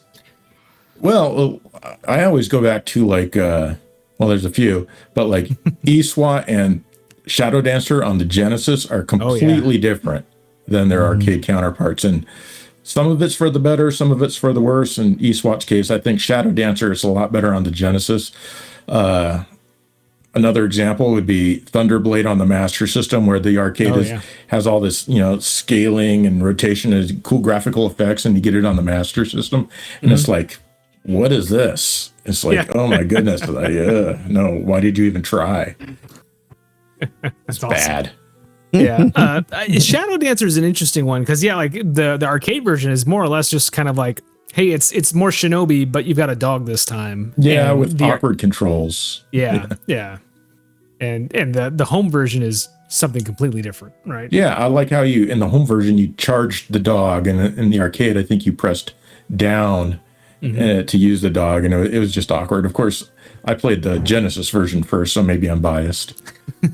That's a game I gave another shot because of GameSack. Because I just one-hit deaths just used to kind of turn me off. But after seeing, I can't remember which episode was it, years and years ago of that game, I gave it another try. But yeah, I can beat that whole thing because you can turn the the shurikens off in the tile screen, so you only have the sword, except during the boss fights, and I can beat it in that mode. And it's, it's actually really fun in that mode. That's rad. That's really cool. That's awesome. All right, Logan. Yeah. So you've done setup videos, but what is the thing you're most proud of with your game setup? Like, it could be any of the TVs in your house, or it could be like a console, anything. Well, I guess the thing I'm probably most proud of is something you guys never see, and that's my setup over here, where, you know, because I play all my games right here and recapture them, but I've got all my game systems here, and then got more over there. I've shown them in one video, and you can, I don't know if you guys can see it, but my Neo Geo, the red thing at the end of that table. Yep. But they're all together, and pretty much any console I have, I can just, you know, click it on and there it is, and press a button, start capturing right away. So I used to have to take hook up each console individually right here on the table, play it, and then move on to the next console and just move them back and forth. And it was a huge pain in the ass. But now it's like, it's a lot better. It's a lot more relaxing. Oh yeah, that's awesome. And it's definitely better on the consoles, you know, not being hooked up and removed all the time. Mm-hmm. Pulling all those cables in and out. Yeah. It must be just really satisfying to have everything right there. Yeah. Really easy access. Bam. So Logan, do you want to catch us up on the chat if anyone's written in yet? And if you'd like to, just comment on the YouTube right now, or you can join our Discord there at breakmanx.com. We'd love to hear what you have to say. Yeah. So I think this one I'll read here from Fenris Wolf Retro. Hi, Fenris. GameSack is a channel I've been watching for years, one of my favorite review channels of all time. I discovered a ton of games and even systems because of GameSack. That's really cool. I've seen Fenris Wolf Retro around on the socials. Yeah. Oh, he has a question for you. He says, question here we for go, Joe. directly. What console collection are you the most proud of? I don't know. I think I have the most games for Genesis, but I'm not far behind on like Saturn and maybe TurboGrafx. Those are the ones that I like the most. Just because I'm me and I'm biased towards those consoles. That's great. Not that I dislike really any console, but I've kind of gotten out of collecting lately. Because you know, with all the EverDrives and ODEs and stuff, they make it so you don't really need the real physical game anymore, which I think personally is great. Yeah. Is there anything in particular in your Saturn collection that you're very fond of? Oh, there probably is. I mean, there's like I have Panzer Dragoon Saga. I have a few like high dollar games that I got back when they were new. They weren't high dollar at the time. I'm also proud of my Master System collection because I have the complete US collection except for Buster Douglas Knockout Boxing, which last I checked several years ago was north of $500, and it's probably way more now. And it's just a horrible, horrible game, and it's just not worth it. Yeah, $500 for terribleness. Yes. Jess. Oh, go. Wait, Logan, you were saying something. Go ahead. One more. Okay, that's great. Yeah, keep them coming. It looks like it's rapid fire over there. That's great. Yeah, we've got a question from Johnny Graphics. Fun asking for some GameSack lore here. Why pedal it GameSack? Why not Game Bag or Game Pouch? Because hard hitting questions. Yeah. Because we're juvenile and we wanted to come up with a name like that. I mean, I think the first one we came up with was Game Squirt, but that was a little too much. So we settled on GameSack, and like I think on the 12th anniversary episode, I put a little part at the front of the video where it said like, "Hello and welcome to GameSack." Like, what are we calling it? And Dave's like, "GameSack." Okay, yeah. Hello and welcome to GameSack. So it's like right when we pressed record, we couldn't even remember what it was called. So that's great. Well, it works. That's great. It works for sure. And Jess. Yeah, so you've done a lot of really cool musical things over the years with GameSack, and you even have some tunes up on OC Remix. Yeah. What's your history with music, either game-focused or otherwise? Well, when I got a computer, like back in, the 90s, late 90s. It's been a long time. There was a program on the Mac called Vocal Writer. And I started messing around with that, and you could just punch notes in wherever you wanted them, one at a time, and extend them, transpose them, make chords, and all that kind of stuff. And plus, it was like a text-to-speech program, and it actually had a computer voice, several different computer voices that would sing to the notes you put in there, and you could assign words that it would sing, one syllable per note, and so. Overclocked Remix came on the scene around that time, and I was like, "Oh, this is fun," because I was part of that site, but I wasn't submitting remixes yet, and I was like, "I want to try and submit some remixes for this." So I worked on making some tunes out of some of my favorite games, which weren't too musically complex, and put up some stuff there, and a couple of the. They called them Robo Voice remixes. Like the Final Fantasy one was really popular, and I got that one up there. And then after that, I used Reason, and now I'm using Logic Pro. And so I'm not like hugely musically talented, but I guess I'm not, and what was it? I'm not. I don't know what I'm trying to say. I guess I have some skill, but I that just sounds like I'm overselling myself on my musical abilities. So it's pretty cool to have something on OC Remix, though. I mean, I've been on that site forever. So, and I'd heard the Robo Final Fantasy in the past. So because that, like, a guy on a site called Newsground, I don't remember what it was called, but he made Flash videos over there, and he asked if he could use the Final Fantasy Robo Voice mix and make a little Flash video out of it. And I'm like, yeah, sure, knock yourself out. And I guess that was really popular. Wow, that's awesome. Like I watched it and I'm like, okay, I don't know much or enough about Final Fantasy to truly appreciate what he did here, but it was cool. There you go. So it's kind of a fun thing to talk about with our guests, but how did you discover games, or at least figure out that you loved them? Like, what was it that originally grabbed you or made you gravitate towards video games? Well, I think, as a kid growing up in the 80s, there was lots of, like, at the grocery store, there was a Pac-Man and a Q*bert and a Kangaroo machine. And, my mom would go grocery shopping, and she'd leave me at the front of the store where the arcades were and give me a buck or two in quarters, and I'd be playing Miss Pac-Man, not Pac-Man, sorry. And I would just love the hell out of each and every one of those. So I have fond memories out of Miss Pac-Man, Kangaroo, and Q*bert, especially with Q*bert, because it had those funky voices, and then you fall off and the cabinet would actually knock. You could feel it knock. Yeah. And it was just so cool. So I liked video games then, but I think technically, I don't know if this counts, but my first video games at home were like the little Coleco Miss Pac-Man, because I liked the arcade so much. Someone in my family got me the little Coleco Miss Pac-Man, and it was a far cry from the arcade, but I still loved the hell out of it. Like the little tabletop one? Yeah. And my dad eventually, for whatever reason, he had a Pong console. I wasn't living, or he wasn't living with us at the time, but he eventually gave that to me. And then I played Atari at someone else's place, but Atari never really grabbed me. I liked it okay, but I was just like, it is a far cry from the arcade. But then,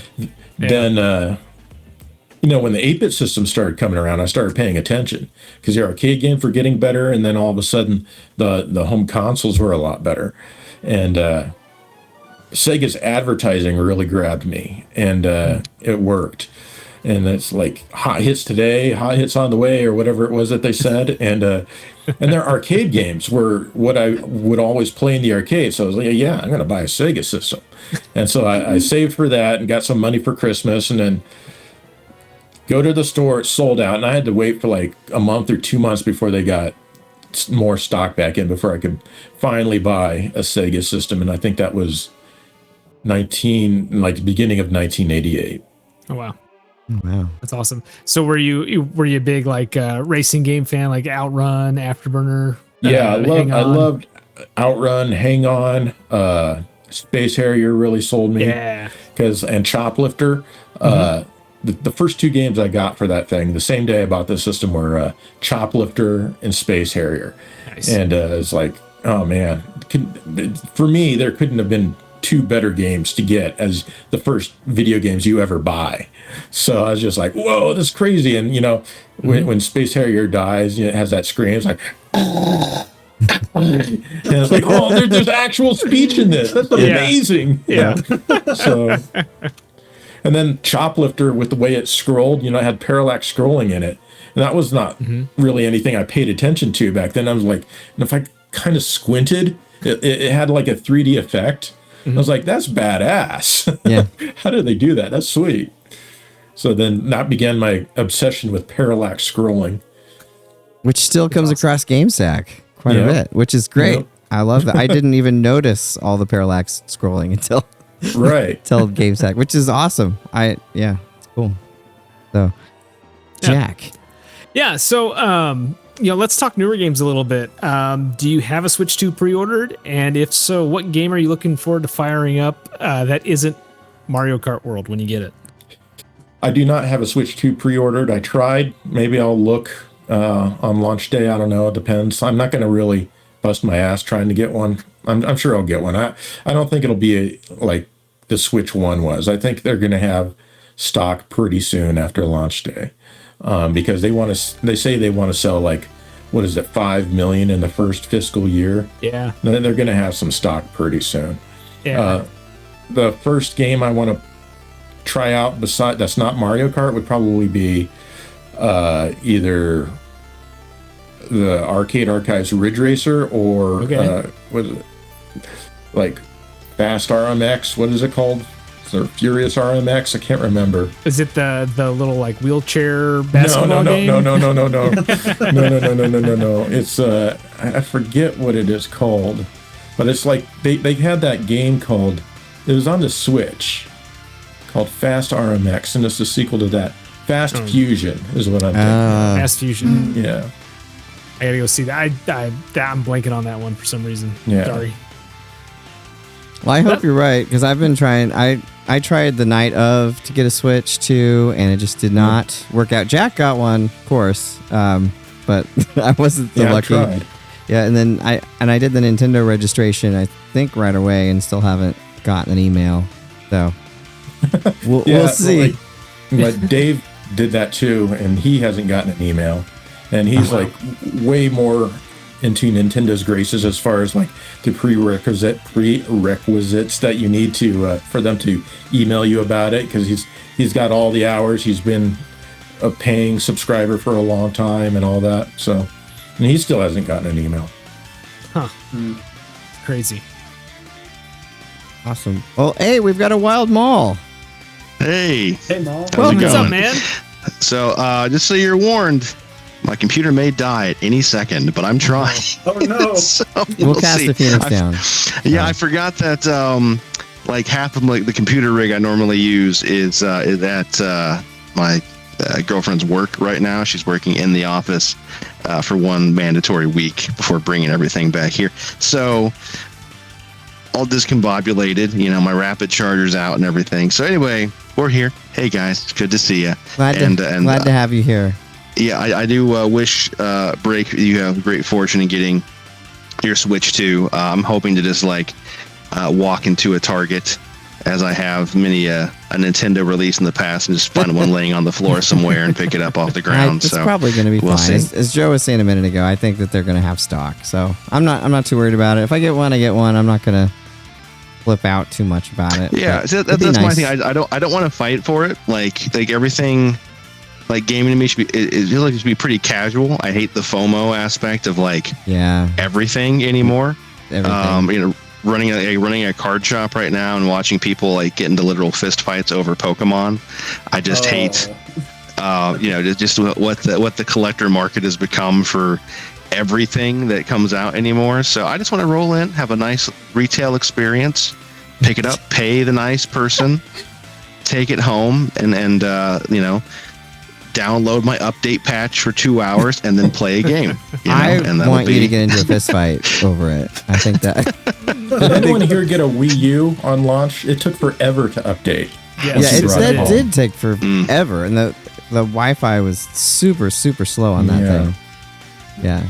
Yeah, we did the classic trap where it was like got it for a either Christmas or birthday present for a young one, and then had to go through the pain of making them sit there and wait while we updated it before they could. I posted a picture of that back in the day of the Wii U update being slow, and people got so mad that I was like, "Oh, how dare you say that Nintendo was slow?" But the Wii U proved me wrong. Not really. Maul, did you want to start with your most meaningful games question? Perhaps actually. Hold on a second. Actually, I'm not quite ready yet. Yeah, come back to me. We can come back. Logan. Yeah. So, what really makes a good game for you? What hooks you when you think of your favorite game? That's a hard one to quantify. Just something it doesn't like treat me like an idiot. It's like I've seen games that have tutorials on press this button to jump. It's like I think I can figure that out. Games that don't treat me like an idiot, but also have good physics. Just fun if we're talking about an action game, I guess, or really any game that's not like menu driven or an RPG. And it's hard to quantify fun for me, but fair would be good. Like starts out fair and gradually gets harder. Games that start out just like balls to the wall difficult, they can actually be good, but it's rare. That, in my opinion, it really depends on the game, because I can think of a few right now that start off kind of hard. But I don't know. That's a tough question to answer, really.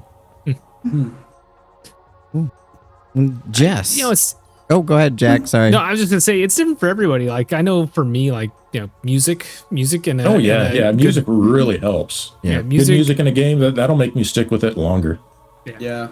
And then also games where you want to see what comes next. It's like you've got to get to that next level because you want to see like what's after this one, and because this one's cool, the next one's probably going to be cool too. So it's really hard to put into words, at least off the top of my head, how that works. But yeah, something like that. The desire to see what's next, I think, is a big one.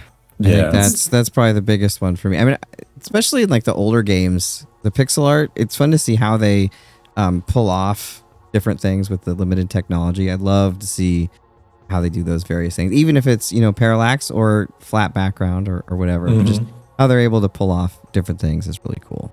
And of course, we did music. Just get a question from Fenris too. Oh, go ahead. Yeah. So Fenris says this is a question for everyone. What would you consider to be the most disappointing console? Well, let's start with Joe.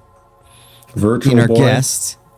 Virtual Boy or Virtual Boy or 3DO, because that one cost $700 and I paid that. I saved up for my first job and I got that, and then nothing happened with it. I mean, we got Road Rash, which was awesome, Need for Speed, a couple of others that were pretty good, but it's 3DO, man. Yeah. Well, I'm gonna make it harder. We can only say a console once. Okay. And since I made the rule, I'll go last. Jack. CDI. Maul.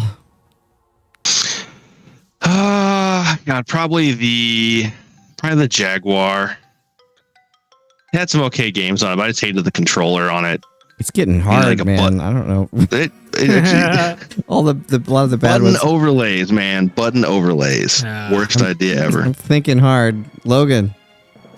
Okay, so this is really difficult because I haven't owned that many consoles in my lifetime. And I have fond memories of all the consoles I've owned, but I might say the Wii because that one had the most like shovelware. And yeah, haven't had that many other consoles. Still loved it to death though. That's the one I was gonna go with. Stop it, Jess. Well, that was also the one I was going to go with because I'm in a very similar boat of I really only had like a handful of consoles in my life, and none of them were particularly bad that I have like any bad associations with. Is it a cop out if I say the Wii U? No, No, that's a different one. I That's think it's still the understandable. easiest one left for Break to choose. Oh, I'm gonna pick one that's not gonna be what you think. The Xbox 360. I knew it. And the reason I is get it. because I went through 3 of them that red ringed that I had to send back. Games, awesome. Lost Odyssey, one of my favorite games of all time. Some really great games on the system, but you guys took all the ones I would have said, so it's getting pretty far into the list. So I'm gonna have to go with that just because the hardware failed on me so many times, and then they tried to tell me it had water damage. I'm not over that. Yeah. Still. Mine never Right. red ringed. And I've had the That's original amazing. one. Well, I didn't get it right away, a few months later or something, but it still works. That's awesome. I'm jealous. We Because got a mine couple did of not do that. Yeah, I ended up preemptively getting rid of mine before it red ringed to get the S when it came out because I wanted the HDMI port. Oh yeah. Yeah, I got one of those as well. I have one of I do like the S, and I know it won't fail me. We got a couple of responses from Jesse Brown. They said they were voting for the Wii as well, and fighting words in response to the Xbox 360. I'm not saying the games were great. I'm just like, if you have to send a console into the manufacturer 3 separate times, Yeah. Yeah, That makes sense. I having worked in a game store at the time, like I never owned one, even though the game library was great, because I got tired of replacing them for people and didn't want to have to go through the cycle myself at the same time. I will say one of my fears with getting the launch Switch 2s is just going to be, have they fixed the controller issues, the analog stick issues? Like Oh, the I just drift? want- I would hope so. yeah, I I would want hope less so lag, too, but like too. man, it's in the back of my head until I actually like play with it for a while. I'm going to be nervous about it. Did Yeah, that I just- only affect the Joy-Cons, or did that affect the Pro Controller as well? Because I only use the Pro Controller. I think it affected Pro Controller too. Yeah, Oh, I think it was wow. everything. I think it was both. Supposedly that's been fixed. People have. I mean, we don't really know yet. I don't think, but supposedly, the Switch for me, I feel the input lag on that one, especially with some of the 2D games. So I'm hoping that the input lag is a little bit better on the Switch too. I haven't really I seen. would hope anything. so. It's running at, supposed to run at 120 frames per second. It should have very, very little lag, but I hope so. I guess we'll see. And better D-pad on the Pro Controller. Okay. Well, the Pro Controller D-pad is fine for me. It's just the Joy-Con. I could never use it as a D-pad. Yeah, and a bigger Joy-Con will be nice too. Like for when you have to use them. That like I don't know. It always just feels like it's a tiny thing that I'm gonna like crush in my hand. But Mal, we'll go ahead and go back to you with your. Yeah, indeed. So, was just curious, like, what are some of those meaningful games to you? Not necessarily like your favorites, but ones that actually carry like an emotional weight. Wow, that's a tough one to think of off the top of my head. But some things that come to mind right away are like East Book 1 and 2 on the TurboGrafx CD. I don't know. It was such an experience at the time because I was like really the first CD game I ever experienced, and the music it couldn't be any better for like a first experience with a CD game, and it's just amazing. And Phantasy Star, both the first one and the second one. The second one, I mean, the game's like, 500 years old now, so I can say this. But a character dies just before the midpoint. And that was the first time, I can admit this. I shed some tears, and that the video game never made me shed a tear before. So, yeah, that really kind of moved me. So definitely Phantasy Star 2 and Phantasy Star 1, just because it was the first story-driven RPG I'd ever played. And that was an amazing first RPG. And it's very hard for me to get into other RPGs because my first experience with one was that good. I can, but it's just, the bar was so high for a long time. I could see that. Yeah. Good picks. Good picks. And it's a good transition into Jess's question, actually, Jess. Yeah, it really is. And so you kind of already answered it to a certain extent, but I'm wondering if you have like others on the list of what are games that have stories or writing in general that really stand out to you. Yeah, there are like Shenmue, the first two. People love them or hate them. I loved them. Like Shenmue, I just really got into it, and I didn't want to let it go when I finished it, so I played it in its entirety again. And then Shenmue 2 came around, and that was even like the climax was even more epic. And it's like, okay, no, I'm not done. I'm gonna play through it again, and I did. And then when they came out with and I played them off and on over the years until the HD remasters came out on the PlayStation 4 and Xbox, whatever. And I got them both because why not? So I played through both Shenmue 1 and Shenmue 2 on both of those. And I made sure to get a platinum on the PlayStation 1 or the PlayStation version, and Xbox doesn't have platinum. They have whatever they have. And I got them all on the Xbox as well. Then I played Shenmue 3, and I was like,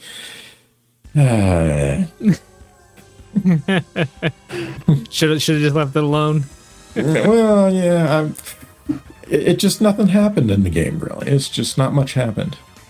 So I got to ask, because I was a huge fan of Shenmue when I was younger, and like Shenmue 1, Shenmue 2 were amazing, just kind of open world life simulators. And then you fast forward to like modern consoles now, you've got the Yakuza series, and I'm interested, does that have you played any of those? Do you like those at all? Have you tried them? I have some of the modern ones, but I've still never played them.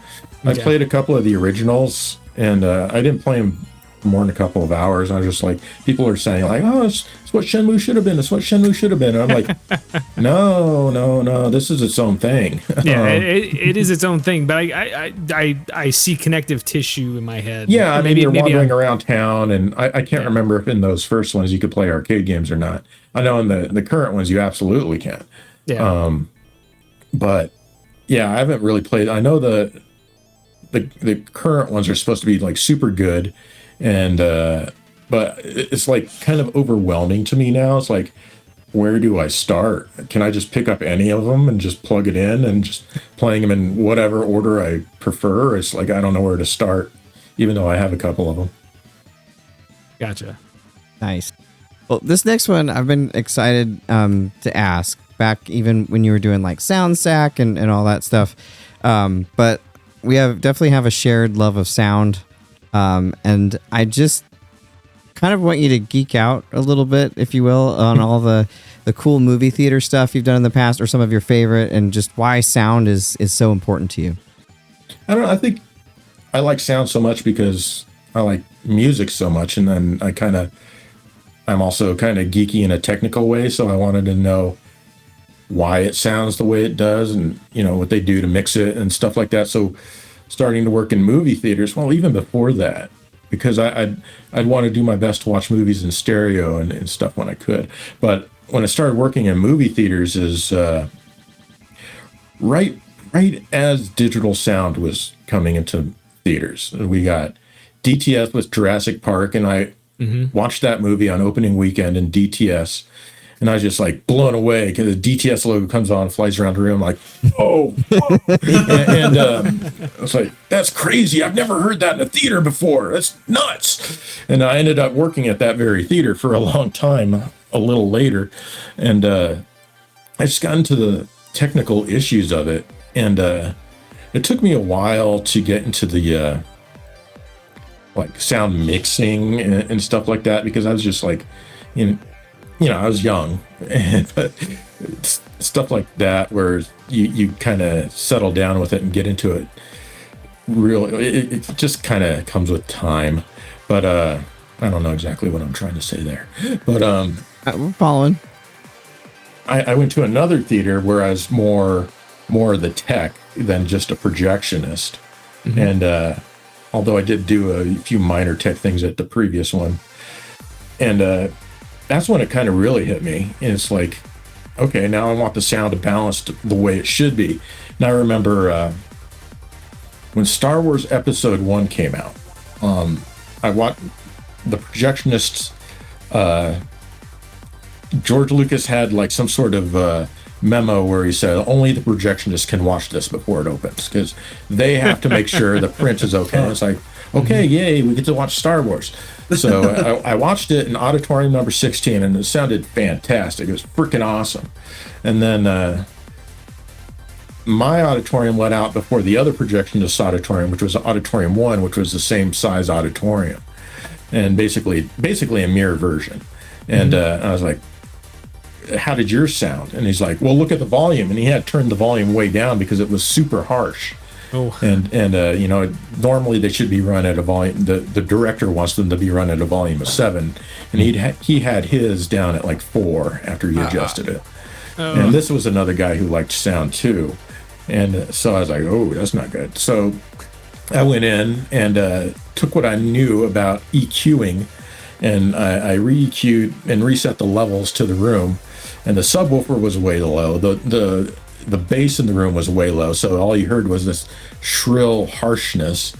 And then I remember bringing in the projectionist another day when the audience was in there watching it, and I opened the door to the auditorium towards him. And I asked him, "How do you think it sounds now?" And it's right when kid Anakin powers up his his pod racer, and he's like, "It's working," and it goes boom, and it just shakes the room. He's like, "Whoa, that sounds better." So it's like, wow, I can make things sound good. So you know, it's just like, It's awesome. Yeah, I got I into think no it. matter what I you could think. go on forever, but you know, like sound mixing, you know, I like doing that too. Like, you know, just mixing stuff for like videos and movies, and like the Game Chasers movie I did, and that's in 5.1, and that was nice. super fun to do, and we got to watch that in a theater in 5.1. I'm excited to So see that that was someday. I mean, the thing that sucks about it is that most of the places you watch it are going to be in mono because what do they call it, the content aggregator or whatever, they smushed it all down to one channel. And I gave it to them in the specs they required, and it's smushed down onto one channel. You can get the 5.1 on Blu-ray, and you can get it in stereo on Vimeo. But other than that, We'll have to get the Blu-ray then. yeah, Ugh. the Blu-ray is the only way to watch it, in my opinion. Yeah, well, I'll have to check it out when I can. But GameSack always sounds awesome. It's always something I notice that it's the sound is really phenomenally mixed. It sounds great. Just a follow-up question. What are some games that, in terms of the sound design, or even just like the mixing, the speaker separation, or whatever, that you think are really great? Back in the day on the Xbox, I would say like Burnout Revenge was really cool because you get the boost and it just shakes the room when you use it, depending on which boost or which car you have. And then just crashes happening all around you. Lots of stuff on that Xbox. It was done really well. These days, it's not so much. It's crazy. I mean, sometimes you'll get a game in surround, like usually like on the PlayStation 5, like the Astrobot games sound really good. Like on the Switch though, it's like they rarely use their surround capabilities. They have them, but they rarely use them. Like Metroid Prime used it, the remake used it to good effect. Wonder if that's just because they assume you're going to be playing a lot of game. Well, a lot of people are going to be just playing them handheld and won't hear That's it. possible, you know. I was noticing. I've been Unfortunate, playing original Xbox lately. I've been noticing how great the sound is in a lot of those games, and like you're saying, better than a lot of the modern games. It's pretty interesting. I wish there'd be more of a focus on the speaker separation and the mixing in modern games. I would really appreciate it. Yeah, same. We need you to mix the games. Then they would sound better.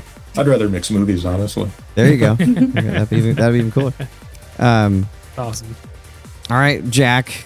Yeah. All right. So, Joe, let's do some pre-word association here. I'm going to give you a word, and I want you to tell me the first thing that pops into your head. Okay.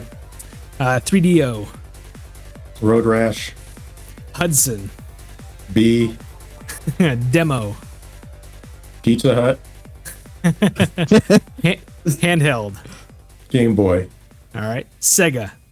Master System. I don't know why. Virtua. Fighter. Multiplayer. The EA tap with 4 plugs on it, I guess. Shmup. Oh, my fist in someone's face because I hate that word. I knew that. Fair. Was That's fair. And finally, arcade. Sega. Awesome. Very cool. It's always interesting to see what just kind of pops in everybody's head. Yeah. I was excited for the shmup answer. 'Cause I thought, I thought he was either going to be, shmup or run and gun. I figured one of the two. yeah. Yep. All right, Maul. You're up. Yeah, so you mentioned episode 1, which, by the way, great movie for the sound. No matter what you might think of it, the prequels, like that pod racing sequence, and like every racer having its own. Yeah. Sebulba's pod is just like the greatest sounding thing of all time. But anyway, on the movies, what are some of your favorite films of all time, and what makes a film a favorite for you? I have like so many favorites. It's really, really hard to decide. Like the first 3 Star Wars is without a doubt, going back forever. Stupid choice, but I also like Transformers the movie, the 1986 one. It's so not good. a good movie. It's not a good movie, but I like it. It's fun though. Yeah. It's so fun. If you know Transformers, then it's salvageable. But if you sit your wife down to watch it, she's just going to be mad. Optimus. That's the one where Optimus dies. I say, don't you understand? Optimus died. Like that. When I was terrible. a kid, that made me sad.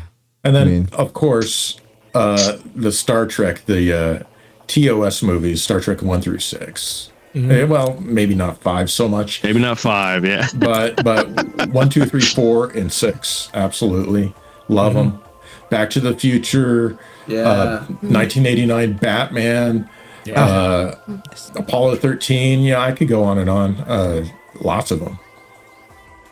So, are there any contemporary films that have stuck out to you as well? I mean, obviously, you got a lot of classics on the list, and it's hard to beat them, But yeah, I kind of like Godzilla -1. That one was pretty good. That was fantastic. That was really good. Yeah, that one was really good. I'm trying to think. I like the Dunes.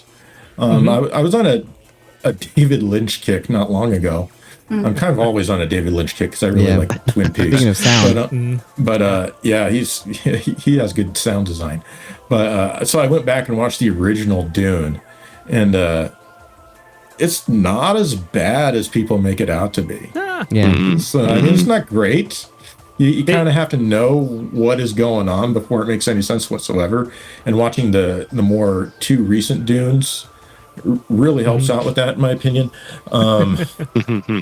Speaking of which, I like, because same director, but the original Blade Runner I really like, but the most recent Blade Runner, the second one, the only other Blade Runner, I guess, was really good too. 2049 or whatever it was called. Yeah, they're really very interesting, visually striking movies. Yeah. Yeah. Great cinematography too. And Truman Show. I mean, that's another one. I just Truman Show. So for Dune, if you go back to watch it again, you should look for. There's a European cut. What is it called? I have to look it up. Oh, I know what you're talking about. Yeah, they've gone through and it was a fan project at first, but they went through and they found all of the cut footage that has been scraped up over the years and did a restoration on it, and reassembled it as close as they could to Lynch's original screenplay. Because there is like an extended cut of it, but it's like he didn't have anything to do with that and disassociated himself from it. Yeah. But they have restored as much of the film as they could to its original like 3 hour or some runtime, and apparently they did such a good job on it that the studio picked it up, and it's only licensed in Europe, not for the US, but they did an official release of it over there, and you can find it online too. So I'll have to check that out. When you're feeling like you're ready for some more Dune. Might be a while, but yeah, right. They certainly made some choices when they made that one. I think I might have that on Blu-ray, Mall. I gotta go check. Oh yeah, after did we're you get done here. Yeah. I know there's a region-free version of it floating around out there. So yeah. Speaking of floating, the floating fat guys in that was pretty crazy. Good old Baron Harkonnen. Yeah. All right, Logan, why don't you catch us up on the chat? Yeah. I'm surprised no one said Green Dog yet. No, there were several of those At at the the beginning. beginning, yeah. Several green dogs at the beginning. In terms of, we've got another question from Fenris, actually. What goes into making a GameSack skit? Is it planned out carefully or just kind of spur of the moment random? There's absolutely no care at all in the GameSack skit. And yes, they are. They are. Well, it depends. They are very spur of the moment. I usually shoot them the same day I come up with the idea and finish editing them that night. I try to get them done as quickly as possible just to put the episode to bed, but at the same time, they're usually my favorite part of an episode. So sometimes I'll have to take a little longer on them. Like, there's one I want to do is like GameSack, if directed by David Lynch, Part 3. That's probably going to take several days of shooting because it's just going to be nuts. I'm not sure exactly what I'm going to do with that yet, but we'll see. But yeah, mostly it's usually done in an evening. Awesome. We've got Sorry Mario says hi. Hello. Almost missed it, gonna have to watch on VOD. Yeah, all of our previous streams are still up on the channel. Glad you're here. I saw Johnny Graphics mention that Metal Gear Solid on PS1 made him shed a few man tears. Yeah. That was a good one. Yeah. Yeah. Okay. I think there's some other like responses to stuff in the chat, but nothing directed at Joe at the moment.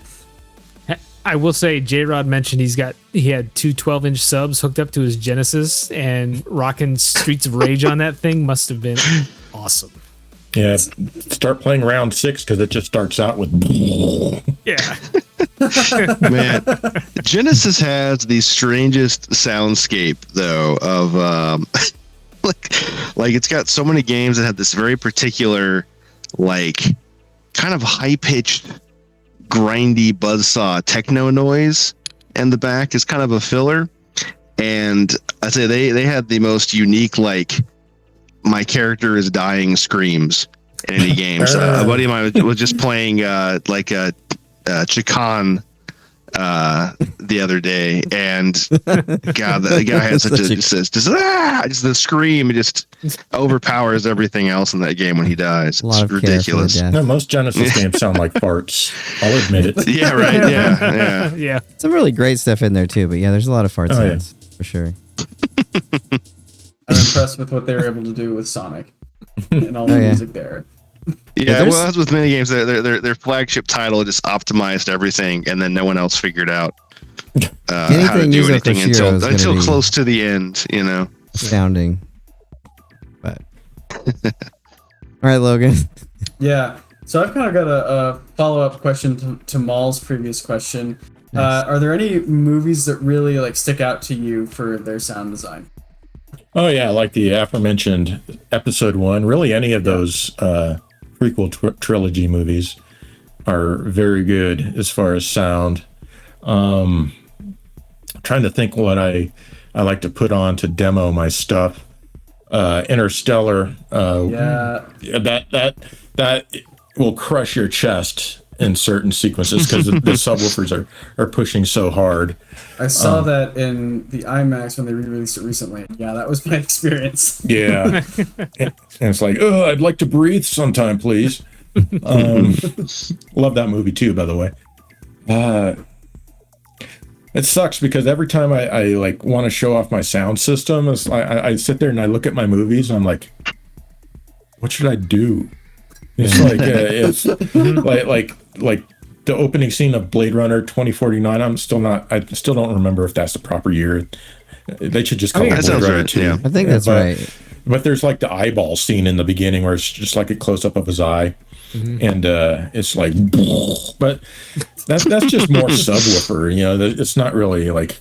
Oh, there is one Blade, the original Blade. They remixed that in Dolby Atmos. Yeah, and when they put that guy down in the dungeon, he's kind of like bugging out, like kind of almost towards the end, and he hears something crawling around. Whatever that space is, it's going up and down and all around. It's like really cool. Oh wow, that's amazing. Yeah, super cool. Yeah, the attention to detail. It's like it wasn't until I was listening to Return of the King once on they did like a 7-1 mix on that one, so we had like all the little surround sound satellite speakers in the house, and as the Witch King is walking up towards Eowyn, just before she reveals herself, and as he crunching on the ground, and like you hear the gravel like move from behind you to up in front of you as he like steps up to her. I just love little bits like that.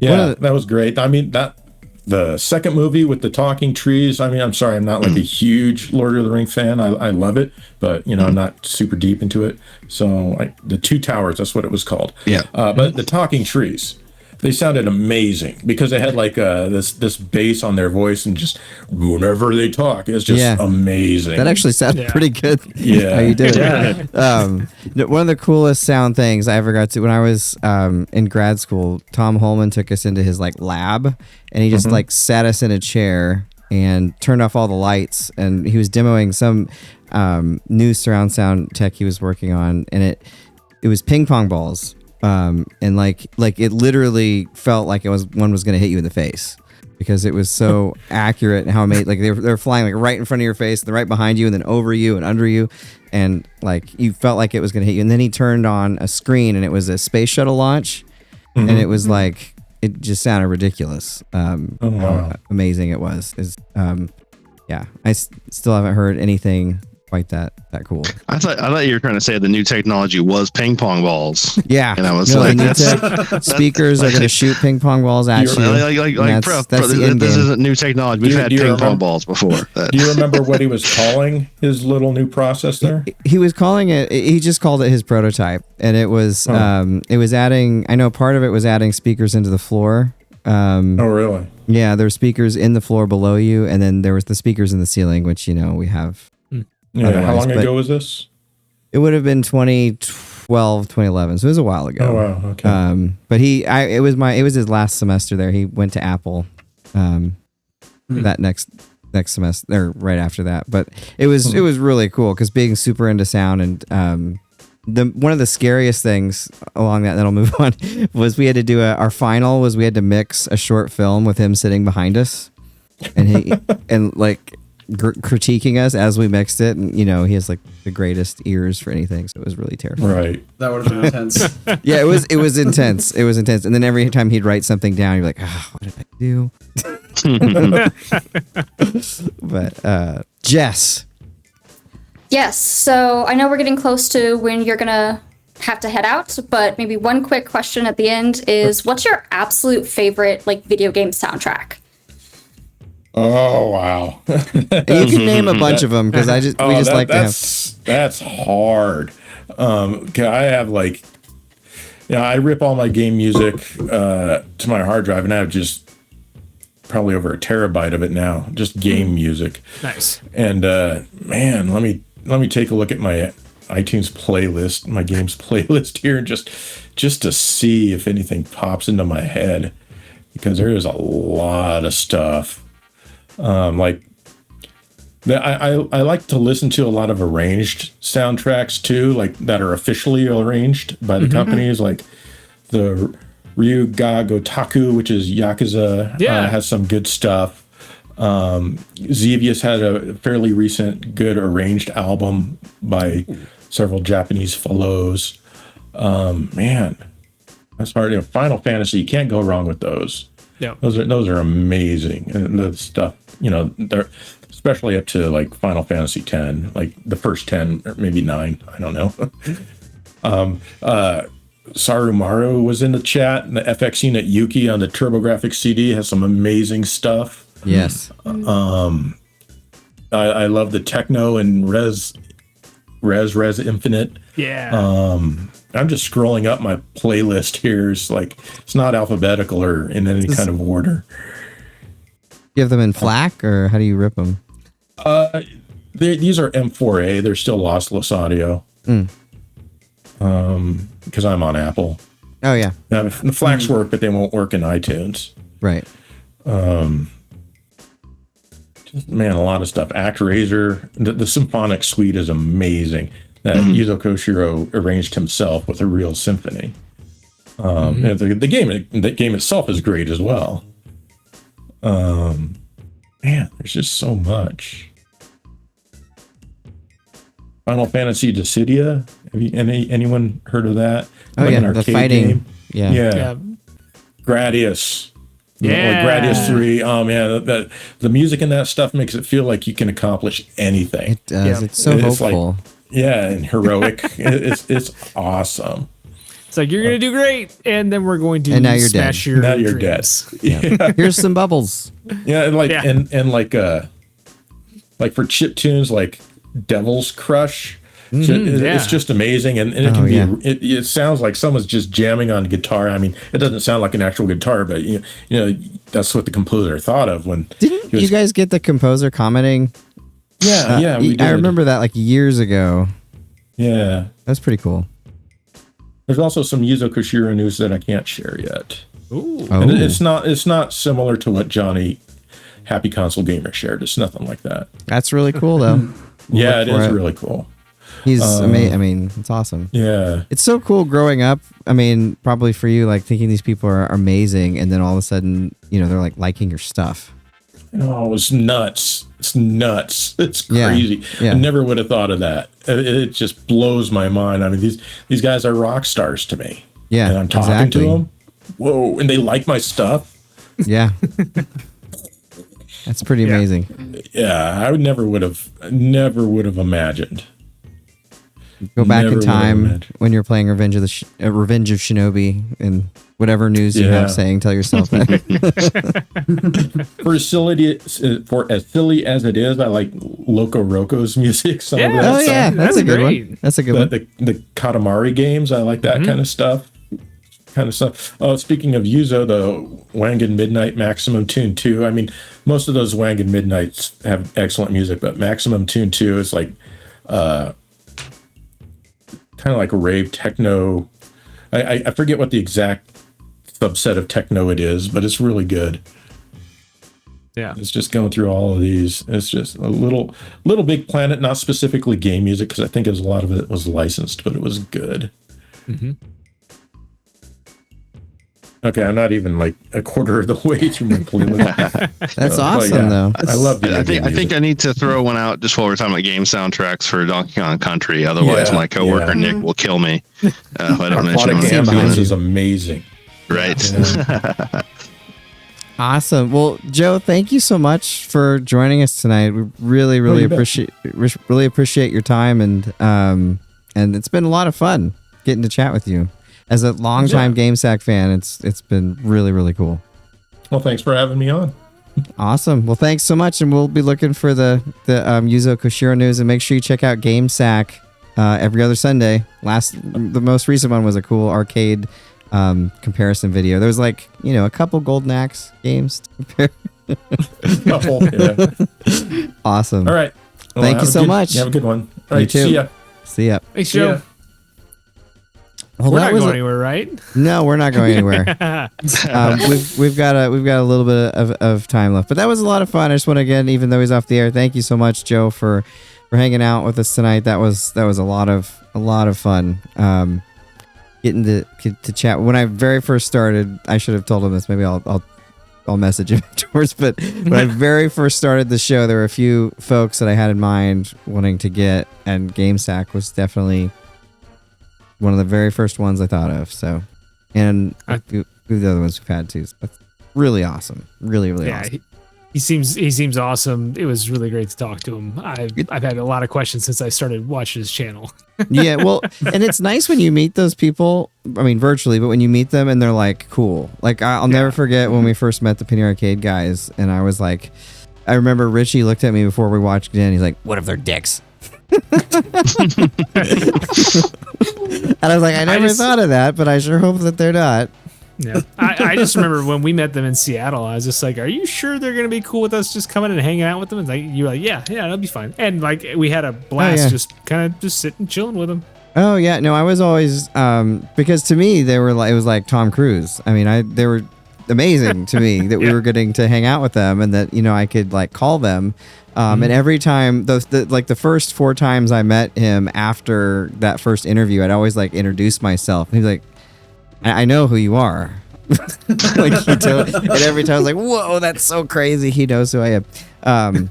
But anyway, awesome. You spent the next few years casually dropping that you had met Gabe and Tycho. Like, oh yeah, I know these guys. Yeah. I love them. We know, Break. We know. I love them. Yes. I love them so much. They're cool. All right. So a couple things we should talk about before we get into some content. But I wanted to welcome Jess officially to the show. Since we had a limited amount of time with Joe, I wanted to make sure we got through that. But Jess, welcome to the game show. We're so happy to have you on here. We're not kicking Daria out. Daria's on vacation this week.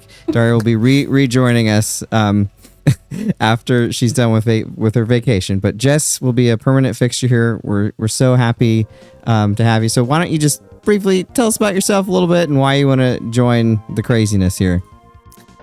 Yeah, thank you so much for having me. I'm so excited to be a part of this. I've always loved video games since I was really, really little, so to be able to be on here and be able to talk about them with other people that also love video games, super exciting.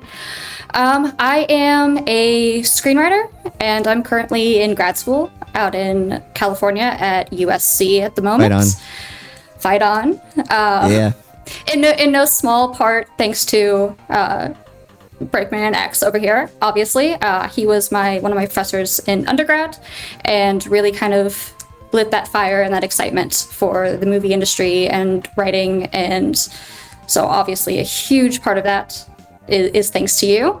I'm also working on social media for the podcast as well, which has been super fun to kind of jump in and be a part of that. Yeah, just super, super excited to be here. Awesome.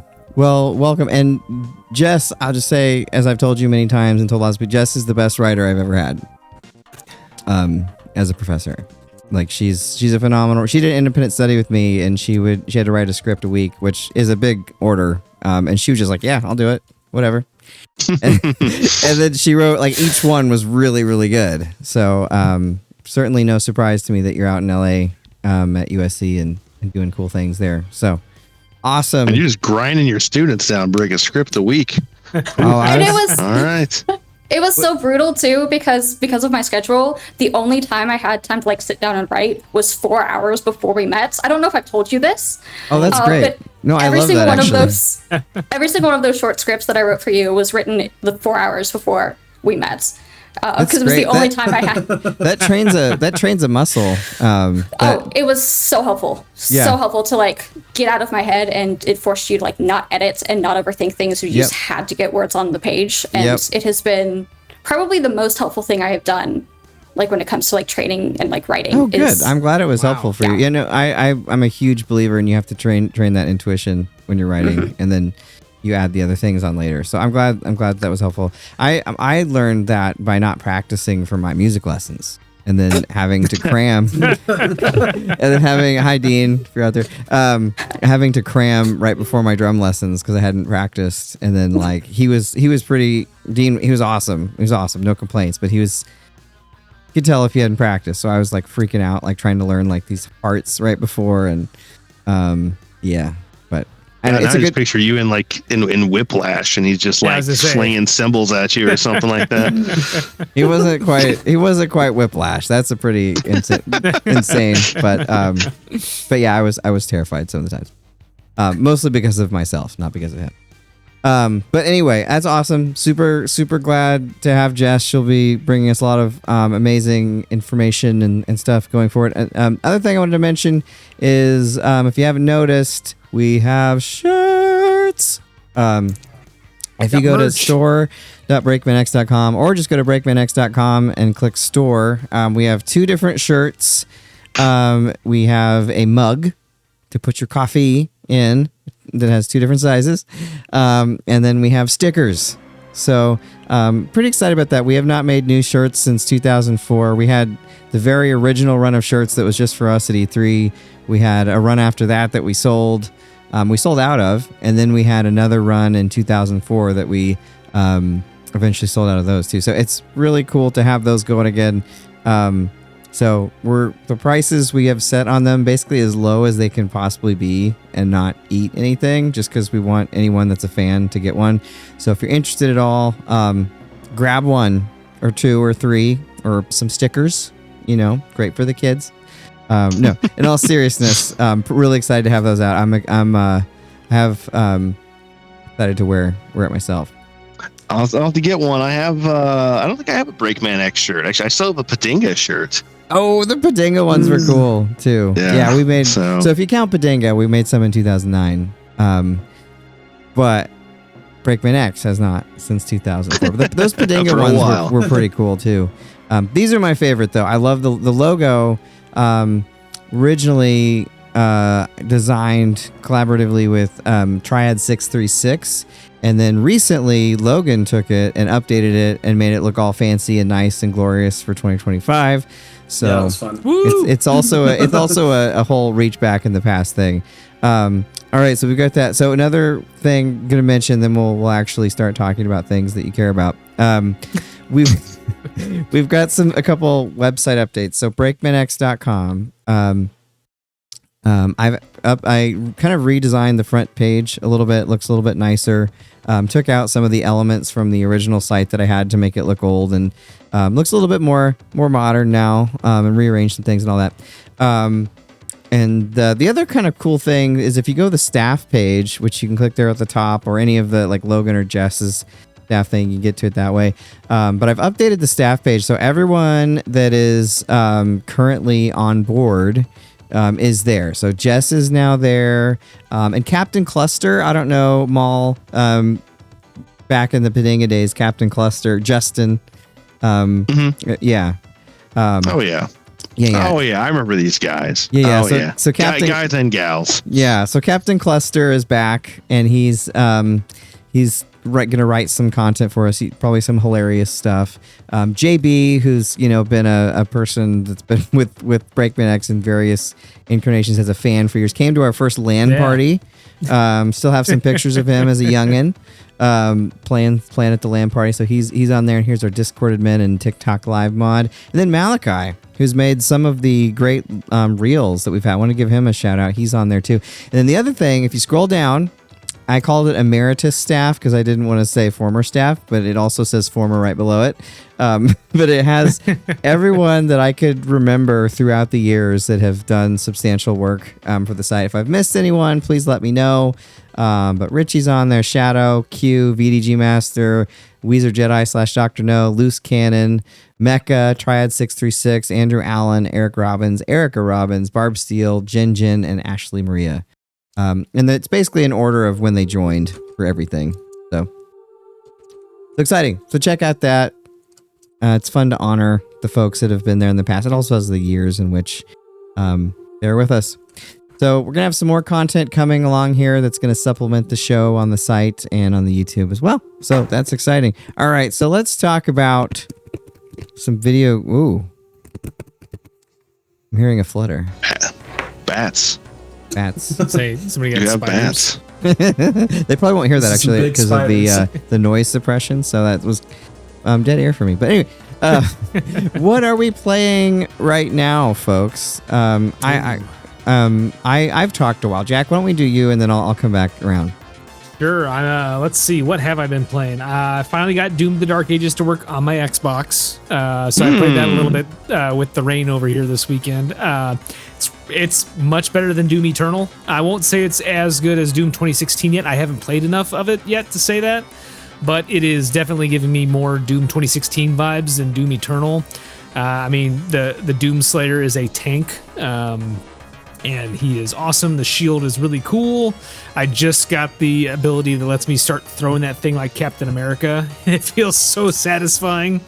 The parry system's really cool. I'm really digging it. I'm only about 4 or 5 hours into it, but really, really excited to keep going and seeing. And like Joe was mentioning earlier, like it's that game where I want to see kind of what's next. I want to see what's going to happen next. How are they going to escalate things, and how is it going to keep getting, bigger and badder? I've been playing that a lot. I've been playing my new Anbernic. I got this thing a few weeks ago. I put a custom OS on it and been playing that quite a bit. And then, man, what else? Final Fantasy 16, still working my way through that. I played about 4 hours last night, and I didn't get through a single main quest. It was all side quests and hunts for Oh my god, now I don't want to play it anymore. I mean, I don't like side quests these days. I'm too old for side quests. I'm gonna look up my play timer on. Die at any minute. I could, yeah.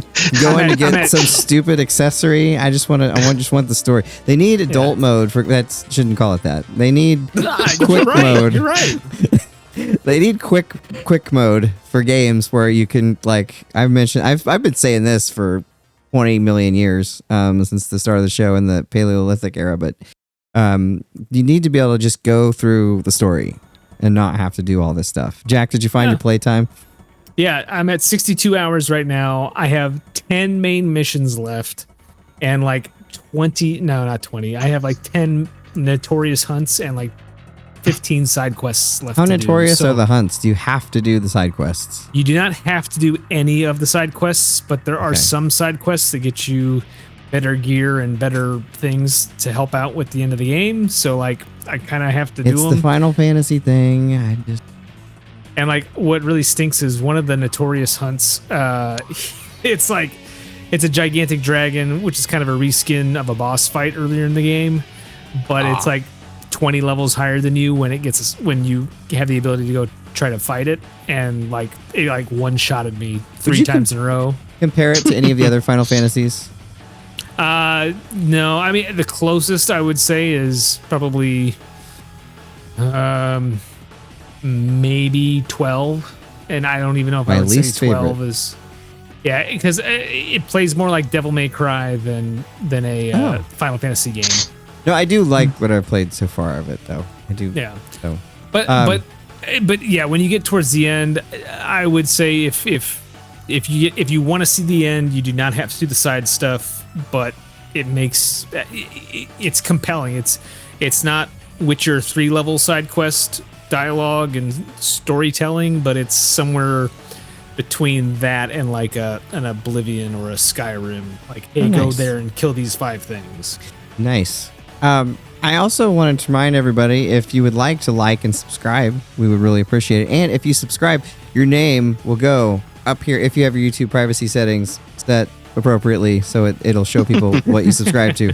Most people do, but in case you do it and it's not there, it's not my fault. Just set your privacy. Unsubscribe and subscribe again. But it'll show up right here, and it'll do the da-da-da-da-da thing. So that would be a lot of fun. So we've been doing this since 2002, and I keep everything, obviously. So it'll be around for everything and for all time. So digital pack rats. Yep, one day, before the Earth dies, Break will just shoot all of our stuff up into space, and then one day the aliens will see that you subscribe to this show. I'm gonna put up some of the old episodes, some of the better ones. I mean, I could just put all of there. Honestly, there aren't any that are super embarrassing, which is surprising of the ones I've listened to. I really haven't changed. Jack hasn't really. Jack maybe likes Xbox a little bit less, and I like it a little more. That's probably what has changed. Combined, we've mellowed out. Yeah, we've kind of gone more towards the center. Less restriction of certain vocabulary. Well, like they say, age has a way of flattening a man. So you're just. We're not old, even though I just said that we're old. But yeah. So, Maul, what have you been playing? Yeah. Oddly enough, Pokemon, which I wouldn't Gotta catch them all. Since I bitch incessantly about how terrible the Pokemon market is now, and it's full of just toxic flippers rather than actually like game players, or like you can't be a child to collect Pokemon right now because Like you can get used by your parents to buy Pokemon because it's like one per person. So your 40-year-old dad will take you out of school and have you wait in line with him so he can get more. To put sealed boxes in his collection as like a college fund for you one day is the idea.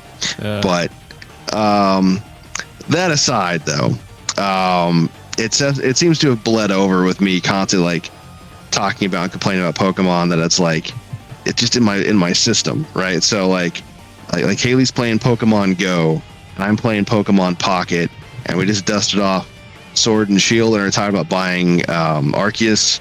Like, I don't know what happened to me. So I've been wanting to try there's a reason Arceus.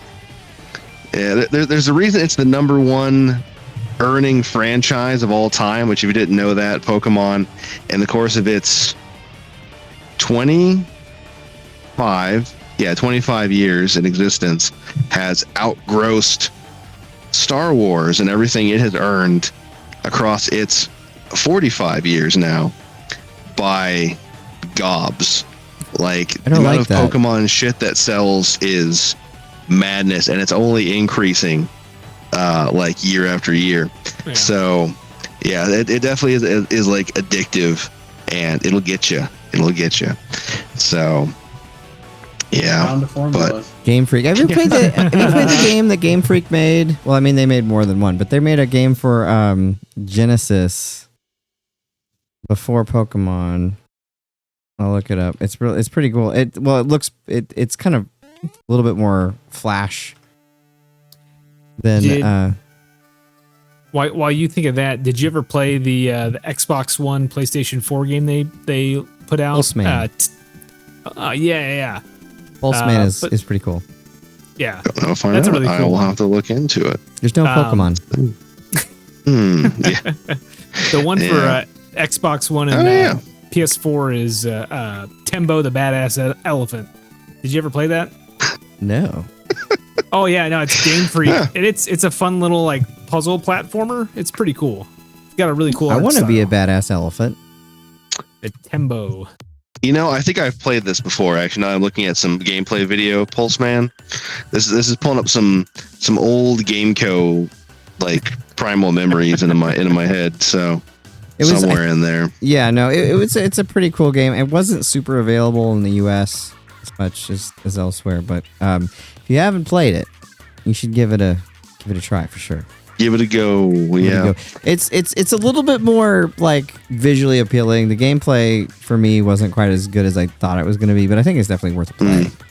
No, I mean it's got a Mega Man vibe, right? He's even got like a role stand-in, sister character. So yeah. I mean, anything it's gonna get you. It's gonna be great. Anything. So anything, especially Battle Network, blah blah blah on GameCube. Yeah, I mean, we've already talked about how much you love Mighty Number 9. So that's not Mega Man, my friend. That is a cash grab. That was meant to be sort of like Mega Man. Actually, I don't think it was a cash grab in all reality. I think it was a game that was more difficult to pull off than anticipated. Flawed game, but is that the original Kickstarter cash grab? Let's just say it's not a cash grab. Hey. I don't know. It was something. No, yeah, it's Keiji Inafune. He's like, all you Mega Man fans that love Mega Man haven't had a Mega Man. I'm gonna make a Mega Man, and then everyone was like, that's not Mega Man. Yeah, everybody's just like, make another Dead Rising, please. Yeah, I tell you, it makes me real glad that like Bloodstained came out as good as it did. Because I backed real hard on that one. Yep. And after Mighty Number 9 and all the delays, everyone was like, "Oh no, it's happening again. They're running off with our money. We're gonna get nothing." So, Maul, did you enjoy the Bloodstained Ritual of the Moon, or did you enjoy the two retro games that came out? I actually never played the second retro one, but I enjoyed both the first retro and the and the full real game. I think the second retro one's better than the first. What do you think, Jack? Oh yeah, yeah. Second one's I like the first one, but the second one is head and shoulders above the first. Okay, I might have to go check it out. I mean, it's in the blood. Like, I'm a big Mega Man and Castlevania guy. Like, even just today, couple of my coworkers came up and I don't know. One of them was just randomly playing Bloody Tears, you know, on his phone, and I was just like, oh god, I gotta go break out some Dracula X tonight or something like that. So Sarumaru just mentioned something. The other thing, Mighty Number 9 made fun of like the demographic they were targeting.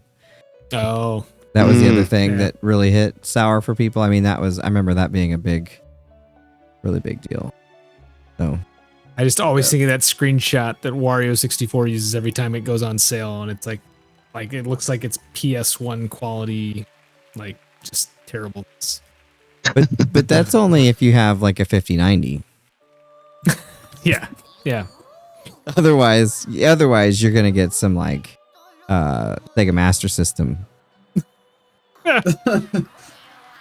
That's how, whenever I used to want to irritate someone, I'd be like, oh yeah, it kind of looks like a GBA game. Back in the day. Didn't go over well. You were trolling everybody back then. I did. I used to really like to troll. I don't troll as much. Maybe I should troll again.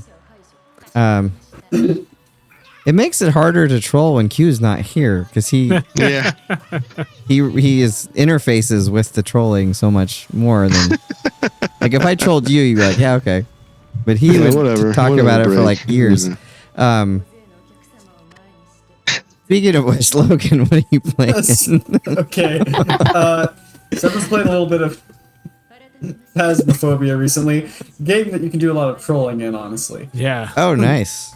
Yeah, no, there's these things called cursed objects, and the most common one to troll with is the deck of tarot cards, where each card affects the ghost in a different way, and somebody will just like spam all of them and like remove all of our sanity and cause it to get really angry, and everybody's not prepared, and it's amazing. I'll have so much fun. Have you played the Genesis game, whatever, Haunting with Poltergeist? No. It's kind of fun. It's another haunting. You seem to like the haunting games. And it's an older one, and it's kind of a cool. The story is like this guy wronged you. I think he fired you, or maybe he caused your death. I don't know, but you basically like haunt his whole family, so like including his kids. So it's a little bit like, but you can like possess different things around the house and stuff. It's kind of fun. It's a unique little Genesis game, and I know you like Genesis stuff. So. Yeah. Phasmophobia is cool. It's kind of like my life a few years ago. Really? Oh, you know what I'm talking about. Oh, yes, I do. Sorry, caught on the brainwave. That's okay. Then I also just downloaded Battlefront 2 again, because that game has been having a massive spike in players lately. Yeah, like they beat a record. Like everyone's playing that. Yeah.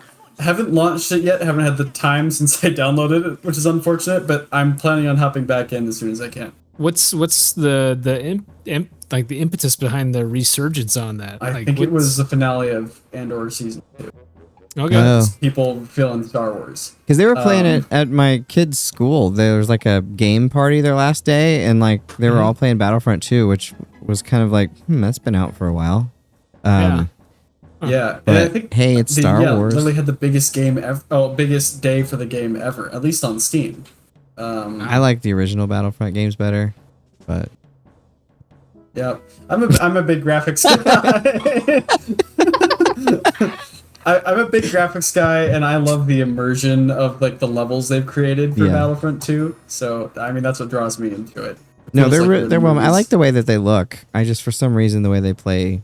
Maybe I should need to give them more of a chance. Well, it's gotten better. The game was not good when it launched, so yeah, they've gone and fixed a lot of those problems, but it definitely still has that kind of haze surrounding it. Like I said before, Breakboy X and Daria had some like all-out fights, lots of screaming coming. You could hear other rooms. I was never a big fan of how they handled the vehicles. Like you just like go to this spot, and then all of a sudden you're flying. TIE fighter or an X-Wing. It kind of took me out of it every time. That's not how it works being in them though, and like just shooting all the little people on the ground. Yeah. I mean, makes you feel powerful. I don't know. It's cool. Like I like atmospheric dogfights. You know, it's I was stoked when they finally did that in Force Awakens, and it was cool to have it in the games where you're both like shooting, the guys in the ground at scale, like all the other players are running around having 200-man, gunfights, and you're just like flying over trying to shoot little colored dots as they run through like the jungles of Naboo. And then, here comes a Y-wing, and you got to get engaged with them and dogfight in the sky. It was cool. You get like a little, it's very, there's a lot going on. Yeah, a lot going on. Johnny Graphics mentioned us digital pack rats refer to the term archivists, and I'm gonna keep that because I have all my files going back to like the mid '90s. That's impressive. Whoa! And right when I said that, there was a scary laugh coming through for this Super Castlevania 4 remix. That was perfect. You're talking about the air combat in Battlefront Mall. I think that build, the nearly finished build of Battlefront 3 that got like leaked recently. Yeah, they have a pretty cool like ground to air like transition system in that. Yeah, no, it's really neat. That one's cool too, and it is unfortunate that we lost out on that game. Maybe it was too ambitious for the time, but it seemed like it was going to work out. But yeah, pretty cool. I think it was like basically done before they scrapped it. I'm not entirely sure why they did, but like the build that was leaked is about just fully playable. This was pre-EA. This was like the old Battlefront. Well, I think that's probably why though. They probably lost the license or transferred it over to EA. Yeah. Well, not even. Well, maybe Disney too. But I mean, I think even pre-Disney, EA got the exclusive rights. Like around the time that the Old Republic came out, right? Was when EA got the Star Wars license at the time. Yeah, because Pandemic did the first two Star Wars Battlefront games, and I think they published those directly under LucasArts. Some of those Star Wars games from that gen were actually pretty dang good. At the time, I didn't think they were, but revisiting... Yeah, no, Star Wars had like a run of pretty solid games. Like there was a time where like, there's so many classes we went back through and named them, from like, Dark Forces and Jedi Academy, TIE Fighter X-Wing. They had the pretty cool like RTS one. Galactic Battlegrounds. Yeah, thank you. And then there's just a good number of really solid ones. Yeah, it's some missteps like the original Phantom Menace game, but then like Jedi Power Battles came out like a year later and was great. So, And who can forget Masters of Terrace Kasi or Kasai? Yeah, I rented that and really wanted to like it. Didn't get my wish. It's pretty bad though. Pretty bad. We should get to Jess's games that she's playing. Yeah. What are you playing, Jess? So I have not been able to play as much as I would have liked to, at the end of the semester and everything.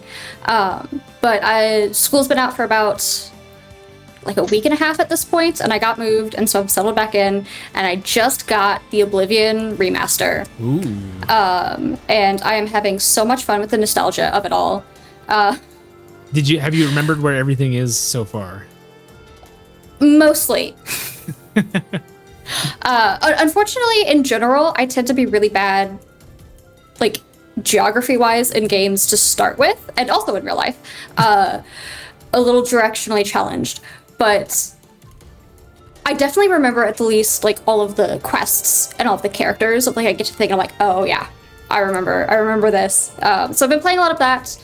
I have been jumping in and out really non-committally of, I think it's my third or fourth playthrough of Dragon Age the Veilguard. Nice. Which I know was controversial, and I have my opinions of it in various different ways. But I'm having a great time with it. I love the gameplay. I love the gameplay of it. Especially since I like to be a mage, but I also really hate doing ranged combat. Of like, I like to be in the middle of everything, but I want to be magic. Yeah. And so this has had the best option for that by far.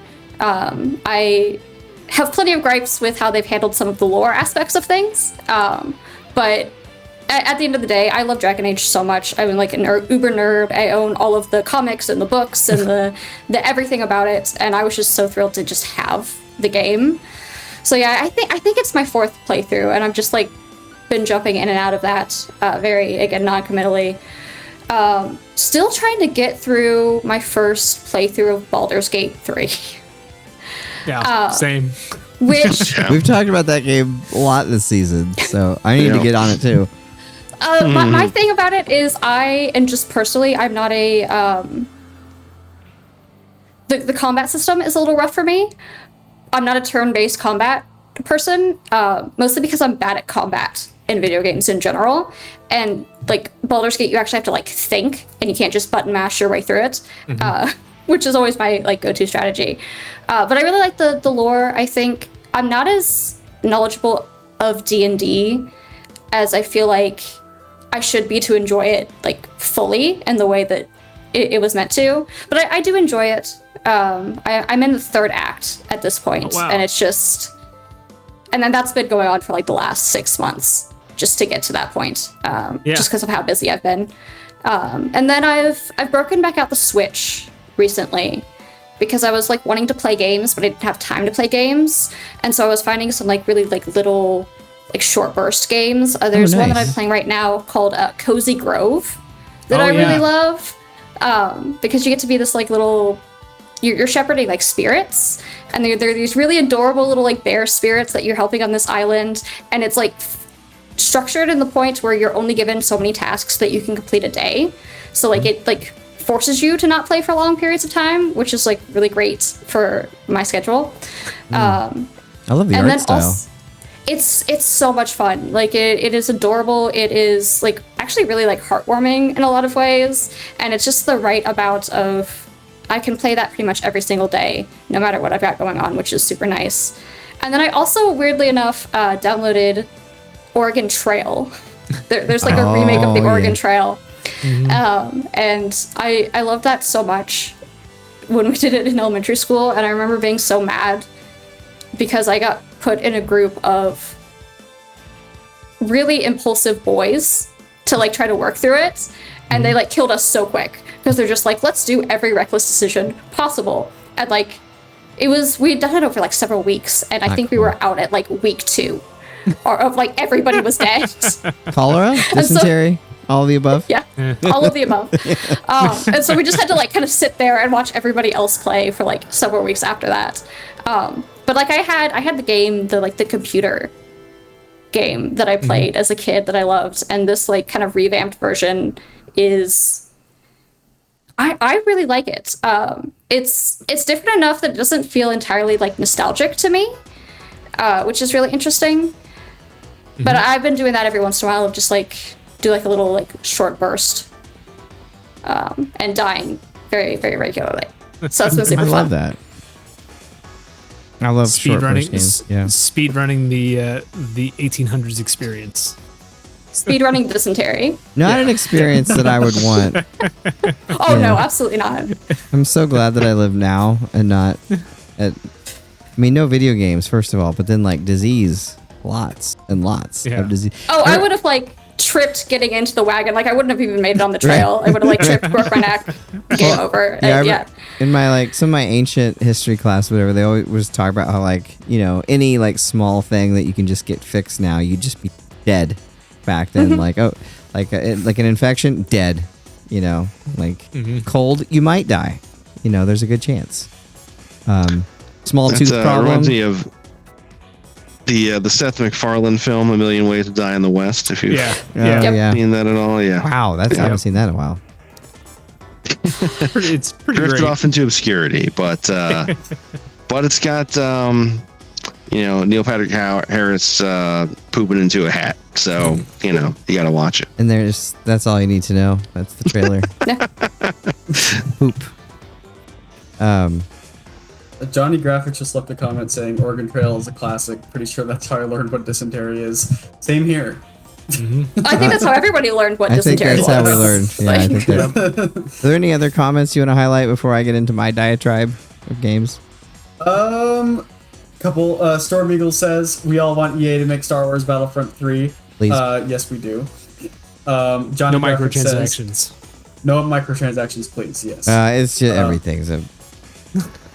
microtransaction these days. Yeah. Yelling Johnny at the Graphic clouds. says Poltergeist is great and I love him. Yes. Okay. By the I will way, have to try his Johnny Graphic's recent video of obscure or hidden gem Genesis games is pretty rad. You all should check it out Nice. if you haven't already. Yeah, I think that's some of the more recent comments there. Arcus Odyssey was the Nice. last one he mentioned. I need to play through that. I played a little bit of that, but after watching his video, I'm gonna play more of that. Pretty cool Nice. game. All right, so diving back into mine, it's been a crazy busy time, but still playing Dr. Mario on Fridays with Tara. We have our showdown, and I got the NES NSO controllers to play with the real hardware. Oh. Those, because it's like basically like playing with a new NES controller and it's wireless. Because mine I've had since like 1986, 87 and a little worn out. And as I was talking with Bob the other day on RetroRTV, there really aren't any good replacement parts for them yet. And there might be soon, apparently. But as of right now, there really aren't. So really a godsend in terms of having like an actual NES controller that feels amazing. I love the NES controller. I mean, it's probably childhood and nostalgia and all that, but there's something about not playing with a third-party 8-bit do or whatever and playing with an actual NES controller. Yeah. And the lag's pretty great. I mean, I haven't noticed. It actually felt a little bit less than the 2.4 gigahertz 8-bit do one, so pretty excited about that. Also, the RetroTink 4K, they released a firmware update for some audio improvement stuff. Where it now samples at 192 instead of 96, and it also fixed the gain issue, which was an issue that I'd had. So it's been making some of those older games a lot of fun to play. Also started the Halo campaign over again with Breakboy X on the OG Nice. Xbox, because we'd played through the entire Master Chief Connect collection and Reach and except for Infinite, because Microsoft promised that you'd be able to play split screen co-op, and then when they found out that I wanted it, they decided not to do it. That's how I'm remembering it. And but playing the Halo campaign on the original Xbox really with Breakboy X has really shown me again how amazing the sound design was on the original Xbox. That game sounds great. Like the sound effects are super high quality. The music, of course, everyone knows is great, but the placement of everything, the speaker placement, is really, really fantastic. And it was really making me lament how crappy, like Joe was saying, how some of the modern games just can't do that anymore for some reason, and it drives me nuts. But the OG Xbox really, really does that well. So, and I just feel like it plays better than the Master Chief Collection. I don't know if that's just me or whatever, but and look at some of the textures sometime close up if you get a chance. They look better on the OG Xbox. There's some weird stuff going on the map. But anyway, Yeah. Halo's a pretty good game. Jack, you should try it sometime if you haven't already. I think you'd like it. I'll check it out. I've also been playing the Switch invite game, which is not my favorite, and have not gotten my invite yet for Nintendo, despite putting in for it like the second that Miyamoto smiled at me and the Direct. Been looking at different places, trying to figure out. Breakboy X and I are going to go to Best Buy at midnight on June 5th. And I'm not going to go Nice. super early. I'm going to go at 11, and just because he's never been to a midnight launch, so it's going to be kind of fun to do that anyway. I did get to pre-order a controller, so at least I'll get There you that. Yay. She's just sitting home, just playing nothing. It's a pro controller, though. I'll be a dreaming. professional that day. But no, so hopefully we'll get one. I think the stock's going to be fine, and if it's not, I'm not going to flip out about it. But I'm pretty excited to play Breath of the Wild the update and some of the other games, some of the Switch 1 games with the update, and of course Mario Kart World. We play a ton of Mario Kart here, whole family. And then I've been playing Super Mario Worlds. Old games here, but Super Mario World again, the NSO controller with original hardware using the 8-bit adapter. It's a lot of fun. That game is great. I still like Super Mario Bros. 3 better. But World is awesome. It's such a great game. But yeah, this was a really fun episode. This was really fun. Having Joe on here was so much fun. Jess, she's over here. Jess, I always get that backwards. Jess, because it's flipped. But Jess is, I think, a fantastic addition to this Brady bunch of people here. That'd be a fun intro sometime for like a show. Like, here's a story. I got to figure out how I'm going to arrange all 6 of everybody for when Daria returns. So we'll see how that goes. It'll be fine. We've got Ethan Jackson is going to be joining us. He's a he's a radio host. He's interviewed just about every rock star you can imagine, if they're of the heavier genre. So he's got lots of fun stories. Also, have a lot of cool stuff to talk about with movies. He's going to have a pretty cool announcement tomorrow. If you follow him on any social media. So congrats to him on that. Nice. So that's going to be a lot of fun. Jack, is there anything you'd like to say before we head off into the sunset? Boy, just shout out to Capcom. The Capcom Fighting Collection 2 is awesome. I've played more Capcom vs. SNK 2 in the last week than I think I did when it originally came out. It's a Fighting Collection 2? Fighting Collection 2. It's got Capcom vs. SNK 2, Capcom vs. SNK 1, the 2000, Capcom Fighting Jam, Star Gladiator, Power Stone 1 and 2, the arcade versions, not the Dreamcast versions. Oh. And Red Earth on it Red Earth. Plasma Sword? Maybe not Red Earth. Yeah, Plasma, not Plasma Sword. Or, there's Plasma Sword. Yes, Nightmare. Plasma Sword is on it. Yeah, not. It's the sequel to Star Gladiator. It also has Project Justice, the fighting rival schools sequel on there too. Well, hopefully the Switch 2 has a better D-pad, and we can play some of the. It's be fun to play some of those games portably. Yes, it would be.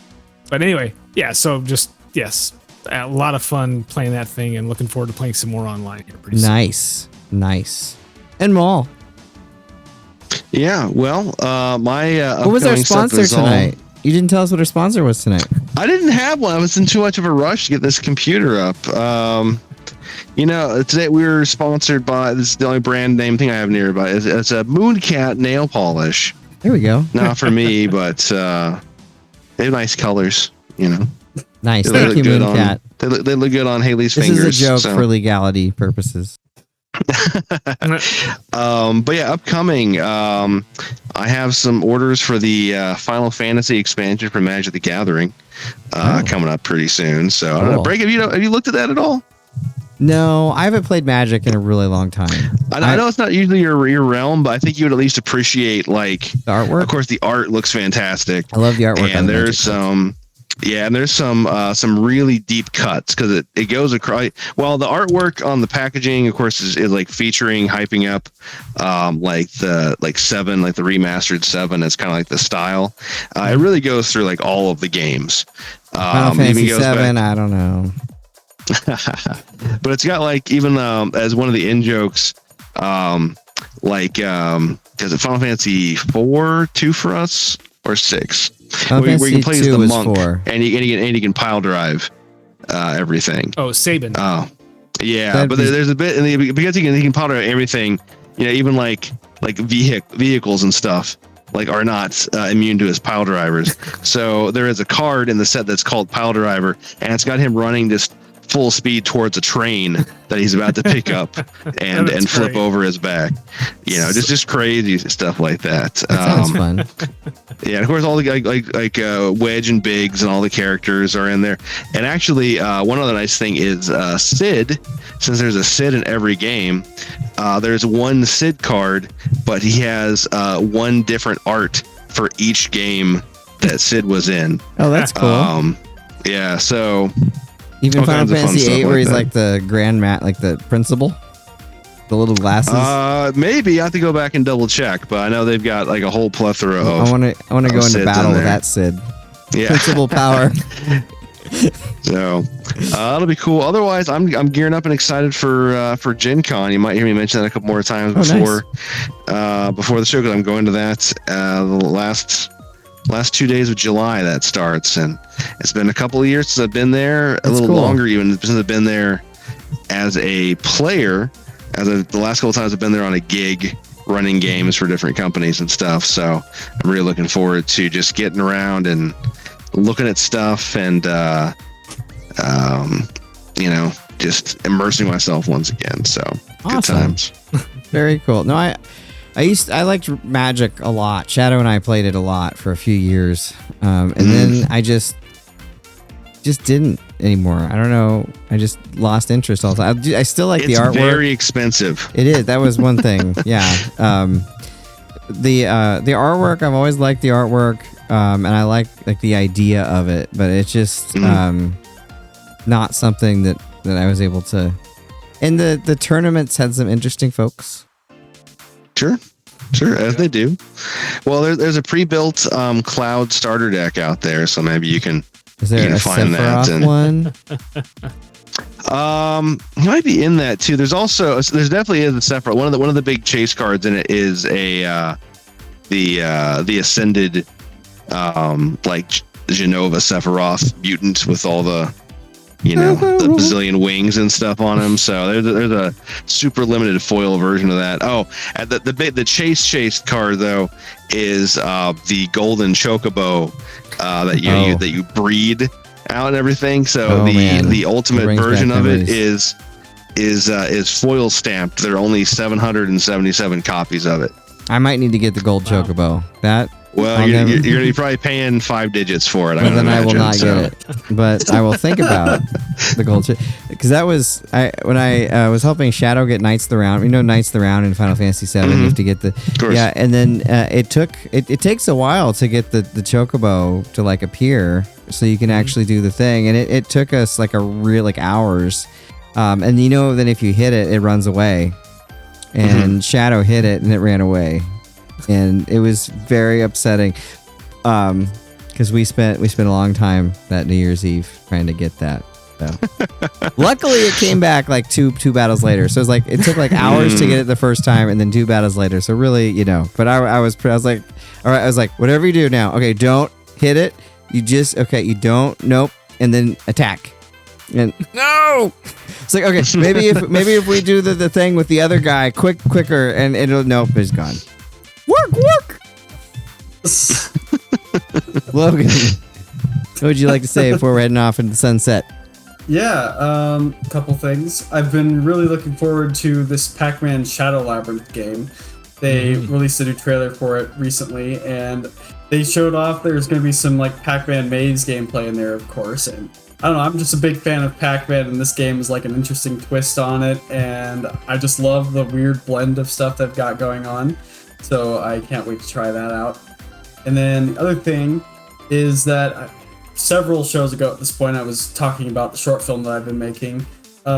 In theory, I'm going to be hearing about whether or not it's been accepted to the Fantasia Film Festival on Friday. So be their loss if they didn't get it. Nice.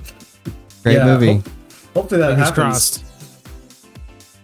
It really is a great movie. If any of you have a chance to see Edge of Oblivion by the great Loden Bodenhammer, you should go check it out. Yeah, it's great.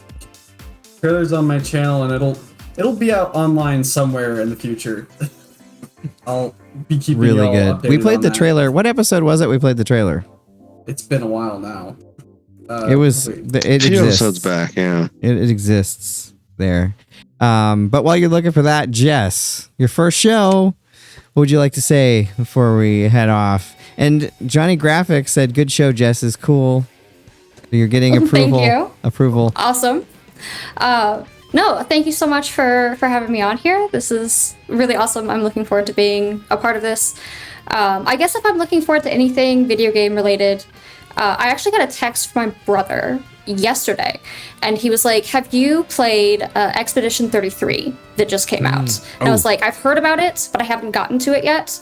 And he told me that he's played it, and it's one of the best written like narrative games that he's played in a very, very long time. And so I think that is going to the top of my list, and I'm hoping to get started on that hopefully this week.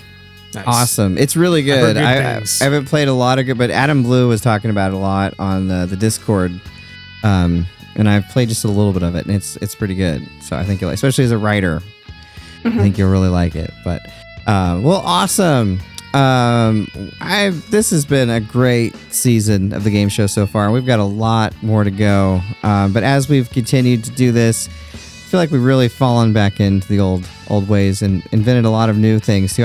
Feel like we're back, y'all. If you look at the website, everything going, I think we can say we're officially back.